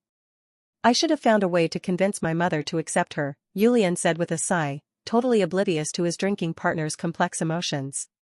It's not your fault. But I do remember seeing her photo somewhere. That girl was really hot. If she was my sister, I would have betrothed her to you, Victor said after some awkward silence. Yulian would have protected her well. Maybe he was getting drunk, this stuff was strong. I know. I would also betroth my sister to you. You are my best friend, you know. Don't speak too loudly, Victor said as he ducked his head and looked around in fear. Do you know how many times I would die if that bitch heard you? My mother would only flog you. And I know she is nasty, but you shouldn't be calling her a bitch. Only my imperial father can do that. It was one of his first decrees, you know. I meant Tulip. Why would I want to marry that arrogant piece of? Victor held his words and looked around again, making sure that the table's sound isolation array was functioning well. I didn't mean that arrogant bitch. You just presumed that, Yulian said, making his friend glare at him. I meant my other sister, the one we buried together, he corrected. Oh. Sorry, Victor said with a complex tone. It's okay. I am already reconciled with that. I couldn't have done anything to help back then. It was all those traitors' fault. Yulian said hatefully, not noticing Victor's guilty expression, but still, it would have been cool if we were brothers-in-law. He told Victor as he leaned back on his chair and looked up. He could see under the skirts of the waitresses on the second floor from his position. It was Harry. I already consider you my brother, Victor said with a guilty conscience. Yulian truly saved his life many times. I do too, Yulian said. If only that stupid book of time worked as promised. I would have returned in time and made things right. He added. You still didn't figure it out? Nah. It is as good as my father's biography. Only good for swatting mosquitoes. You promised to take me to have a look at it, Victor said. Yeah. I know, but those bitches from the Fate sect are still drooling over it. It is about time they realized that it is useless, Yulian said with a drowsy tone before he finally passed out, forcing Victor to foot the bill and then drag his sorry ass back to the Imperial Palace. Victor woke up abruptly. Looking around, he sighed in relief when he noticed Lily, who was using him as her pillow and drooling all over his chest. It was just an old memory from his past life. Looking at the clock, it was 5 a.m., and he only got 3 hours of sleep after placing Lara in her bed, but they were sufficient. Lily. I know you are awake, Victor said, poking the sleepy girl's cheek. Get a little sleep, then catch up with me at the hotel after having breakfast with the girls. Make sure to bring Lara, she should wake up by then. Lara is already awake. I heard her walking out with Elle half an hour ago. Lily, who opened her eyes, said. Oh. She should be going to do her training, he said. Probably. Are you going to the hotel to supervise the preparation? Lily asked. Yes, I need to prepare the defense array, he said, then frowned. Can you let go of me now? I need to get dressed. Tell me first about the girl you met yesterday. No, it was the day before, she said as she sniffed him a little while strengthening her grip. Oh. I met a lot of girls. Why are you asking? He asked. There is one strange smell. It is like Yulian's, but stronger. Oh. I just met a girl that I believe might be your sister, Victor said. What? She sat up immediately and looked her young master in the eye. What happened? I was scamming someone to borrow an artifact. And that girl appeared out of nowhere and started throwing attacks at me while acting arrogantly. I barely escaped, he sighed. Thankfully, I managed to hide my identity, or I am sure she would have followed me here. Why are you saying that she might be my sister? I will tell you at the right time, Victor said mysteriously as he escaped from bed. Lily, who realized he escaped her grasp, puffed her cheeks and threw a punch at a poor pillow, making it explode. Why couldn't her young master be more honest? After getting ready and managing to escape his room in one piece, Victor quickly headed toward Lara's usual practicing spot where she was swinging her spear with Elle. Alex would have been training with them if she was not getting questioned by Nova's mother, Liliana, in a very dim basement at the moment. Regardless. Esteemed brother. Lara exclaimed as soon as she saw Victor. How are you feeling today? Victor nodded to Elle, making her relax a bit. Amazing. Lara exclaimed as she held her spear and made a twirl around her, then grabbed it in one smooth movement. I have gotten stronger. Brother. Thank you, she added with a slight blush. Elle told her most of what happened yesterday after she lost consciousness. Good. Victor nodded. Her mysterious bloodline had stopped at 5%. Carefully explore your potential, and if you feel anything strange, feel free to tell me, he said. I will, There is one thing, she said, making Victor frown. What? He asked. I seem to be stumbling a lot today. Could it be that I have not been cured? She asked nervously. Oh. No, you are good. The pill was very effective in curing all your problems, so naturally, you have just gotten a little taller, Victor said as he relaxed. What? It's nothing major, you will get used to. The dress will not fit now. Lara said as she finally realized that she had truly grown taller. No wonder the spear felt a little shorter. She quickly bowed to her esteemed brother and then ran to her room in distress to check on her dress for the wedding without waiting for Victor to say anything. Didn't you tell her that I already told Hilda to modify her dress? He asked Elle. You didn't tell me about that, Elle said as she ran after her little mistress. No. I did. You were there. Victor frowned. He perfectly remembers telling Hilda with Elle before last night. Was she playing dumb? If it was any other day, he would have assumed that, but today was not any other day. He carefully inspected Elle, who was running, but her status didn't have anything strange. Weird. Just to make sure, he ran back to the mansion and headed to the kitchen where Hilda was singing some stupid tune as she prepared a light breakfast for the girls. Hilda. Do you remember what I told you yesterday? He asked as soon as he ran through the door. About Lara's dress? I already fixed it, she said dismissively, making him sigh in relief. Was Elle there when I told you about it yesterday? He asked just to make sure. Yeah. You told her that Lara had gotten a little taller and asked her to inform her when she woke up. She replied with affirmative, Hilda said, imitating Elle's tone. She was in a good mood. Victor was not. He frowned. He was right, something was wrong with Elle. This better not be what he was assuming. He quickly inspected his system log, but there was nothing there. Was it Elle alone? No, this might be only affecting non-players? When did Monica go to sleep last night?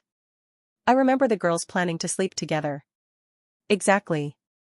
She was with the twins in her room, gossiping all night. I had to scold them to go to bed after finishing with the dress, she said, but no one was listening as Victor had already dashed upstairs. He quickly reached Monica's room, then pushed the door and walked inside without knocking. Kya. Oh, it is you, young master. Mina, who was standing in her underwear, said with a blush. He surprised her. Where is Monica? In the bathroom with Mana. Wait a moment, Mana said as she ran to the side bathroom connected to the bedroom, then returned a moment later without even caring to cover herself. She looked good. She will be right here, Mana said as she crossed her hands under her chest, puffing it a little. She was displaying her body to him on purpose. He could tell from her blushing face. Was she trying to seduce him to take her first tonight? Probably. But she was destined to be disappointed. You slept here with Monica and Mana last night? Yes. We were discussing some womanly things, she said with a blush. Oh. Did you notice anything strange about Monica this morning? No. Probably, but it's nothing. What? It's just Monica acting like a klutz and forgetting what we agreed on last night, she said, puffing her cheek.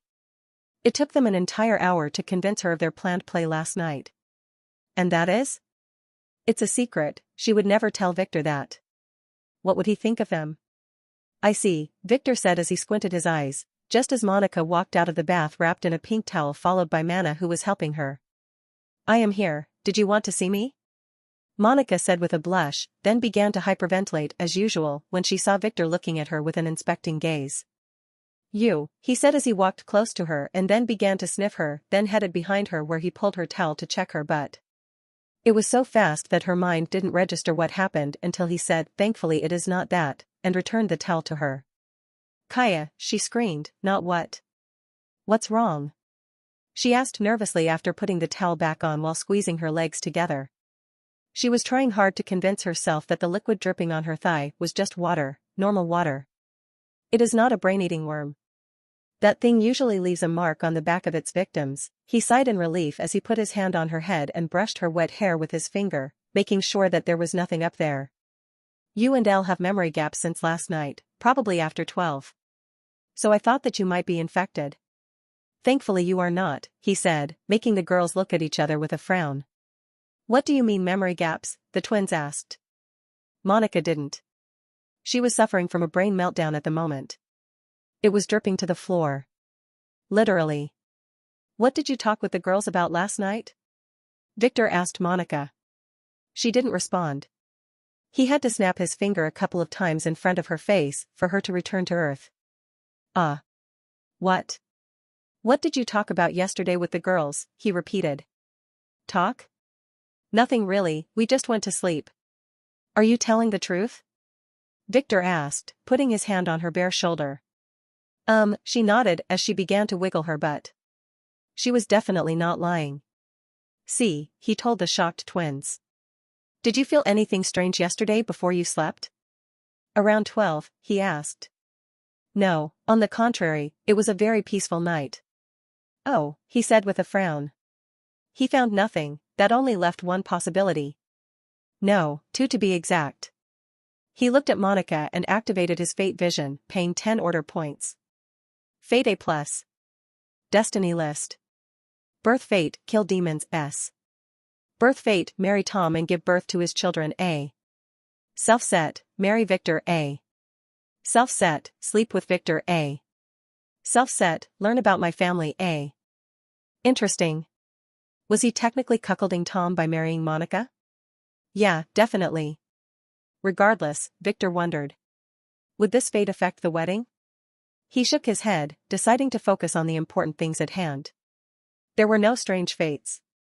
This leaves one possibility. He sighed in relief, he could fix this. What? Monica asked as she saw him look at her for a long time. Nothing. Get dressed and meet me in the dining room, he said as he turned around and ran downstairs without an explanation. I need to take a quick shower first, Monica said in a low voice, then ran back to the bathroom. When Margaret, who just finished her morning shower, reached the dining room, she was shocked to see that it was packed full. Every non-player who worked in the mansion was there, including the chicks and their mastiffs. They were sitting around on the floor in a circle around Victor, who was sitting on his chair eyeing everyone. It was as if they were taking a lesson. Now. Is everyone here? Yes, young master. Everyone who spent last night in the mansion is here.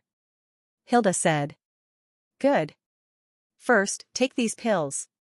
Victor said, making Beta go around giving the hounds, Monica, Lara, and Elle 2 pills each, not forgetting the mastiffs, the chicks would feed them their pills. Take the pills. Victor said as Margaret watched with interest. Everyone did as they were ordered. Well, let the wedding start, he said. Margaret frowned as she watched everyone start to look around. It was obvious that they were in an illusion. What was Victor doing? For the next half an hour nothing happened, the chicks would only clap their hands every once in a while. Lara also seemed to be enjoying her time. Monica was blushing. Then it happened. Enemies, one of the chicks screamed, followed by the other, then they began to fight. Monica began to scream as she jumped into Victor's embrace. Lara did nothing as Elle began to kick the balls of the poor mastiffs, who were also agitated around her. What is this? Hilda asked as Victor activated his master ring, making the chicks fall to the ground as they froze. The mastiffs were subdued by Hilda and the twins, Monica was held by Victor, while Elle, who was kicking around, was held by Lily. Lara was totally unaffected. A moment later, Victor snapped his finger, making everyone look around in shock. What just happened? Big brother, weren't we at the wedding? Lara asked in shock. The pill I gave you is hallucinogenic, he lied. Someone has, used hypnosis on you. They wanted you to make trouble at the wedding. Now it should be fixed, he said as he helped Monica on his lap stand up. When did that happen? Hilda asked with a frown. Last night. We will talk about this later. Go prepare for the wedding, he said, then headed to the study.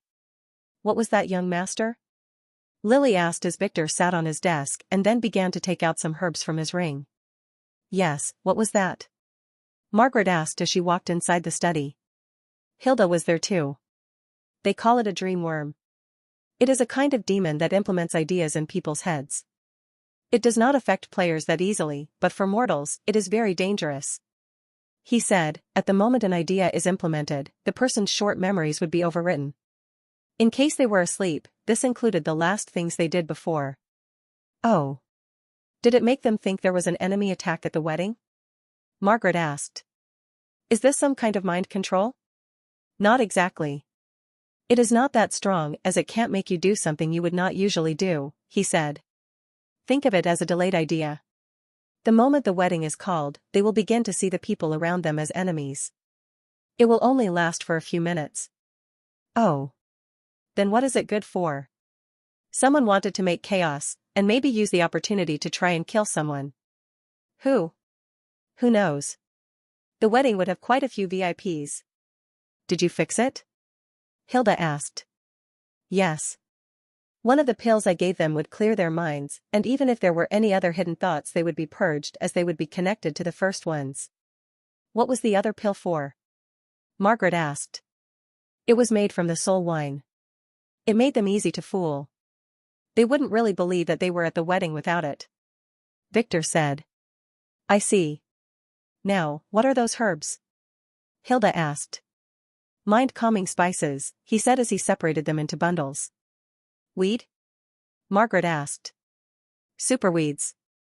Give them to everyone and let them eat them at the wedding if they suddenly get agitated, he told Hilda. Even Lara and Elle? Hilda asked, they were minors. Lara doesn't need it. But give Elle half a dose. Victor said. Lara really was not affected. He was now really curious about that other bloodline. I understand. Now I will have to go and see things at the hotel, he said. Report if you find anything unnatural. Anything at all? He warned. After finishing with the trouble at the mansion, Victor headed out alone after instructing Hilda and the girls to wait for Mira and then leave the mansion together with Lily after getting ready. He headed toward the White Hotel, which was on full security lockdown since last week. Even the managers and employees were only allowed inside under extreme supervision. As soon as Victor stepped out of the parking lot, his phone rang. It was a call he was expecting all morning. Mother-in-law. Did you find the bride? Nova has not been found, Liliana confessed. And you probably already know that. How could I? I am just well prepared, he lied. Shall we proceed with Plan B then? You don't seem annoyed. Why would I? You saw the ads. I will be marrying all the girls I love today. I never knew Nova anyway, and I already found a replacement. She is already here. You did a good job on her makeup, but she does not fully resemble Nova. Someone might notice. She will be wearing a mask at the wedding, Victor said. A mask? Yes. Now bring her here, and act your part. According to my sister, Caspian might be here to make trouble, so we better not screw this up. He added, giving Liliana, who was hesitant, a subtle push. Oh. I understand, she said before hanging up. Victor chuckled, then gave the security guards outside the hotel a nod as he entered the main lobby. There, he was greeted by none other than Alpha, whom he hadn't seen for a while. She was getting prettier and somewhat younger. This was probably the effect of the eternal bead. She was wearing a casual manager suit with a tight skirt that looked stunning on her. She had a black mask on her mouth to hide her identity. She had 2 female assistants walking behind her. Victor recognized them as some of the brothel girls. Alpha. He said with a smile as he tried to hug her. She dodged him. Young master. She greeted him coldly. Keeping a professional distance. I have an empty spot in the wedding, are you interested? He immediately asked, making her 2 assistants blush as they looked at their mistress, the head of their secret organization. No, she flatly rejected his offer, without even blushing. I would never marry you even if you were the last man on the planet. She stated as a fact. I know. We would go straight to bed. He said, making the 2 assistants chuckle secretly. Like hell. She cursed, then glared at her poor assistants. You don't have to be so decisive. Your cousin Hannah said the same thing last night. Now I am tempted too. He held his silence as he felt her glares burning holes in him. Apparently, she didn't want to appear weak in front of her subordinates, and he was embarrassing her. Ahm. He cleared his throat. Did you prepare everything I asked for? He asked her as he moved to a side table and sat down. It was really nice to have the entire hotel lobby for himself. Yes. Arya had to leave yesterday to get some sleep before the wedding. So I was in charge. She said. The entire place had been secured. Your father's men on the outside and our agents on the inside. Good, he said as he took out 4 glass cubes from his ring and set them on the table. The edict shards. What are those? Alpha asked. Even with her extensive knowledge, she knew nothing about those. They were too ancient and obscure for her family's database. Very special and expensive array cores. That's all you need to know. He said after some hesitation. They need tuning, he said. This would cost him most of his order points. He needed to keep some for emergencies though. Oh, Alpha was intrigued as she looked at them. She wanted to inquire more from him, but she decided to leave it for later. She was sure he would use the opportunity to flirt with her and ask her again to marry him in exchange for the answer. She was right. Is Ian here yet? Victor asked. She has been here on the top floor since last night, doesn't she live with you? Didn't you notice that she was missing? Alpha said. Of course, I knew. Victor lied as he scratched his head. He did notice that she was not there last night, but he got preoccupied with curing Lara and forgot to check on her. Did she get familiar with the scouting array? Yes. She is already using it to monitor the hotel, Alpha said. Where did you get such a good girl from? Stole her from Lily. Victor said, I better go and say hi, he added just as his phone rang. Victor smiled and then quickly answered. Mike. It was Mike. His big brother. We are at the hotel's gate. Your men are blocking us. Mike said with a chuckle, before Victor could respond. I will be right there. Victor said before hanging up and then collecting the shards.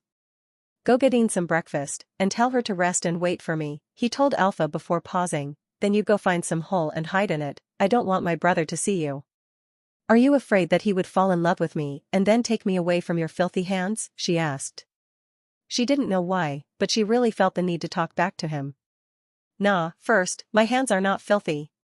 Second, I always share things with my elder brother. If he fell for you, I would just have to cut you in half as I love you a lot too. He said, then put his hand on his chin as if he was thinking deeply, that would leave me with a very hard question to answer though. Which part of you shall I keep, he said as he pondered, making Alpha silently curse at him.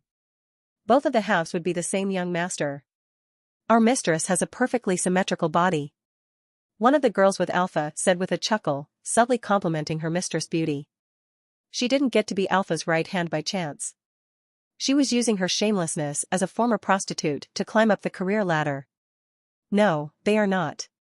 Or are you saying that Alpha's ass is equal to her face? Victor asked with a frown as he began to inspect Alpha's back with interest.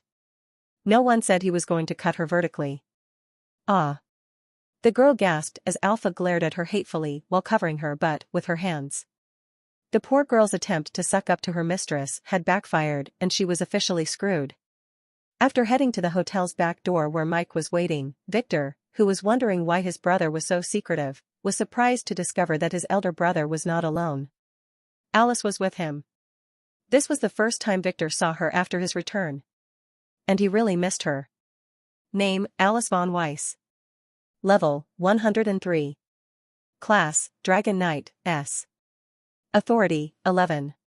Strength, 300 plus 250. Agility, 281 plus 300. Intelligence, 279 plus 200. Luck, 31 plus 10. Charm, 51 plus 10. Order, 70. Skills. Draconian Surge, SS. Swift Strike, S. Taming Roar, S. Charm, S. Dragon's Howl, S. Hiding, S. Taming, A. Regeneration, A. Dragon's Claw, A. Limitless Flight, A. Swimming, B. Camouflage, A. Survival Instinct, A. Sword Arts, A. Whip Arts, A. Cooking, B++. Needle Arts, B. Strategy, B. Spear Arts, B. Teaching, B. Perfect Memory, B. Dancing, B. Acting, B. Painting, C. Mocking, C. Leadership, C. Sewing, D. Stun Resistance, D. Charm Resistance, C. Poison Resistance, E. All Elements Resistance, F. Pain Resistance, F. Piano, F. Hate Resistance, F. Equipment. Rider Sword, SS. Great Storage Ring, A. Dark Dragon Armor, A. Protection Talisman, A. Heavenly Sect Elite Disciple Token, A. Bloodline. Elder Dragon Awakened, 100%. Fate Status. Fate's Power, A. Summary, A+. Defined Fate, Unset. Destiny List less than 10 order points to unveil. Holy shit. This girl was strong. And her bloodline was awakened. This must be the benefit of being a student of a grand sect. Victor didn't show his emotions, so he just acted cool as he hugged his sister tightly, before inviting both of his siblings inside. "You have grown up," Alice finally said while checking Victor from head to toe as they sat in an office on the top floor. She also didn't display any emotions outside, trying to play her part of a dominatrix. But Victor knew that she was pleased to meet her little brother. "Yeah. You did too," Victor said. Alice was a total stunner. Ever since she was a small child, she was the beauty of the family. She had a top-grade pretty mature face, coupled with violet-colored long hair. On her eyes, she wore a slim pair of glasses that had a purple jade rim, matching her iris's color. She was dressed in a black silky long dress that had a cut shoulder and shiny black high-heeled shoes. Her looks projected a sense of power. As for Mike, he was just another handsome dude in a suit. Sitting to the side, he was totally overshadowed by his sister's domineering presence, appearing more like a manservant. "Weren't you coming with your entourage?" Victor asked Alice as one of the girls brought them some extra premium coffee. "They are here, but I didn't want to draw attention, so I left them in the SUVs. They have grown to enjoy bondage in closed spaces," she made a comment that no one really needed to hear as she grabbed a cup and gave the coffee a taste. "That's good, I guess," Victor said. "Would Julian be really okay with her?" "That's his business." "I see that you have expanded your wedding," Mike asked to alleviate the awkward atmosphere. "Yeah. I thought this was a good chance to do that. The family wanted me to marry a bitch, so I had to do it on my own terms." "You are really pushing them with this, but it would be fine as long as you don't break any rules." "I think it's time to show those bastards our power," Alice said. "Yup." Victor nodded, his sister really got him. "Have you heard anything from the Von Astroms?" Mike sighed and asked. If he really became a patriarch one day, those two would be a disaster. "Yeah. Nova is still on the run, but they found a replacement girl. I told Kai, my butler, to keep an eye if the real one appeared anywhere near the hotel," Victor said. "So we are going on with this," Mike was not convinced. "I already informed father," Victor said. "Yeah. He did call to grill me about what happened that day," Mike replied. This didn't make him at ease. "So what's your plan about Caspian? What do you want us to do?" Alice asked nervously. Caspian was one of the things that she had zero confidence in. That guy didn't play by the book, that's why she had to come up with her crazy play to fool him. "Nothing. I already prepared everything, and you will know what to do in time." "Oh, why did you ask us to come here this early then?" she asked. "Well, it's about our mother. When I told her that you will be here, she decided that she didn't want to attend." "Oh," Alice frowned as she looked down. "So I made a little lie and told her that you found a boyfriend." "You said what?" Alice asked angrily as she looked at him. "Come on, sis. It is just a little lie. And by having a boyfriend you would be able to divert some of Caspian's attention." "I don't have a boyfriend," she spat coldly, changing her attitude completely and displaying her dominatrix side. "I already found a good man. He is from a reputable family," Victor said as Mike, who knew better than to anger his sister, shrank to the side. "No way in hell. He is a perfect fit for you." I said no. "But sis. Mother will." "I am not playing your game," Alice said as she stood up angrily. "Don't think I am a fool, I know you want to set me up with someone." "I am not getting a boyfriend anytime soon," she said as she turned and left the room. "You really angered her there," Mike said as he sipped on his coffee. "Nah, she's just throwing a tantrum. She will return in time," Victor said with an evil smile. Mike didn't know what to say. He was not that familiar with Alice, as she left home at a very young age after an elder from the heavenly sect chose her as a disciple. "Brother. Can you follow her? Just to make sure she doesn't do anything stupid," Victor suddenly said. Mike nodded with a sigh, then gulped his coffee in one go before chasing after his sister. Julian was supposed to be here last night, and Victor planned to convince him to be Alice's boyfriend for some money. As if he was hiring him. Now the plan had to be abruptly changed, but it was still possible. Victor just needed to play a different game. He already had 3 backup plans for that. He knew his sister better than anyone, and he knew exactly what she would do now. After making an inspection tour around the wedding venue, Victor headed to the roof, where a grand white tent made out of special material was erected. It had many cables connected inside, where a myriad of screens projected every corner of the hotel. Every corner.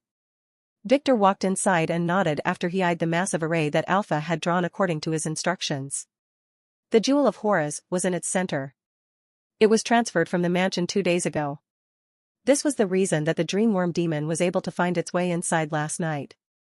Around the jewel, there were more than 100 copper sheets with engravings of every one of the hotel's floors, with the gardening outside.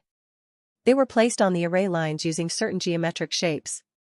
A keen-eyed person would notice that the wedding venue had 2 versions of it. This array was a multi-layered array, made from 5 different connected parts. A concealment array, to hide the array itself and the secret processing and control chambers. A skill transfer array made of a network encompassing the entire hotel. This was the critical part of the setup. A monitoring array. The shards activation array. A general control array. The arrays were connected in various parts so that the shards would interact with the skill sharing and the monitoring parts. If someone from the future were to see this, their jaws would simply drop, as it goes against every common sense in array building. This array employed much of Victor's expertise.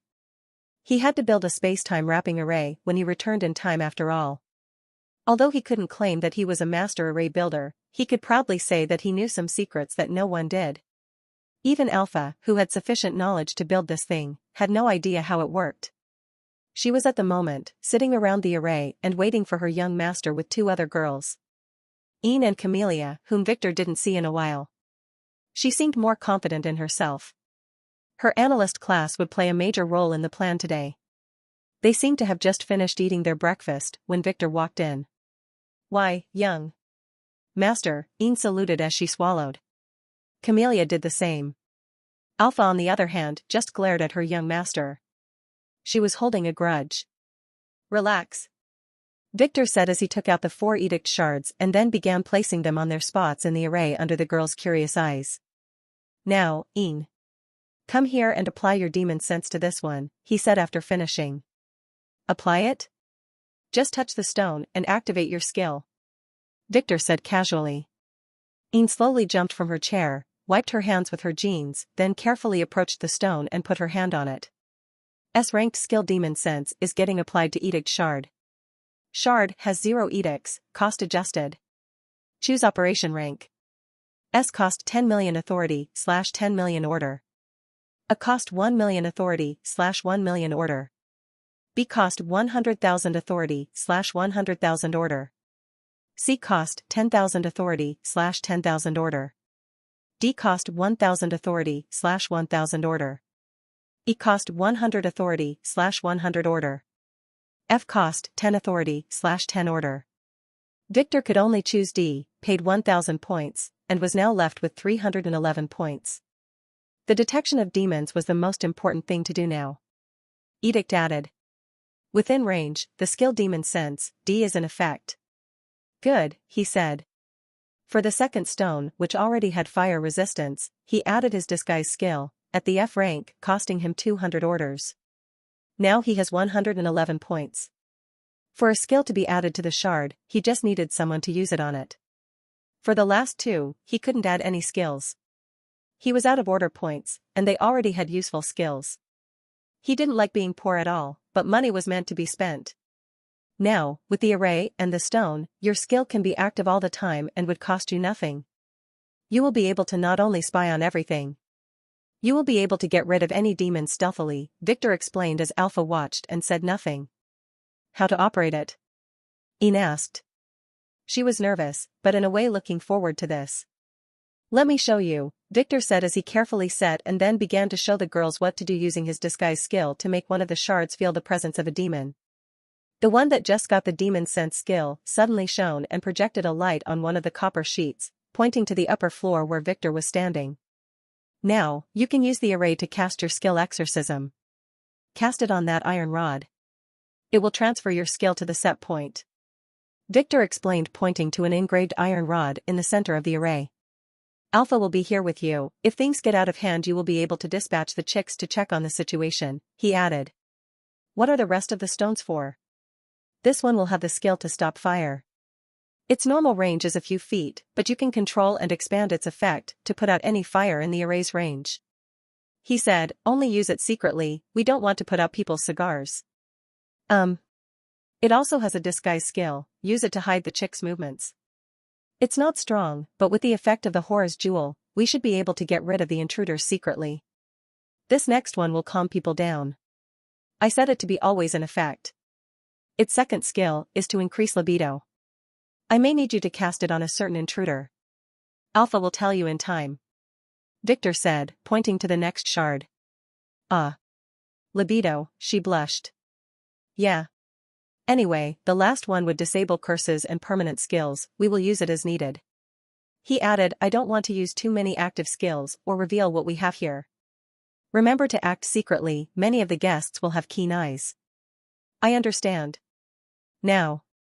There would be some intruders whom we don't have to act against immediately. Just let the receptionist move them with the extras to the duplicate wedding venue and use the disguise shard to project the wedding on the fake stage. Camellia is responsible for managing this. Shards? Alpha asked. Never mind that, just be sure to act as planned. Victor said just as his phone rang. It was Kai. Did Yulian leave prison? Victor asked, this was crucial. He is on his way out. I already prepared a car for him. Kai said, but that's not what I am calling for, we have a problem. Already? What? Victor asked. The priest we arranged. He died yesterday. What? Dead? Victor yelled, scaring the girls. Yes. He used the money we gave him to go to a top-tier brothel. He couldn't handle the girls there. His heart just gave up after finishing the third round. *T. Victor cursed, startling Ian. The local temple had no other available priests, so the old head of the temple will come by himself. Oh, I see, Victor said as his eyes suddenly turned sharp. He knew that guy. This was how they were going to infiltrate this place then. Regardless, tell them that I will send someone to drive the old man, Victor said, then hung up. This changed nothing, just some minor details that involved some very strong wine. I am out at last, a young man in wrinkled sportswear, a blue pair of flip-flops, and disheveled hair yelled loudly as he stretched his hands up while walking out of prison. It was none other than Julian von Krohn.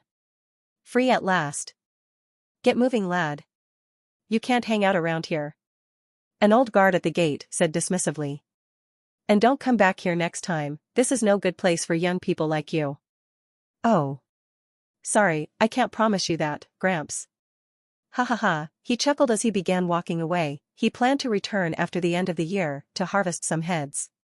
I am only 61. The old man scolded, then shook his head as he saw Julian walk away without a care. Young people these days. Hey, do you have someone to pick you up? The old man yelled at Julian from the back. No. I will take a cab. Julian said. He made a small fortune in prison after making some, not very legal, bets inside. So he didn't need to walk. We are in the middle of nowhere, there are no cabs. The old man began to speak, then paused as an empty yellow cab stopped right next to Julian. Need a ride, lad? The middle-aged driver with a receding hairline asked, making the old guard frown. They were out of town? Where did that car come from? They usually didn't come here even if they called for them.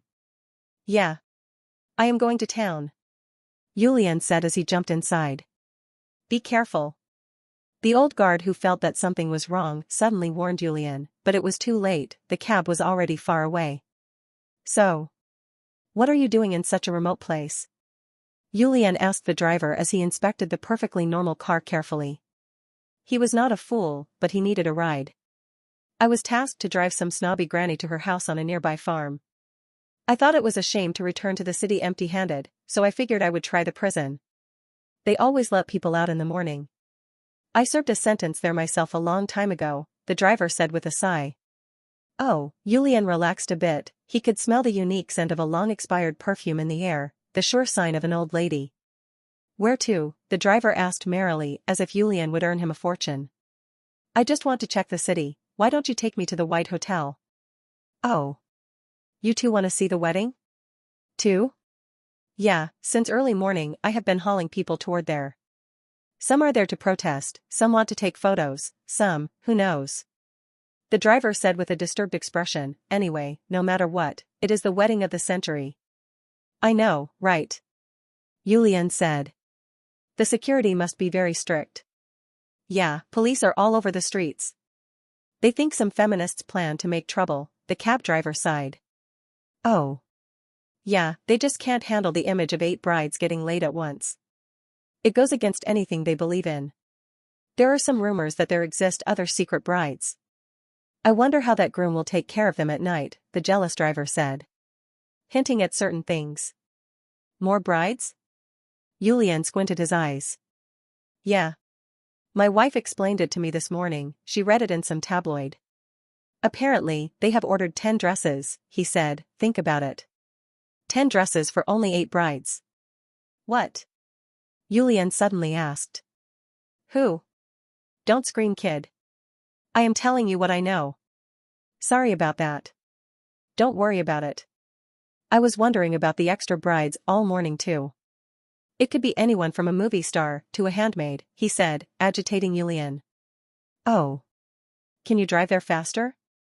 Double your speed and I will double your fare. Yulian said. Sure. But pay half first, the driver said with a subtle smile.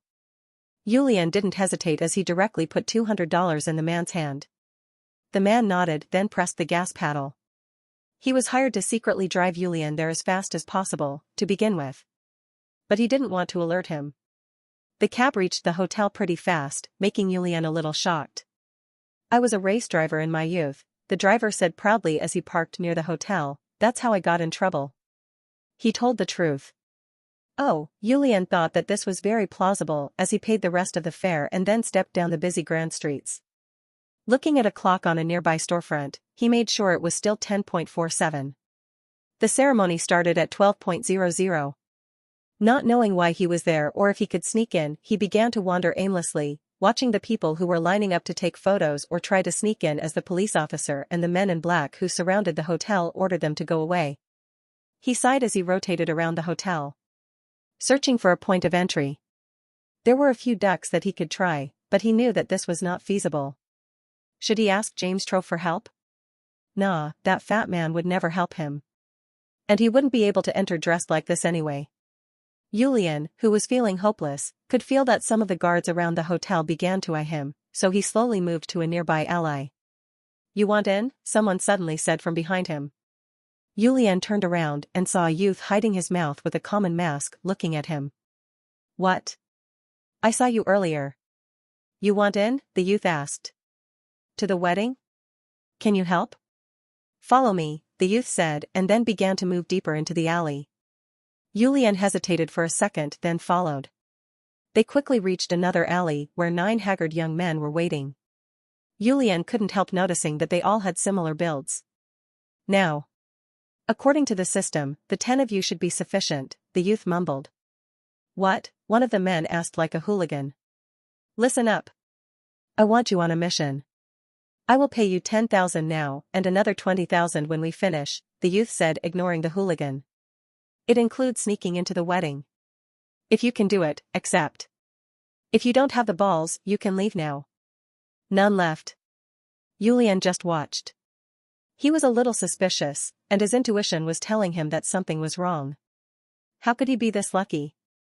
Nevertheless, he needed to enter that wedding. Good. The youth then gave each of the men a pack of wet napkins and a suit. This should fit you, clean yourself up then put it on, he said. Yulian nodded as he grabbed the suit and looked at it. He was surprised that it was of a high-quality brand, but he didn't let it show as he began to prepare himself with the others. What do you want us to do? He asked the youth. Nothing dangerous, you just have to enjoy your time and wait. Someone would come and claim that one of the brides was fake. At that moment you just need to begin cheering for the bride's veil to be lifted, he said, and after that, you will start cursing at the groom. Your mission is to agitate the attendants. Oh, Yulian squinted his eyes, this sounded interesting. What's in it for you? That's not your F***king business, the youth said. If you don't like it, you can leave. No. I will do it, Yulian said as he finished buttoning up his shirt, then took the comb the youth offered him and brushed his hair.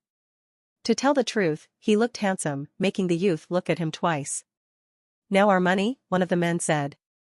The youth took 11 envelopes and gave them to the men. I paid you now. If you don't do what I told you, I will pay others to break your necks, he warned. The men hesitated then nodded. Yulian did too. Good. The youth said as he gave each of the men a silver invitation card. You can use this to enter. It is meant for some low-ranking company managers, so no one would suspect you. Just act normal and eat your fill. Don't make trouble before it's your turn, and make sure to stay until the end to escape with the crowd as they move out. The men looked at each other and nodded. Now go, what are you waiting for? The youth asked, making the now fully dressed men look at each other and then move out.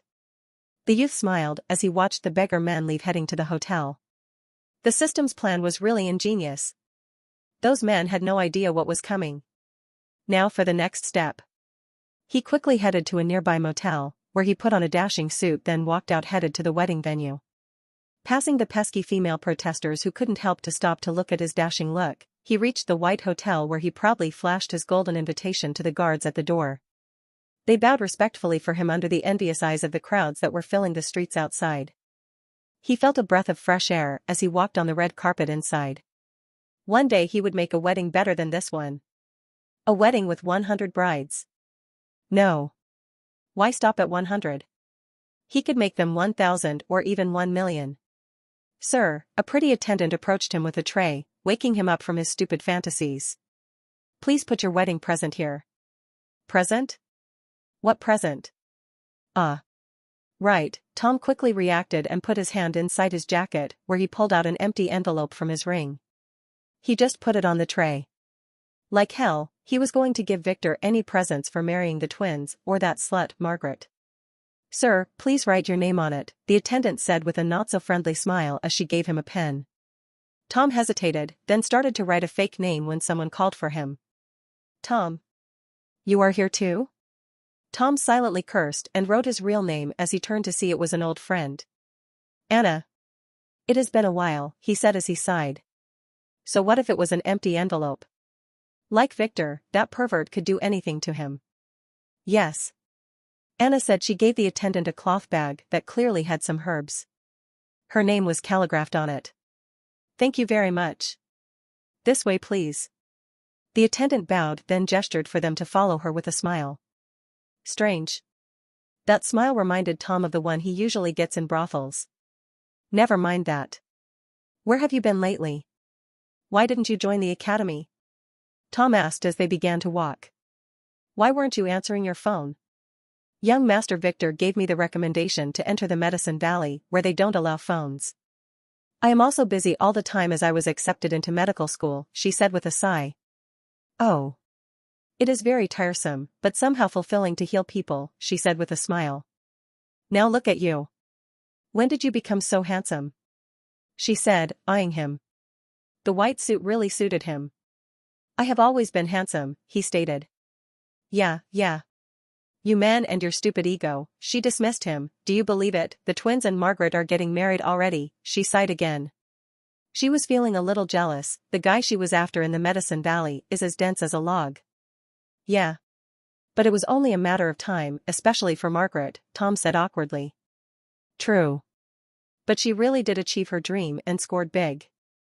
Anna said as they entered the VIP elevator that headed to the wedding venue. Look how rich the groom is. We will see if this marriage will last when Victor discovers that she is marrying him for his money. Tom said. That's rude. Anna said as the elevator door opened to the grand venue. That's the truth. You know her.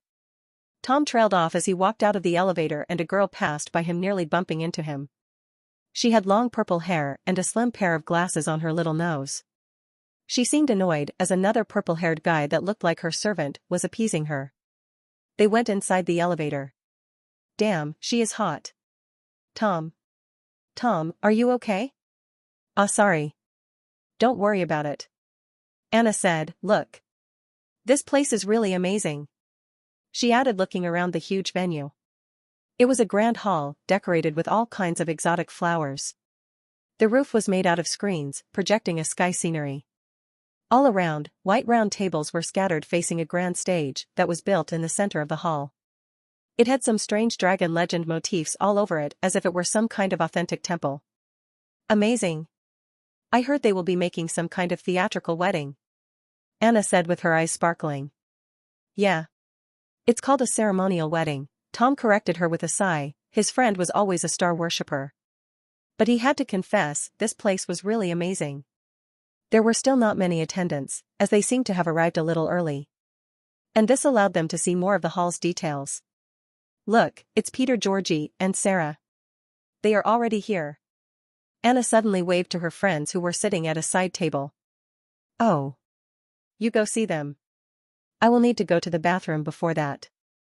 I will catch up with you later, Tom said with a frown. He was on a tight schedule and he needed to be ready for Caspian's arrival. Julian didn't go inside the hotel immediately. He waited for a while, the wedding would not start for another hour anyway. He casually strolled around and then entered a nearby coffee shop where he ordered a cup of cappuccino before asking the blushing waitress if he could use the toilet. She couldn't say no to his dashing smile. After closing the toilet's door, he quickly undressed and then began to check the suit. As expected, in the inner lining of the jacket, which he carefully cut using a knife, he found something. It was an envelope that had a strange talisman pasted on it. Julian frowned, although he didn't know how talismans worked, he saw some of them in his family. Opening the envelope, he found that it was filled by some strange power. Sniffing it, he realized that it was some kind of black powder mixed with some herbs.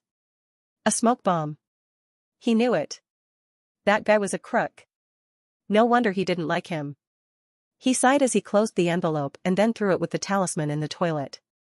He quickly rechecked the pants and the shirt, then put them on with the jacket before walking out after wetting his hair a little and combing it to the back to reveal his handsome face. He drank his cappuccino casually, then after giving the waitress a generous tip, he borrowed an envelope and put a candy bar inside of it. He would never forget to bring a present.